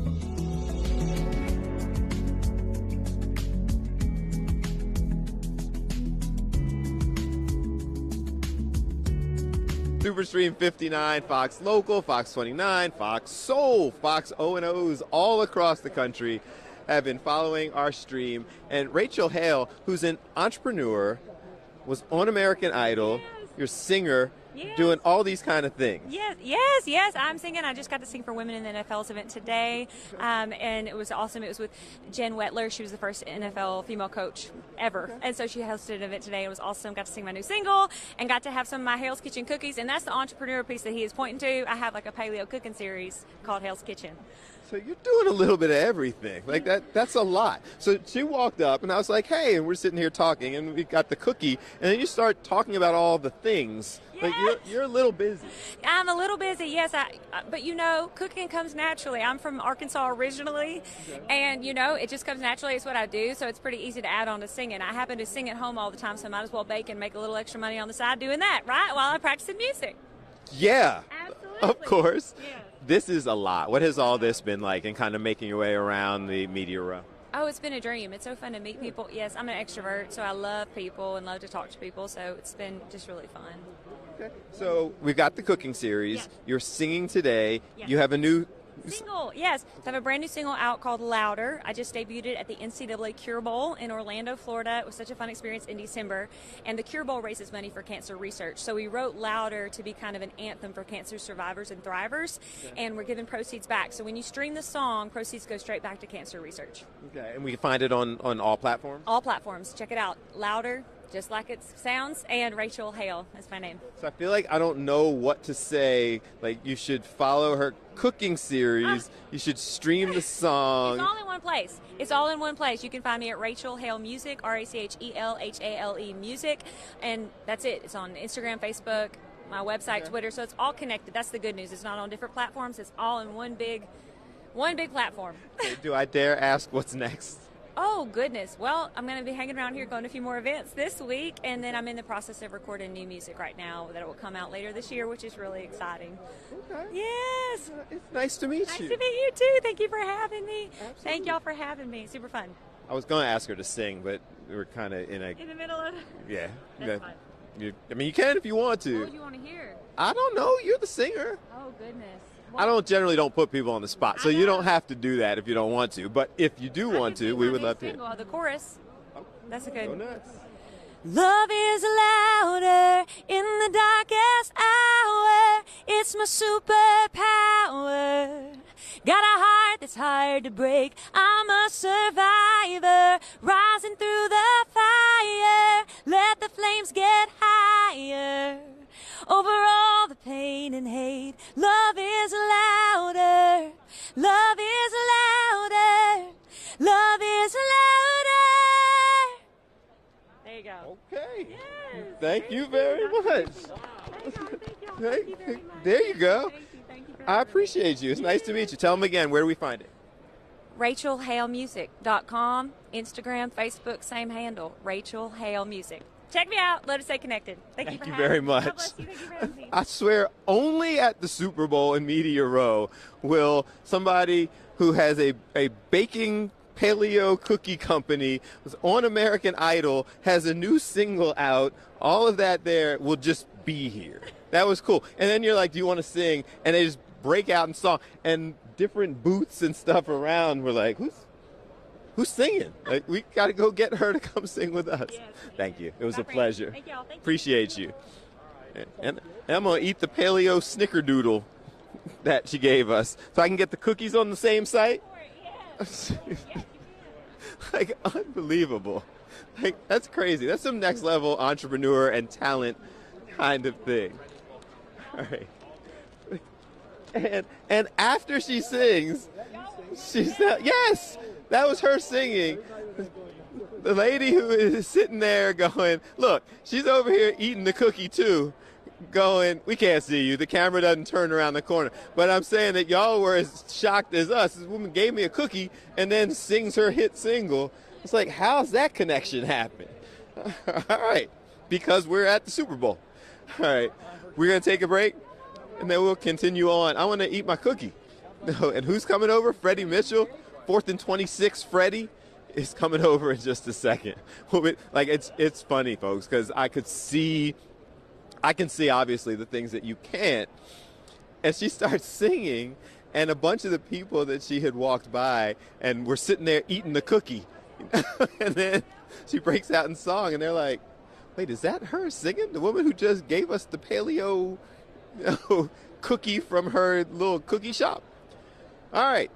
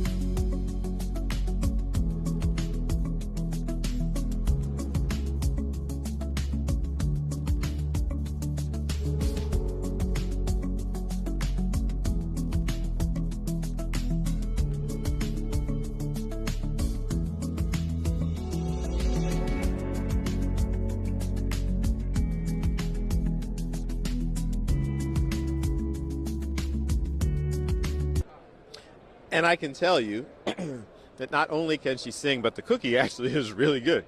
I was just eating it during the break. She's got her own cookie company, Paleo Cookies. Actually really good. Okay, so up next, we're waiting for him to make his way over. He is somebody who has gained legendary status among Philadelphia Eagles fans. Freddy Mitchell, not only from being somebody who just remains connected to the community, Mr. 4th and 26, he is always around and doing things and maintaining his connection to the Eagles and the community. So we're going to talk to him in just a minute. He actually just got in the building and is making his way down from the entry point.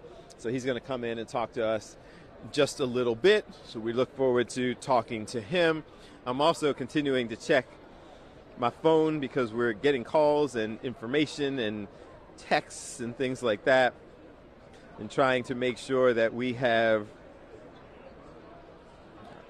I don't know. I'm sitting here getting all of these different messages from folks.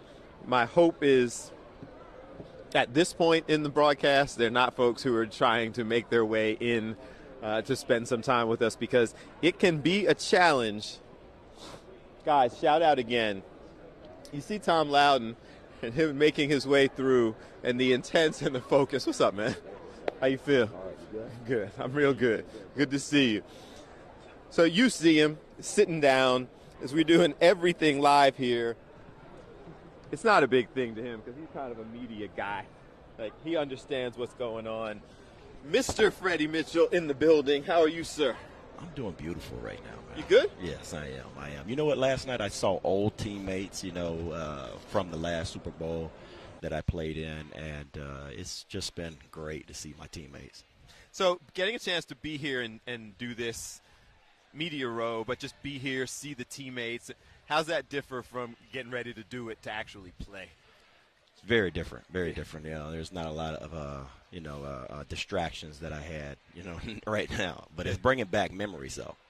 Okay. So with that being said, we did not win the Super Bowl. We did not, do what we wanted to do. But talking to the players, and understanding what's going on and what they have to look for, it's a big thing. A couple people that we've talked to have talked about dealing with all those distractions, the challenges that exist, and the overwhelming majority of us have no idea what that's like. You do. Right. Like, I can tell you sitting here, this is a spectacle to me, and I don't have to play. Right. Was it hard kind of navigating all of this? 'Cause you're a young player when you're sitting there playing the Super Bowl. Right, and some media outlets, they try to find that bulletin board material. A lot of people try to find stuff to make their material go viral. And they're not looking for an interview caring about you or whatever else. They just want to make something happen so they can, be known. And the players gotta really understand how to be focused and do your normal routine, because that's what we do. We're routine based players, and that's just what you got to do. When we saw you last night, you mentioned you might try to go over and see Andy today. Were you able to do that? I didn't go see him because I was with Westbrook too, and Westbrook had a couple things he was doing. I was with Trotter, Bobby Taylor. I mean, we saw a lot of guys. I'm gonna try to see him maybe at his hotel tonight or at practice tomorrow. Nice. Yeah, I'm gonna call the guys up. Man, they just, it is funny because I don't think you knew this. I played with the Kansas City Chiefs. Yep. Yeah. So Dick Vermeil was my last coach, and it's just memories on both sides. So I was going to ask you that because it's pretty well known and pretty visible. You're a Philadelphia guy. Like, you're at the games. You're, Eagles. Is this hard because you have that allegiance to the Eagles, but obviously Andy Reid was your coach. You played for the Chiefs. Right. Does that make it hard? It's harder having lost in the Super Bowl. That's the thing. Everything else is not really that hard for me. But losing in the Super Bowl and knowing what was on the line and knowing how close we were and not being able to actually make that happen, that's really where the depression sets in. Really? So that's still. Oh yes. Oh yeah. It's never gonna go away. Really? Yeah, it never goes away. Wow. Yeah, it's that strong. Okay. Yeah. So looking at the game, looking at this team, and I've seen your social media and those types of things. Yeah, I'm pretty big. I'm an influencer. Listen, man. I'm an influencer. You've been an influencer. He was making viral clips back when he was playing before they were viral clips. That is true. People come to me all the time and say, "I remember when you said this. I remember." Yep. Yeah, that's pretty I feel awesome. like you were an influencer before people knew what being that an was. influencer was. I love that. I love that. I wish I had their followers. Yeah. These young kids nowadays, they can put together 10 seconds and be like, crazy influencers. Man, so we were at media night the other night, and there were a couple of people there, like young ladies we interviewed for Good Day and what have you. We got 1.4 million followers, and now in media night, and they're just asking, Travis Kelce mom jokes, or things like that. And you would have to go to school and do this and do a lot of things just to even be able to get that access to them. Now you don't even have to do that. It's just it's diluting, Yeah, but the other side of that is, I feel like somebody like you, like the times are a little bit different, but I feel like somebody like you, if the social media was as big, then oh yeah, it's like that, because this is careers for people. And tell me your thoughts on this, because we look around, like right behind us is Cam Newton, and we've been talking about it forever. Right, like his podcast and everything is right there, awesome. And a lot of those sets are as big as any of the networks. Like DraftKings is over there. Right. Like they have these huge built-up networks. But we're talking Cam Newton. He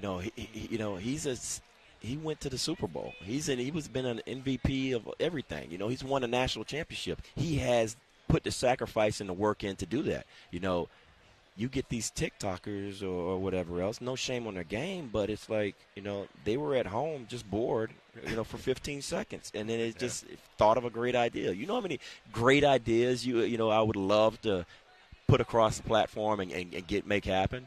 Yeah. But now it's good that we can do that. Yeah. And we can make things happen like that. I just think that, you remember when Facebook, you had to be in college to have it? Yeah. You gotta give these guys. You have to give these guys some kind of, Dude, I'm not.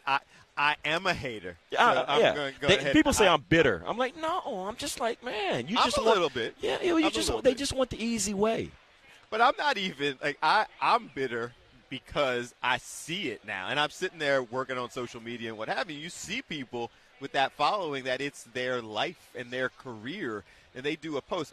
Paige Sporonic was on with us. Now she was a former professional golfer. Okay. So she's got 11 million followers now and does a post and makes $100,000. It makes from doing these posts. Is it bitter the word? Are we going to go with that? I'm okay with it. Okay. Petty, bitter, like whatever. Yeah, like, no, I just didn't want to be alone. No, I own it. Because receivers, I'm like, man, they did not make an impact like I made, and they have millions of followers on Instagram. I'm like, do you understand what I did, the sacrifice I made to even make that play? It's not too late, man. You're not that old.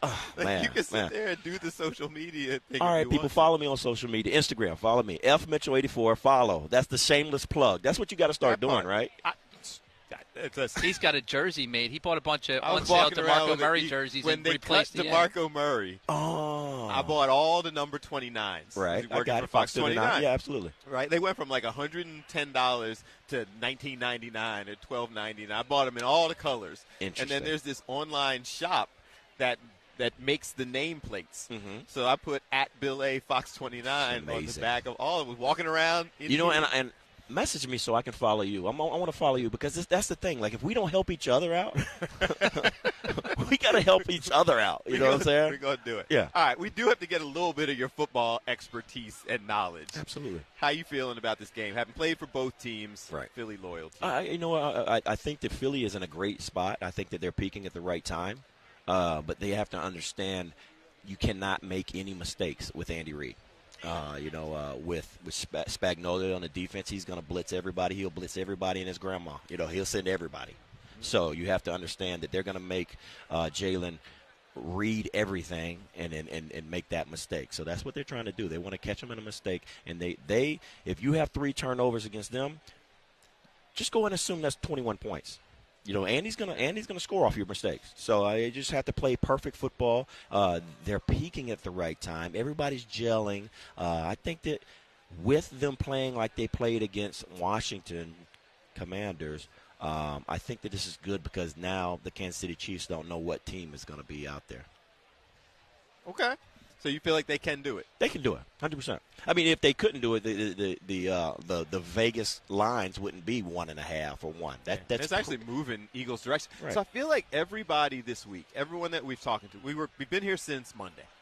When we started on Monday, I stopped asking people for their picks because they were all, I can't pick against Patrick Mahomes and Andy Reid. I can't pick. Eagles have the better team, but I can't go against the. Now, by the end of the week, it's almost like people have talked themselves into believing the Eagles can win the game. Well, I really, that's good. Are you talking to Eagle Philadelphians, or are you talking? Yeah. Well, these were the national we're largely against. I think that now that they look at it and see what's going on, what the matches are, and they really, really educated themselves with it, they understand that it's any given Sunday. And I mean. This is a game of injuries too, nobody can factor in that, So it's Patrick Mahomes. He hurt himself last time, and you didn't know what happened, and he came back. Thank God. Well, not really. Thank God, really. It wouldn't. But I don't like to see a player's hurt. Though. Yeah, exactly. But I'd have been okay if he tweaked a hammy. Tweaked it. High ankle. He's gonna be all right. Right. But couldn't finish. Obviously, all the focus is going to be on Saquon. You're a receiver. You've seen AJ throughout this year. At certain points you can tell he's getting frustrated because he wants the ball. How big of a spot is this for Jalen and AJ to hook and Devontae to spread their defense out a little bit because we know how Spagnuolo is going to focus on Saquon probably. I don't. There's one thing. If AJ Brown doesn't get 10 targets, I don't think that they even have a chance. Really? Yeah. Do you feel like they got to throw the ball? They got to throw the ball, and he needs to have at least 5 targets in the first half. He should have 3 in the first 15. He's that good, and I hate when they use him as a safety valve. Oh man, it's 3rd down and 9. We can't push. We got to go ahead and run the slant. You know, everybody knows that right now. You know what I'm saying? So I just want them to use him when you don't think. Put him on first down. You know, throw it to him on first down. You know, I mean, Saquon's always going to be Saquon. There's 60 to 70 plays usually in a game. Saquon gets 25 plays, right? 25. That's a lot of plays. 25 plays. You have 25 to 30 more plays that you can give any other player on the team. Why can't A.J. Brown have 10 of them?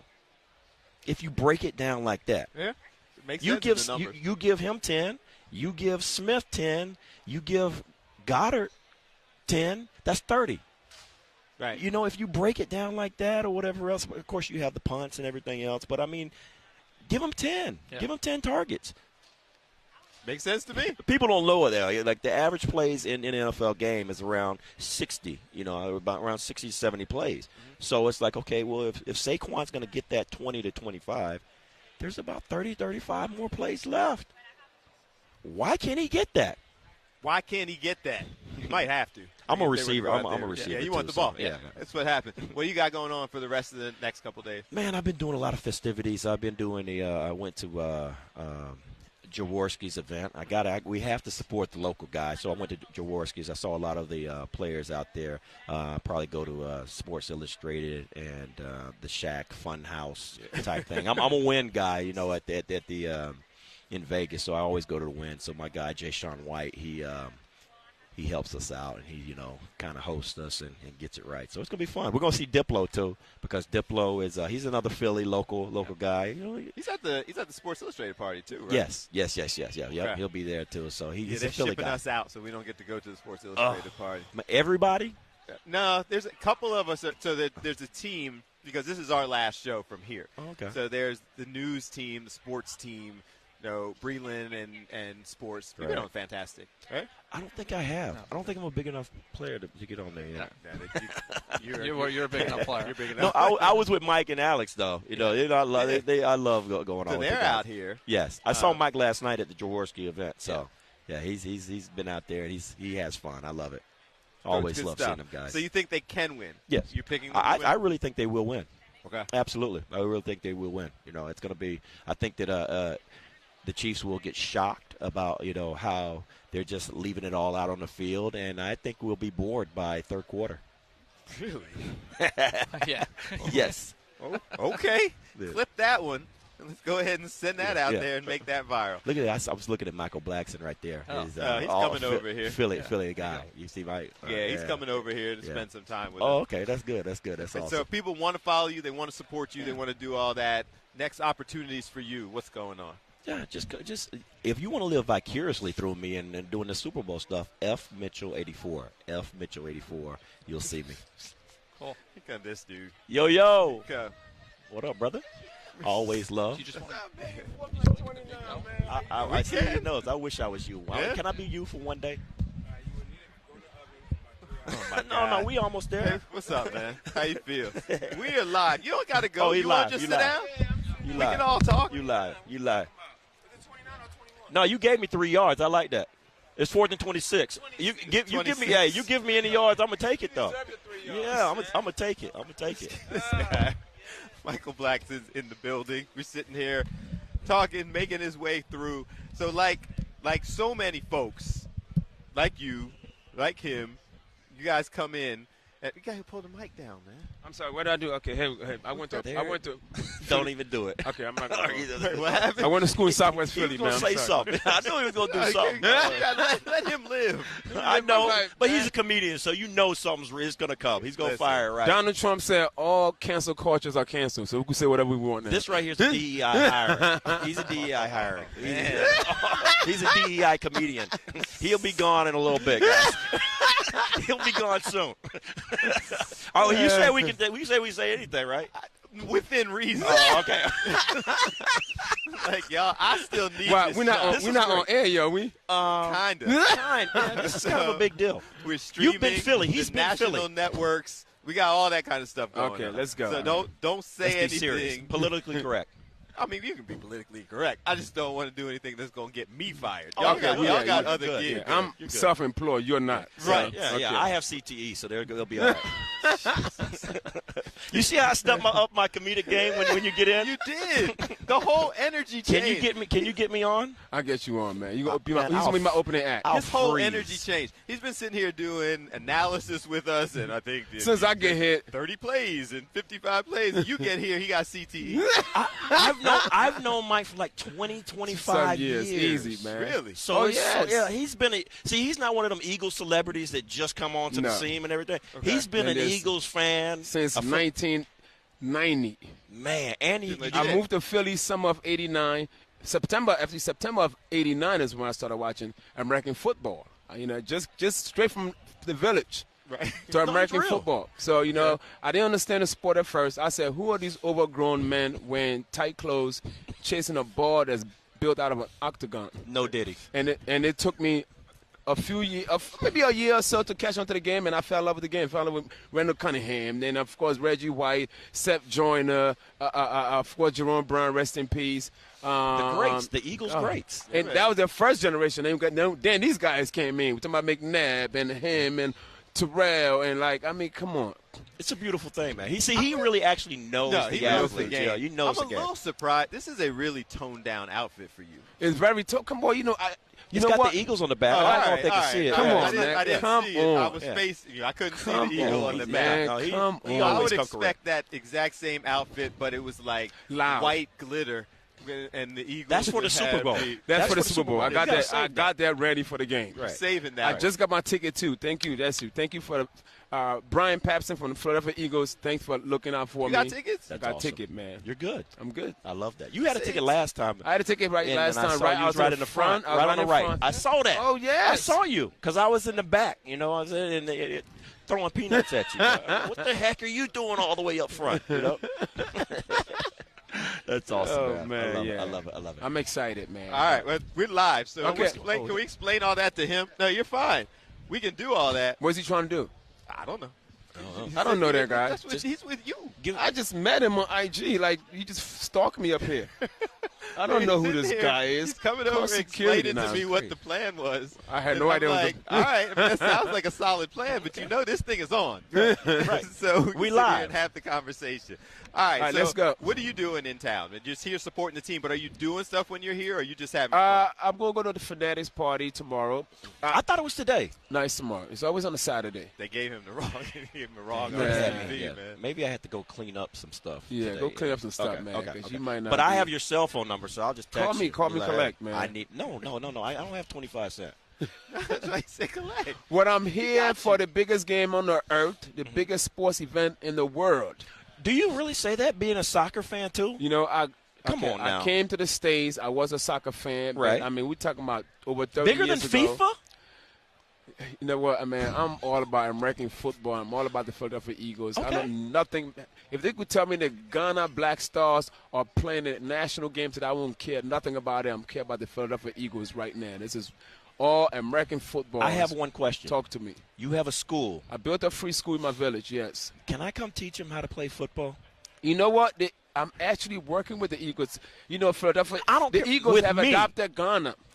So I'm need to come and train my kids to play flag football. So they're creating a flag football league in Ghana, right? Courtesy of the Philadelphia Eagles. Because we interviewed earlier today the United States national team, the flag football players were here because that's in the Olympics now. Yes, is it really? So they're training guys in Ghana. So my kids they're going to start them at a young age, and they have invited the students at Michael Blackson Academy to participate in and represent the Eagles in flag football. So I might need you to come and train the kids. I will be there. No problem. I'm going to need to tell y'all something. Talk to me. You were talking about what are we allowed to say here on streaming and there's no rules. My boss is here now. Oh. Who's your boss? So my boss is here now. So is that a Michael Douglas looking guy? He's got a nice set of hair. Look at the hair. So that's Michael Douglas. Silver Fox. You're like a Chase Utley man. I like that. And how far we're allowed to go during this stream. I'm going to need you to dial it back just a little bit. Gotcha. Because now I know that people are watching. Okay. All right. So it's different. I can't even pretend. You know why? Because the celebrity comes. When the A-listers come, everybody just. I mean, you're here. celebrities. Don't give me that credit, man. I'm a Z-lister, okay? He loves that. I don't know, man. Look at that watch. He's so humble, Hey, right? I'm very humble. I was never invited to a Diddy party, so I know I'm What are we humble. doing? It sounds Never? like Ever? what's happening? Never. Michael has I to wasn't. tell you a little something about somebody who came with him who might be married to a Chiefs coach. Wait, what? I don't know her. I don't know this. I just met her walking down the street. Oh, I mean, She's married to the chief strength Head coach. strength and conditioning coach, yeah. Of the Chiefs? oh, okay. Yeah. All right, so can you give us Why some are you hanging secrets? out with her? I just met them, man. Listen, I'm just guy here from the village. I don't know nothing. Michael, I think you got to eat more. I'm gonna. Are you malnourished? Hey, Ozempic is working very well. I need some of that too. Wait, I really- so you're married to one of the Chiefs coaches. Yes, Ryan Reynolds, the head strength and conditioning coach for the Kansas City Chiefs. Okay, good guy? Great guy. All right, Wonderful guy. Because my initial impression was just going to ask why. Because this is like the Eagles. I know. And you're Hey. hanging out with him. I trust me, man. He's Listen. a head All right, can Eagles fan. I know. I got here and I became homeless. I don't have a place to stay, and they allowed me to hang out in the Chiefs hotel. Well, the hotel rooms are the hotel Stop rooms it. are Here. expensive. Here, you sit down. Yeah, we need to know I'll the first stand. 15. We need to know like plays. Can Yeah, you I tell have us nowhere to the stay, so they offer me a room Okay. to I like just that. hang out. The But Kansas nighttime, City Chiefs always win, right? We always show up. well, show you know through. what? You show up. Yeah, you guys. To be great, you have to beat the great ones. So we are going to beat the Chiefs on Sunday. What is happening here? I have no idea what happened. We're just going off the rails. There's some dude in a Chiefs suit over there somewhere. Like It's we've getting gotten strange. through. We managed to get through 27 hours of broadcasting. Ended And it in with a bang. 27 hours and 30 minutes. Right. This is now going off the rail. I love So explain to me why you two are hanging out. All right, so I know this guy here. You This said guy- you didn't know this guy when he came up and started talking to me. I know this guy. This guy, he's the one that books most of the people that sing the national anthem for a lot of different teams. I think Okay. the Chiefs is on the list and a couple of the 49ers. All the Okay. enemies. This guy books for the enemies. You know, that diamond Super Bowl necklace. Exactly. He's been to like almost time. every game. So I'm not sure. He definitely didn't book Kendrick Lamar. He's not that powerful. All right, but he's the one that booked the people that like sing national anthem that always mess up the song and don't know the words. In fact, he once booked me to sing the national anthem. Come on now. And Stop. I don't know the No words. one wants to see that. Can I try? Yes, you Please. can. Right now? Yes. Absolutely. Are you Wait, serious? hold on. I'm going to do it Do right it, now. Michael. I feel like this has Whoa. all the potential to be a negative Oh, viral moment. say, can't you see? Can't you see? By the starlight delight. To what? Was so proudly we proud. Oh man. As the starlight's last gleam, The what? through the yum, yum, yum. These aren't even words. Do you have your green card? Oh my Can we? God. I'm very We went sensitive there. right now to ice. I'm just okay? yeah, that's what I'm saying because is that one of the questions you must know the Star Spangled Well, Banner? I think and you do everything? have to know the national anthem. To Well, get you have to get 6 out of 10 right. Okay. It was one of the ones I didn't get We right. good. We good. because We they good. were grading on a curve. I would have took the took the test for you too though. We're the same. We're good. But you know what? Because they were grading on a curve. Oh, I am very well documented. In case ICE is watching, I'm documented. I'm legal to be good. here. I'm still learning the words to the Star Spangled Banner. I apologize. But back to where are we All right, at? so here we go. Like we were actually I having want to know a if she discussion. met Taylor Swift. Has she seen Taylor have you Swift met in the Taylor gym Swift? or anything like around? Yeah, so I haven't exchanged a whole lot of words, but I have met her and hung out with her. My husband has eaten many of her Pop-Tarts, so she brings all the Pop-Tarts in Okay. for all the coaches, the players. That's cool. And, She's a turncoat. Like her whole family are Eagles fans. Oh, we know. Okay. So this is going to be very, very interesting. I know she'll be here. I know her dad's a big Eagles fan as well. It's gonna be interesting. It'll be fun. It's for TV. Okay. Yeah. Got all this going on. So, Michael, Talk to me. you are here as an Eagles fan. Of course.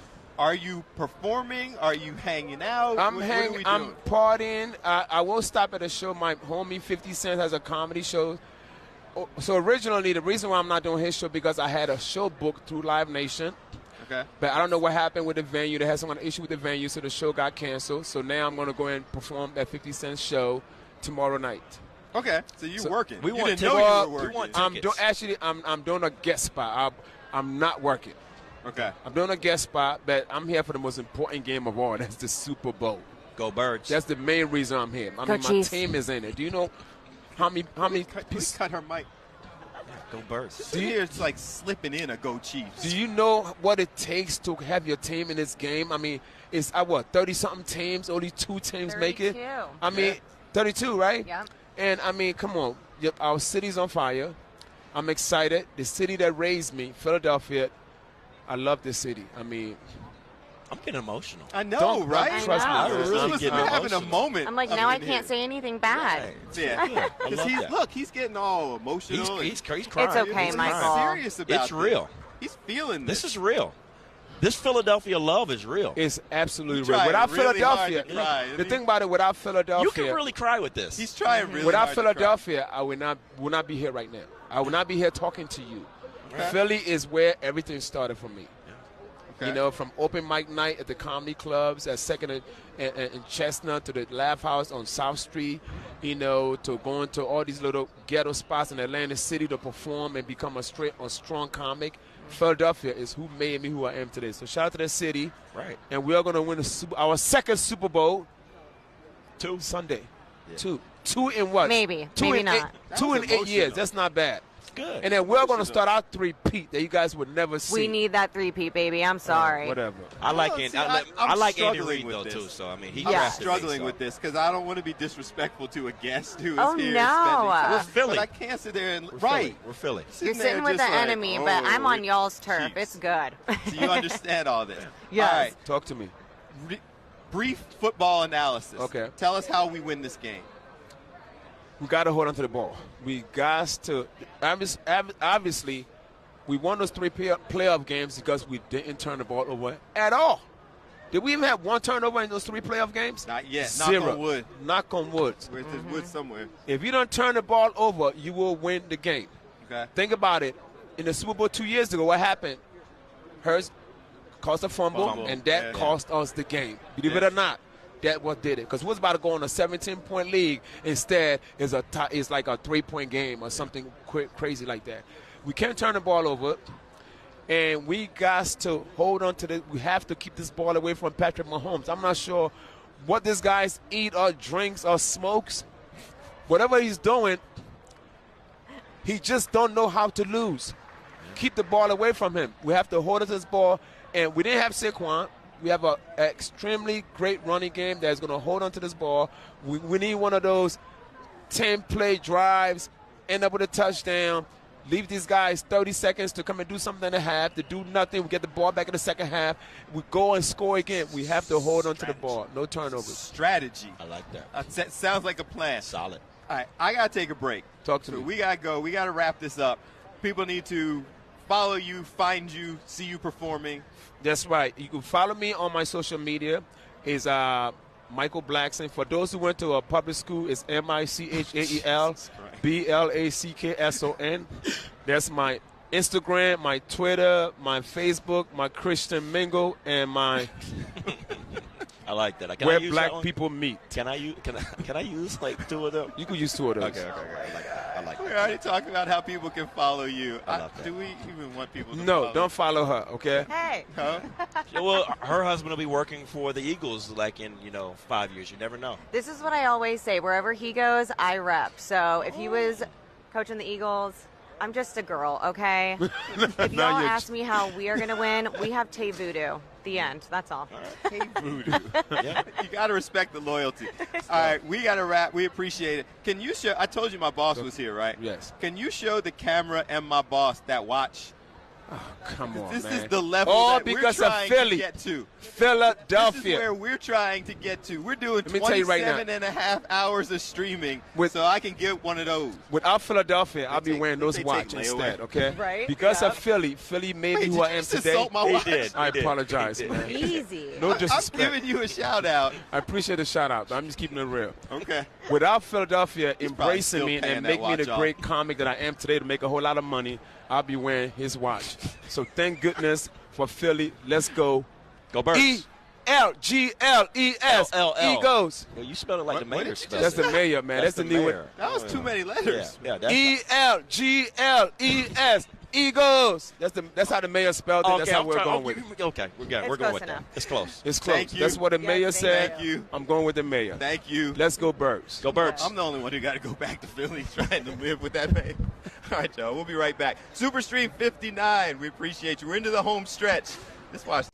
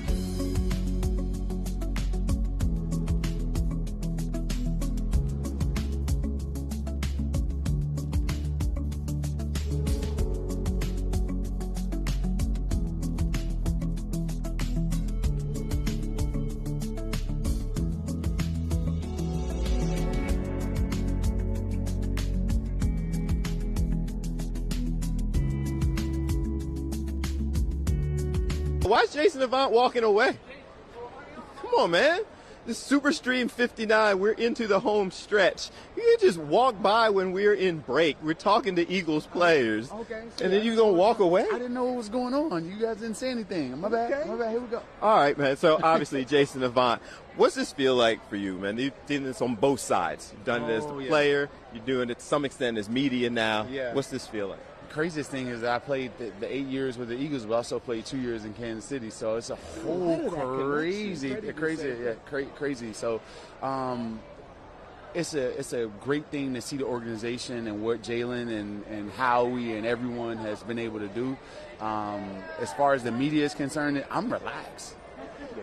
From a media standpoint, as a player, you're up. You're worried about assignments. You're worried about coverages. You're worried about matchups. So I know the players are going through a lot right now, just mentally, and there's a lot that's weighing on them as far as Philadelphia wanting it, having an opportunity to rectify last time.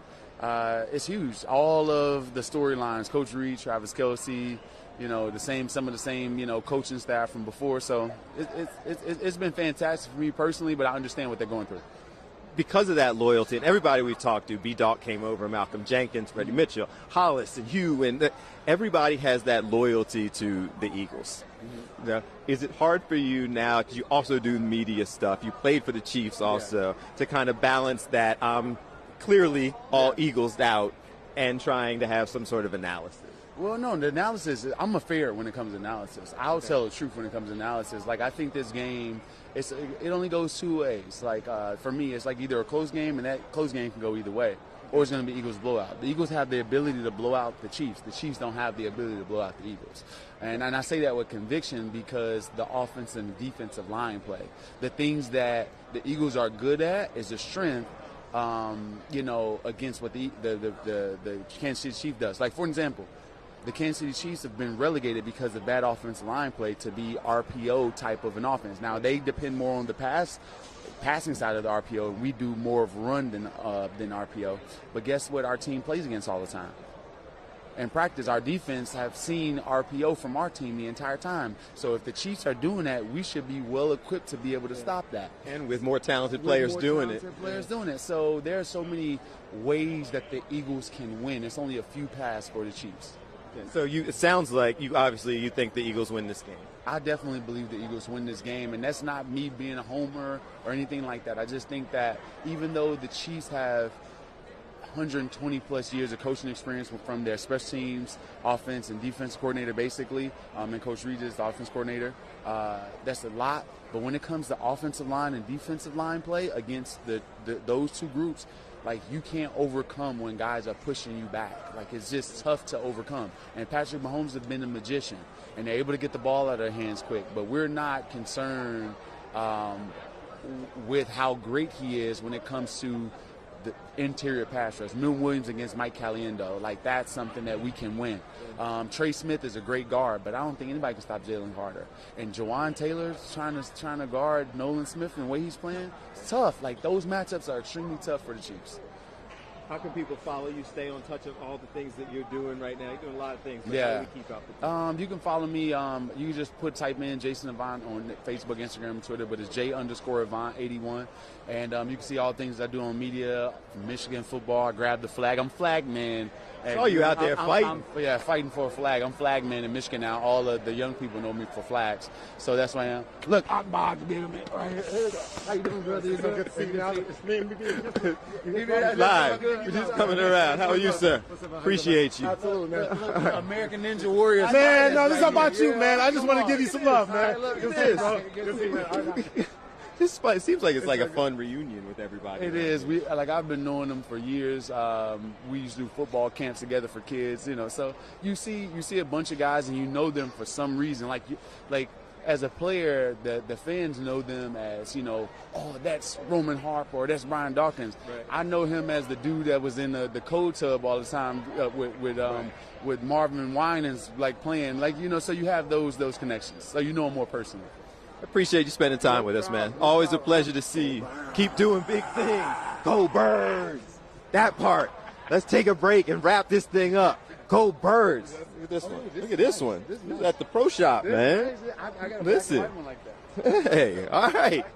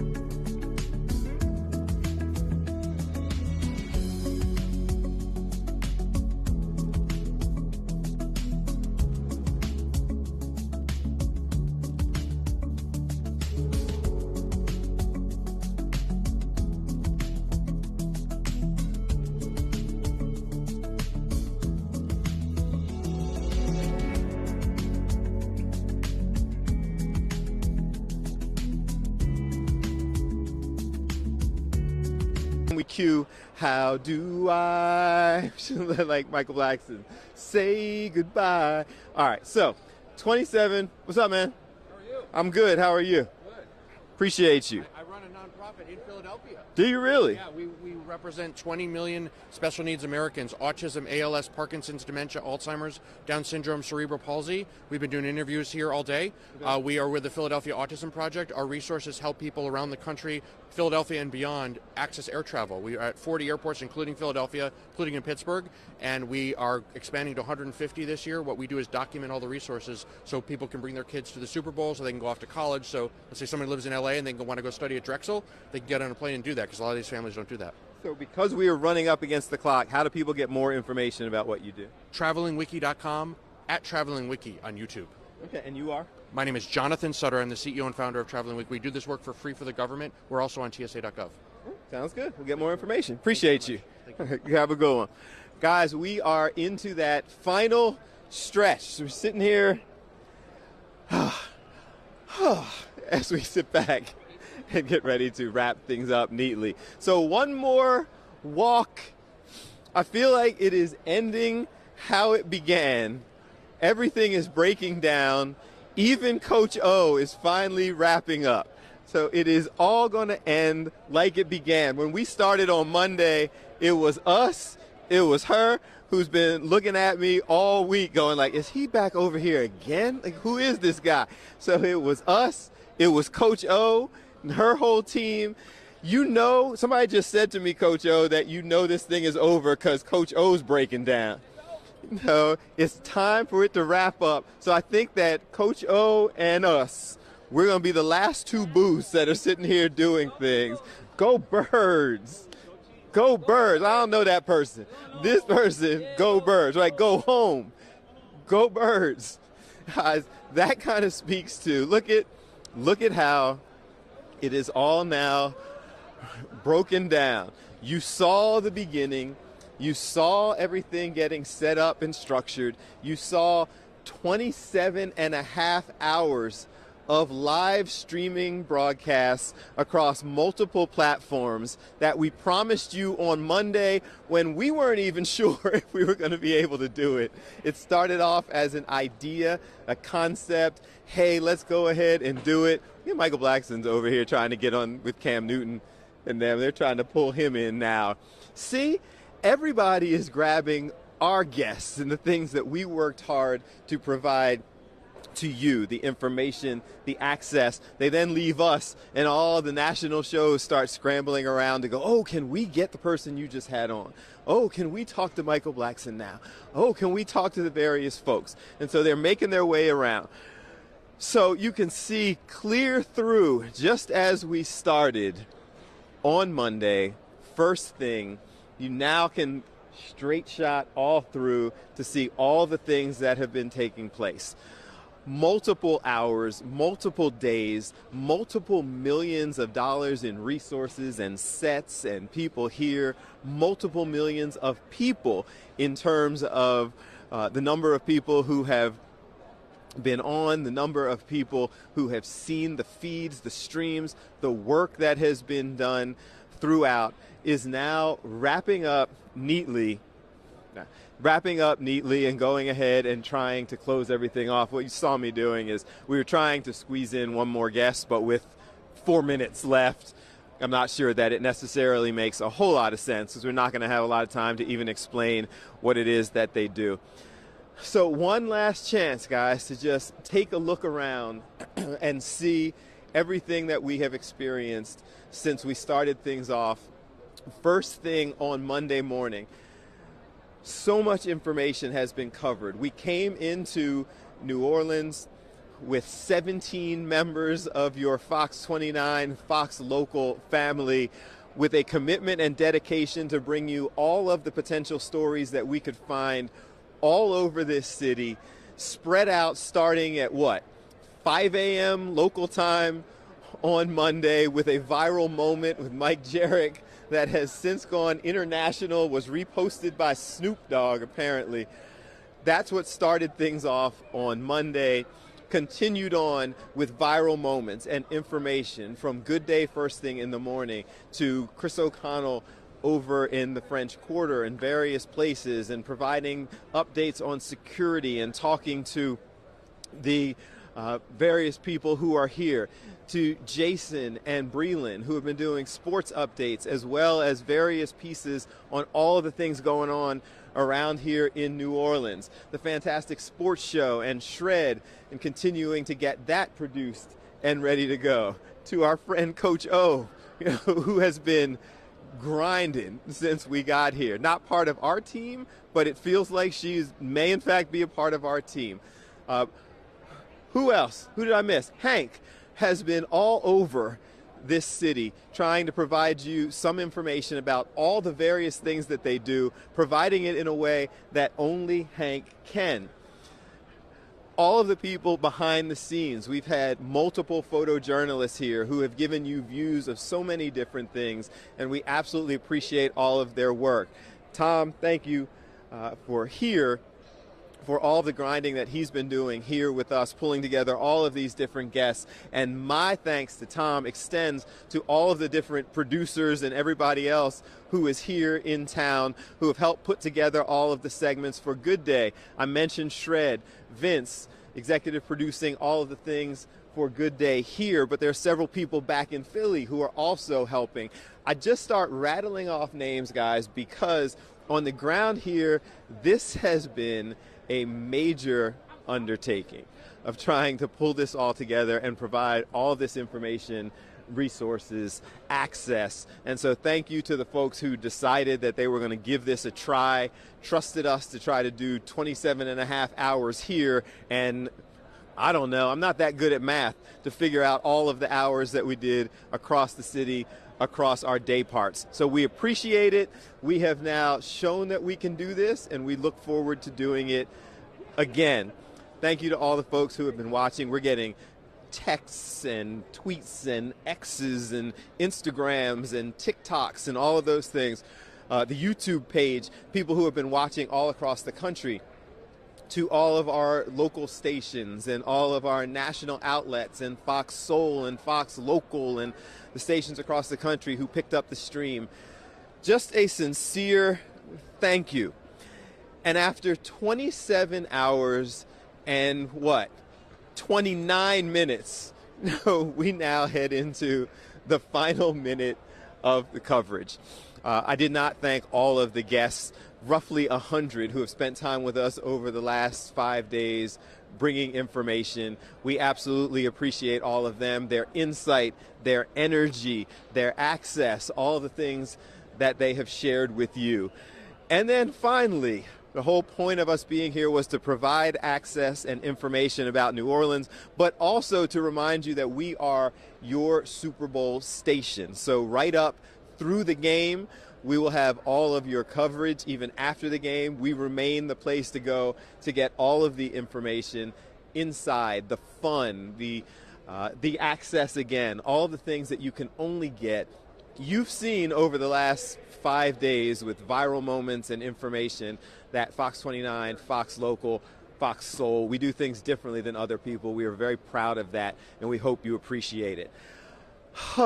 Deep breath and exhale, and that is pretty much a wrap for us. I'm going to head on over to the pro shop, see if I want to get one more thing before we wrap up and get out of here. Head on over to Bourbon Street and maybe grab dinner for the first time since we've been here. But thank you. We appreciate you. We love you. Go Birds. Thank you, Dave. I forgot to mention you and all your resources and your ingenuity. Thank you.